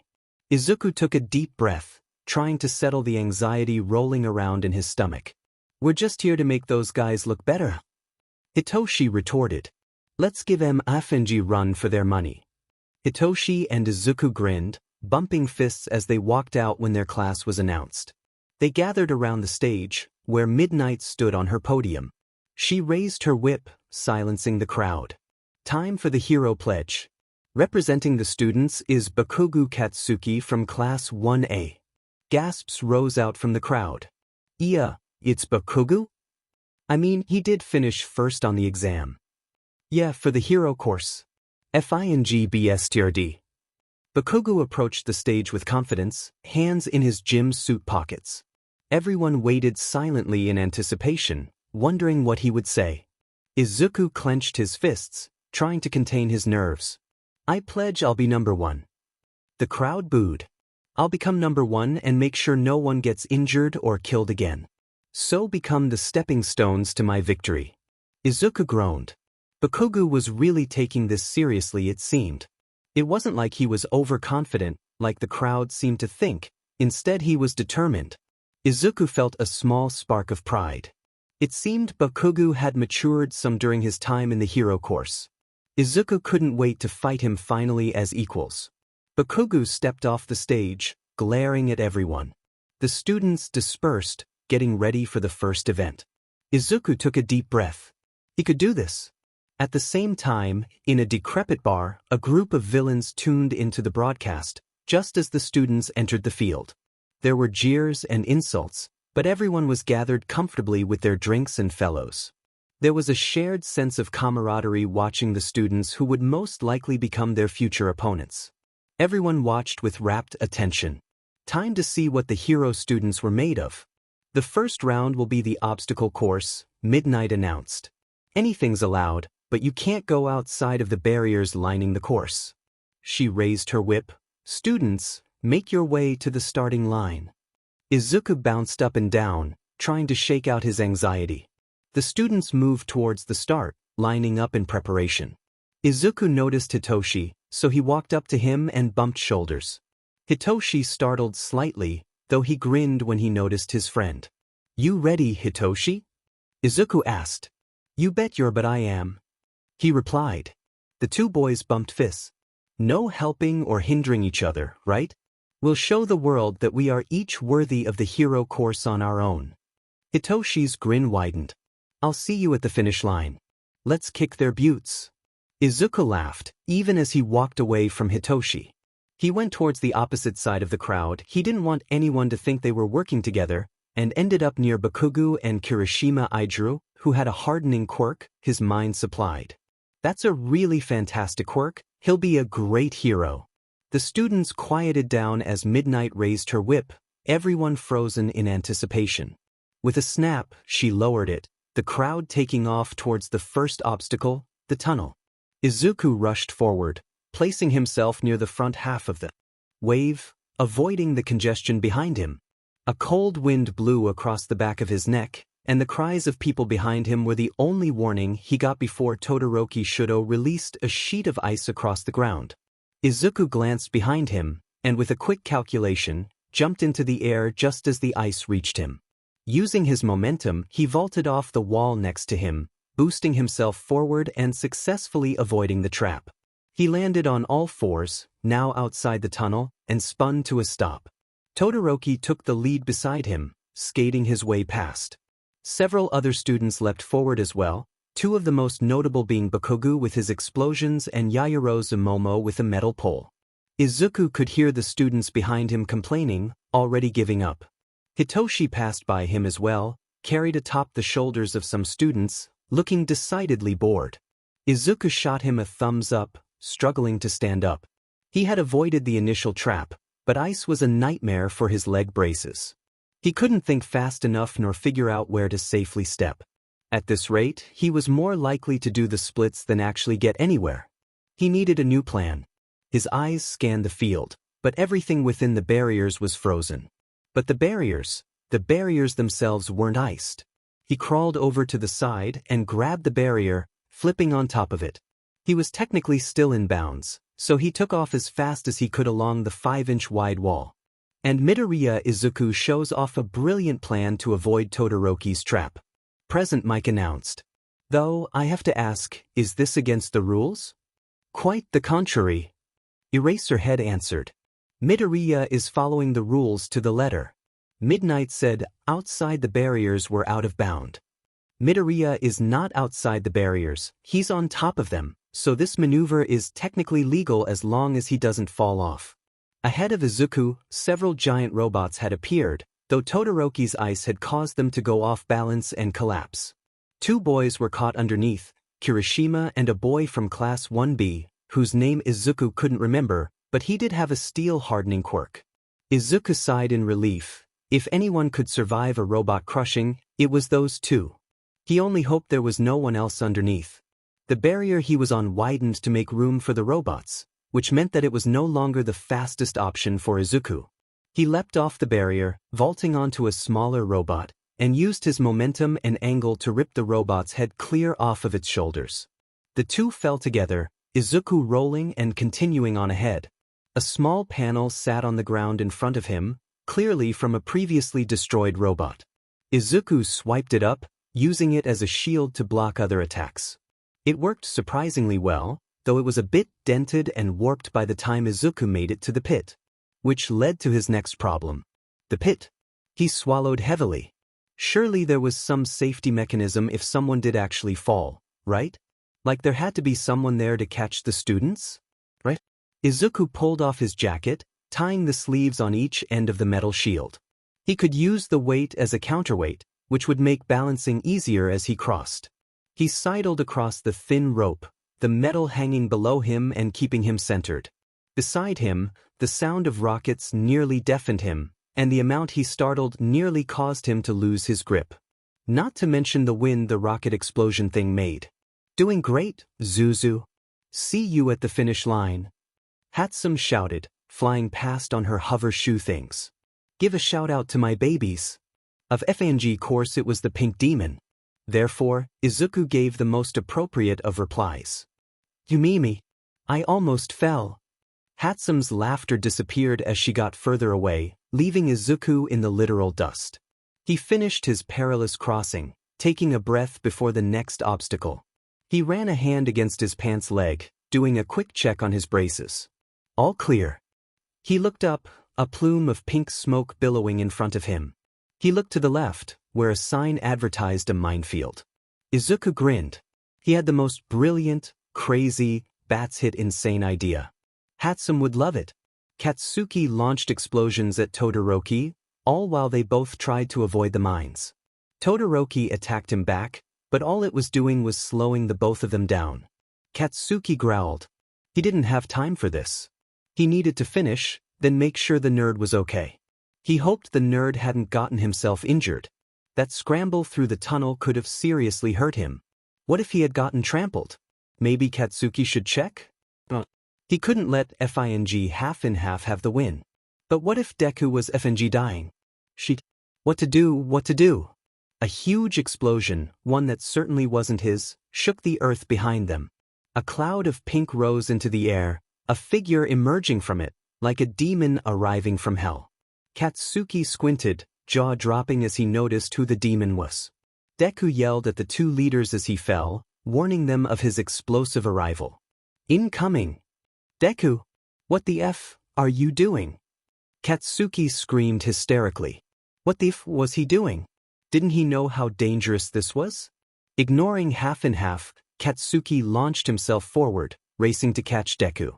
He couldn't let the nerd hit the ground, it could kill him. Beside him, Todoroki also raced forward, speed picking up from the ceasefire. Aiming to where Deku was going to land, Katsuki and Todoroki reached it at the same time. Katsuki reached out his arms to catch him. Izuku was losing speed. Bakugo and Todoroki were catching up, and he was going to lose the lead he had gained. Also, Bakugo had his arms raised to blast him away as soon as he landed. Well, he did have another idea, this one probably worse than the blow myself up and into the air idea he had had. Izuku mentally shrugged. But Izuku twisted his body, feet landing on each of the boys' shoulders. He pushed himself off of them and swung the robot panel down, igniting more mines and launching himself forward once again. The two boys were pushed back some by the blast, buying Izuku a few precious seconds. He hit the ground, barely clearing the edge of the minefield, rolling a few times before clawing his way back to his feet. Izuku sprinted forward. The last obstacle was a full-on sprint. Bakugo and Todoroki raced close behind, Bakugo letting a stream of curses escape him. Izuku put a little more force into his leg braces, speed building, even as he knew he was probably damaging the muscles in his legs. It wasn't like he could feel it anyway. He raced through the doorway and leapt past the finish line, finishing in first place. Around him, the crowd roared, and Izuku fell to his knees, heart pounding. A cheesy smile crossed his face, and he began laughing uncontrollably. The Quirkless kid had just beat everyone. Behind him, Todoroki and Bakugo finished, both of them breathing hard. Izuku heard furious footsteps behind him. He couldn't suppress his flinch. Deku, are you FNG crazy? Bakugo stormed over, picking Izuku up by the shirt collar. You could have gotten hurt. Izuku held still as Bakugo checked him over, grumbling about Izuku being a suicidal maniac. Beside him, Todoroki looked like he was going to step in, but then decided against it. Izuku made eye contact with him, something akin to fear in Todoroki's eyes, before it was suppressed behind a mask of indifference. Izuku frowned. He filed that away for later. Why had he been so scared when Bakugo yelled at Izuku? Soon enough, the rest of the students finished, the top 42 moving on to the next round. Izuku was happy to see Hitoshi safely within that number. He was talking to Ida and Uraraka, both of whom had also passed. Hitoshi looked over and made eye contact with Izuku, his eyes widening as he saw how Bakugo was holding Izuku. He said something to the others, and the group made their way over. Uraraka and Ida seemed unworried, but Hitoshi looked ready to kill someone. Izuku-kun, do you know Bakugo? Uraraka strode over, taking a sip from a water bottle she was holding. What the F you want with Deku, round face? Bakugo growled, tightening his grip on Izuku. Deku? Who's that? A friend of Izuku's? Izuku patted Bakugo's arm awkwardly, the boy finally releasing him. He smiled at his friends. No. Deku's me. Me and Kaken have been friends since childhood, it's his nickname for me. Uraraka spewed the water she was drinking. Kaken. Our resident angry boy really has such a cute nickname. Shut the f up. I'll kill you. Oh, sorry. Kaken. Bakugo screamed, chasing after Uraraka, who had decided the best course of action was to run away. Ida stood next to Izuku, looking mystified. Or maybe that was horror on his face. Hitoshi frowned beside him. I can't imagine you being friends with such an unpleasant character, Midoriya-kun. Yeah, I get that. Izuku shrugged. I've learned to listen to the meaning behind his words rather than the words he actually says. He cares a lot, he just tends to angrily yell them out. Hitoshi glanced at Izuku, concerned, but he decided to withhold his judgment for now. The trio turned towards the angry Bakugo, who was floating 2 feet above the air and screaming profanities. Uraraka stood next to him, holding her stomach, wheezing. Izuku smiled to himself. Friends really were the best. Izuku was so effed. 10 million points. 10 million points? 10 million points. Ah sheet, sheet, son of beach, me, I'm dead, I'm so dead that I got to make a team. Sheet. Take deep breath. I just need to make a team. Points don't matter in my case, so I just need a team with either strong defensive capabilities or high maneuverability. I can do this. I just need to think. I can do this. I can do this. I can do this. Izuku took a deep breath. He could do this. He knew everyone's quirks in the hero classes, and he had even seen some of them in action at the USJ. He needed to do what he always did as Rabbit. Analyze. Izuku closed his eyes, blocking out the chatter of everyone finding teammates around him. He needed a team that would work well as a unit, not just people with strong quirks. He visualized every quirk he knew of as if they were on a piece of paper, grouping quirks that could work well together. Him as the rider, him as one of the people holding the rider, how would he work most effectively with these groups? Some quirks were thrown out, he couldn't effectively make a team with them right now, others were thrown out because they for sure weren't going to team up with him. He shifted the imaginary papers around, solidifying the teams. Okay, he had options. Now, it depended on who he could get to join him. And if he knew one of his teammates, she would be arriving any second. Zuzu. Speak of the devil and she shall appear. How is my baby? Hatsum. Perfect timing. Hatsum glared. Ami made up May. Good timing. He pulled up his pants leg slightly. Your baby is all good, still in one piece. Hatsum nodded, mumbling something under her breath as she quickly inspected the exposed leg brace. Good. I'd have killed you if you'd broken it again so soon after I fixed it. Izuku shrugged, ignoring her statement. All right, Mimi. I know why you're here. You're on my team. What babies did you bring? I knew I loved you for a reason, Zuzu. I didn't even have to ask. Hatsum pulled out a briefcase from nowhere, flipping it open with a mad cackle. I brought my capture gun, electromagnetic saws, jetpack, wire arrow, hover saws, auto balancers, electrified batons. Perfect. Izuku interrupted her rant. We won't need all of those, but they'll definitely level the playing field. He readjusted his team ideas with the new information. All right, let's get another teammate. I think we need to go for a mobile team instead of a defensive team now. I think that means... Uraraka. Over here. Izuku waved as Uraraka walked over. Izuku-kun. I was just looking for you. Let's team up. That was easy. I didn't even have to persuade her. All right, you're on the team. May meet Uraraka. Uraraka meet May.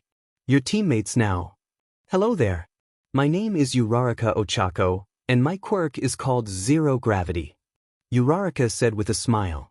Hatsum nodded. Zero gravity, huh? I see what you're getting at, Zuzu. We need one more teammate for defense. Who are you thinking? Zuzu? Uraraka began to ask, but she was ignored by the two mumbling away.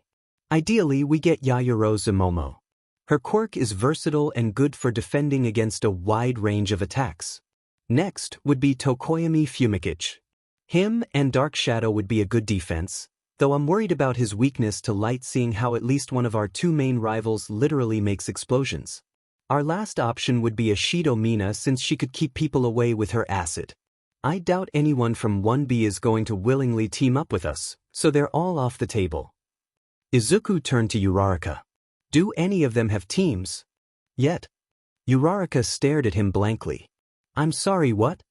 Izuku sighed, but kept a smile on his face. Not everyone could understand his and Hatsume's mutters. Yaoyorozu Momo, Tokoyami Fumikage, and Ashido Mina. Are any of them without a team? Oh, I think I saw Ashido with the Baku squad, so she's probably out. I don't know about Yaoyorozu, but Ito was talking about recruiting her. No one seemed to talk about Tokoyami though. Perfect. He's in. Let's go find him. Izuku scanned the crowd. Although he wasn't quite sure what this Tokoyami guy looked like, he only knew about his quirk from Uraraka and Yagi-san, who would occasionally talk about the hero course while they were eating dinner together. It was his mom that suggested Dark Shadow being weak to light, which was still going to be a weakness against Bakugo, but it was the best they got. There! Uraraka shouted. Tokoyami, over here! A bird-headed boy looked over at them in surprise, but he came nonetheless. Ah, Uraraka-san, I was surprised by your summons. Who are your companions? Hi, I'm Midoriya Izuku, and this is Hatoum Mei. Izuku sped through introductions. They didn't have much time left. We're not hero core students, but we still want you to join our team and be our main defender. Defender, huh? Tokoyami smiled. Or at least it looked like a smile. Izuku wasn't sure, the beat kind of muddled things. What a surprise development, though who thrives in the dark? I will join you. What is your plan since you seem to have one? Man, everyone is so willing to join me today. Maybe I have a secret quirk called looking more competent than I actually am while not telling anyone I'm actually quirkless except for Mei because she's known for years. Izuku shook his head, clearing his thoughts.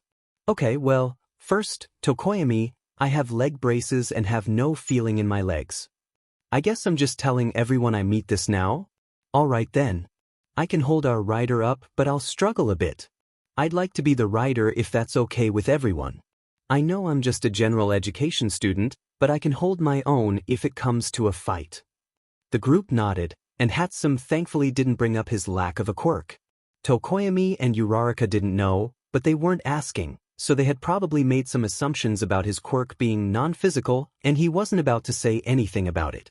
The group huddled up to discuss strategies for the rest of the time, though it was mostly Hatsume and Izuku mumbling at each other, far faster than Tokoyami or Uraraka to understand. Their team had been doing well, all things considered.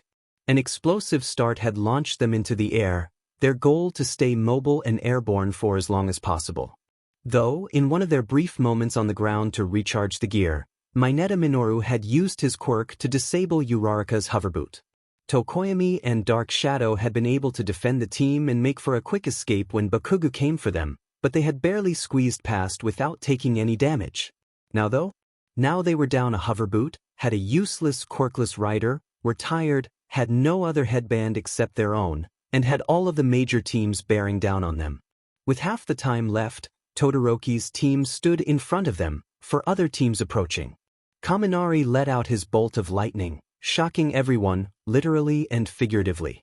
Dark Shadow took the brunt of the blow, but the electric current was bright enough that it weakened Dark Shadow to the point that Todoroki's follow-up ice attack pierced through Dark Shadow and encased Tokoyami's foot, their team now frozen in place. Sheet. Sorry everyone. Tokoyami apologized. Tokoyami leaned back. Hatsume throw Tokoyami the electric batons. Izuku yelled. That's Mimi to you Zuzu. Hatsume shot back as she tossed the batons into Tokoyami's hands. Tokoyami, use those to break free. Stabbing the batons into the ice, the heat of the electricity and the repeated stabbing assault on the ice freed Tokoyami's foot. Their team shot backwards as quickly as they could, Izuku barely dodging Todoroki's swipe at his headband, and Yaoyorozu blocking Dark Shadow's counter with a shield. Yaoyorozu's creation quirk and application is too hard to deal with. Not to mention her incredible mental ability. I bet she's even smarter than Mei. Guys, retreat. Izuku yelled. His teammates tried to flee, but they ground to a halt at the edge of the arena. They had nowhere left to go. Izuku's eyes searched for a way out. Contingency plan after contingency plan flew through his brain, but all of them were failures. Todoroki surrounded them with ice, isolating the two teams. He came at Izuku with unadulterated fury, and Izuku, even with his instincts and experience as a vigilante, was barely managing to avoid him. Izuku succeeded in dodging him for 5 minutes. If he were alone, he would be able to manage for longer, but with a minute left, his teammates were running on fumes and twitchy reflexes. Izuku realized that not everyone had the stamina of a quirkless vigilante who only ever trained his body since he didn't have a quirk. Go left! He yelled as Todoroki launched another ice attack. If they could stay on Todoroki's left side, they could exploit the weakness he had noticed earlier. Todoroki couldn't use his ice without hitting Ida, and despite apparently having fire on his left side, Todoroki wasn't using it. If they stayed to the left, Todoroki would not be able to use his quirk. That being said, it wasn't easy. Both teams were gasping for breath, but Ida seemed to be speaking to Todoroki about something. Izuku shifted, tightening his grip on the electric batons Tokoyami had handed him after he escaped the ice trap. Ida's engine glowed blue, and in an instant Todoroki was behind Izuku, headband gone. Izuku blinked, his hand gently reaching for his forehead in disbelief. What the F dash? What the F was that, Ida? Todoroki's team zoomed away, leaving Izuku's in the dust. Izuku growled, his grin appearing feral. He ordered his team forward, pushing them further past their limits as they attacked Team Todoroki, trying to regain their points. I have an idea, but I need like 5 seconds. Try to get close, okay? His teammates grunted out their affirmation, too tired to respond with words. He tucked one of the 2 batons into his pants. He didn't need it right now. Despite not being friends or even all that close, damn it, Hatsum occasionally texted Izuku to bounce ideas off him or to get inspiration. Therefore, he knew some about the development of the batons, mainly that if he opened the panel and switched the 2 wires that electrified them, they would, in Hatsum fashion, explode. Izuku yanked open the panel with his teeth, ignoring the taste of blood as the metal sliced the inside of his mouth. His fingers frantically yanked out the wires and switched them, the baton already heating up as it set up to explode. It wasn't a large enough explosion to kill or maim, but hopefully it would act enough like a flashbang to distract Todoroki long enough to get his headband back. Izuku pulled back his arm, pitching the baton as hard as he could towards Todoroki's left side, where he wouldn't be able to respond with his quirk. Todoroki's eyes widened as he noticed the projectile, but he wasn't fast enough to move. Just as Izuku thought the plan would be successful, fire ignited along Todoroki's left side, blasting the mini-bomb away. Izuku cursed, but ignored his failure as Todoroki seemed to be stunned or struggling to control his fire. His team raced forward with the last of their energy, and Izuku reached for the topmost headband, ripping it off Todoroki's neck. Turning it over, Izuku cried as it was revealed to only be a 70-pointer. No! Izuku yelled. Turn back, we missed. Dark Shadow launched forward, pulling Team Izuku towards Todoroki.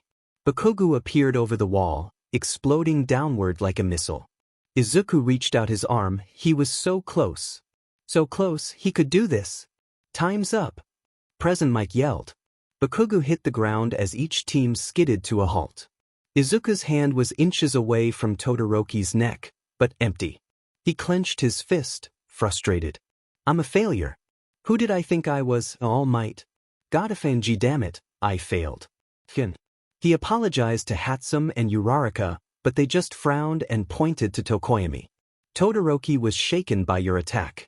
I had hoped to get the 10 million, but things don't always go as you wish. Tokoyami bowed, before turning to Dark Shadow. Dark Shadow took the one on his head where his guard was the weakest. This was thanks to your opening and determination. Congratulations. We got 4th place. Izuku was speechless. He was so used to working alone as a vigilante that the idea of teamwork and cooperation were a foreign concept to him. He trusted his team, sure, but they had just been listening to his orders, not acting on their own. To have Dark Shadow be inspired by him, Izuku couldn't stop the tears. He was so overwhelmed.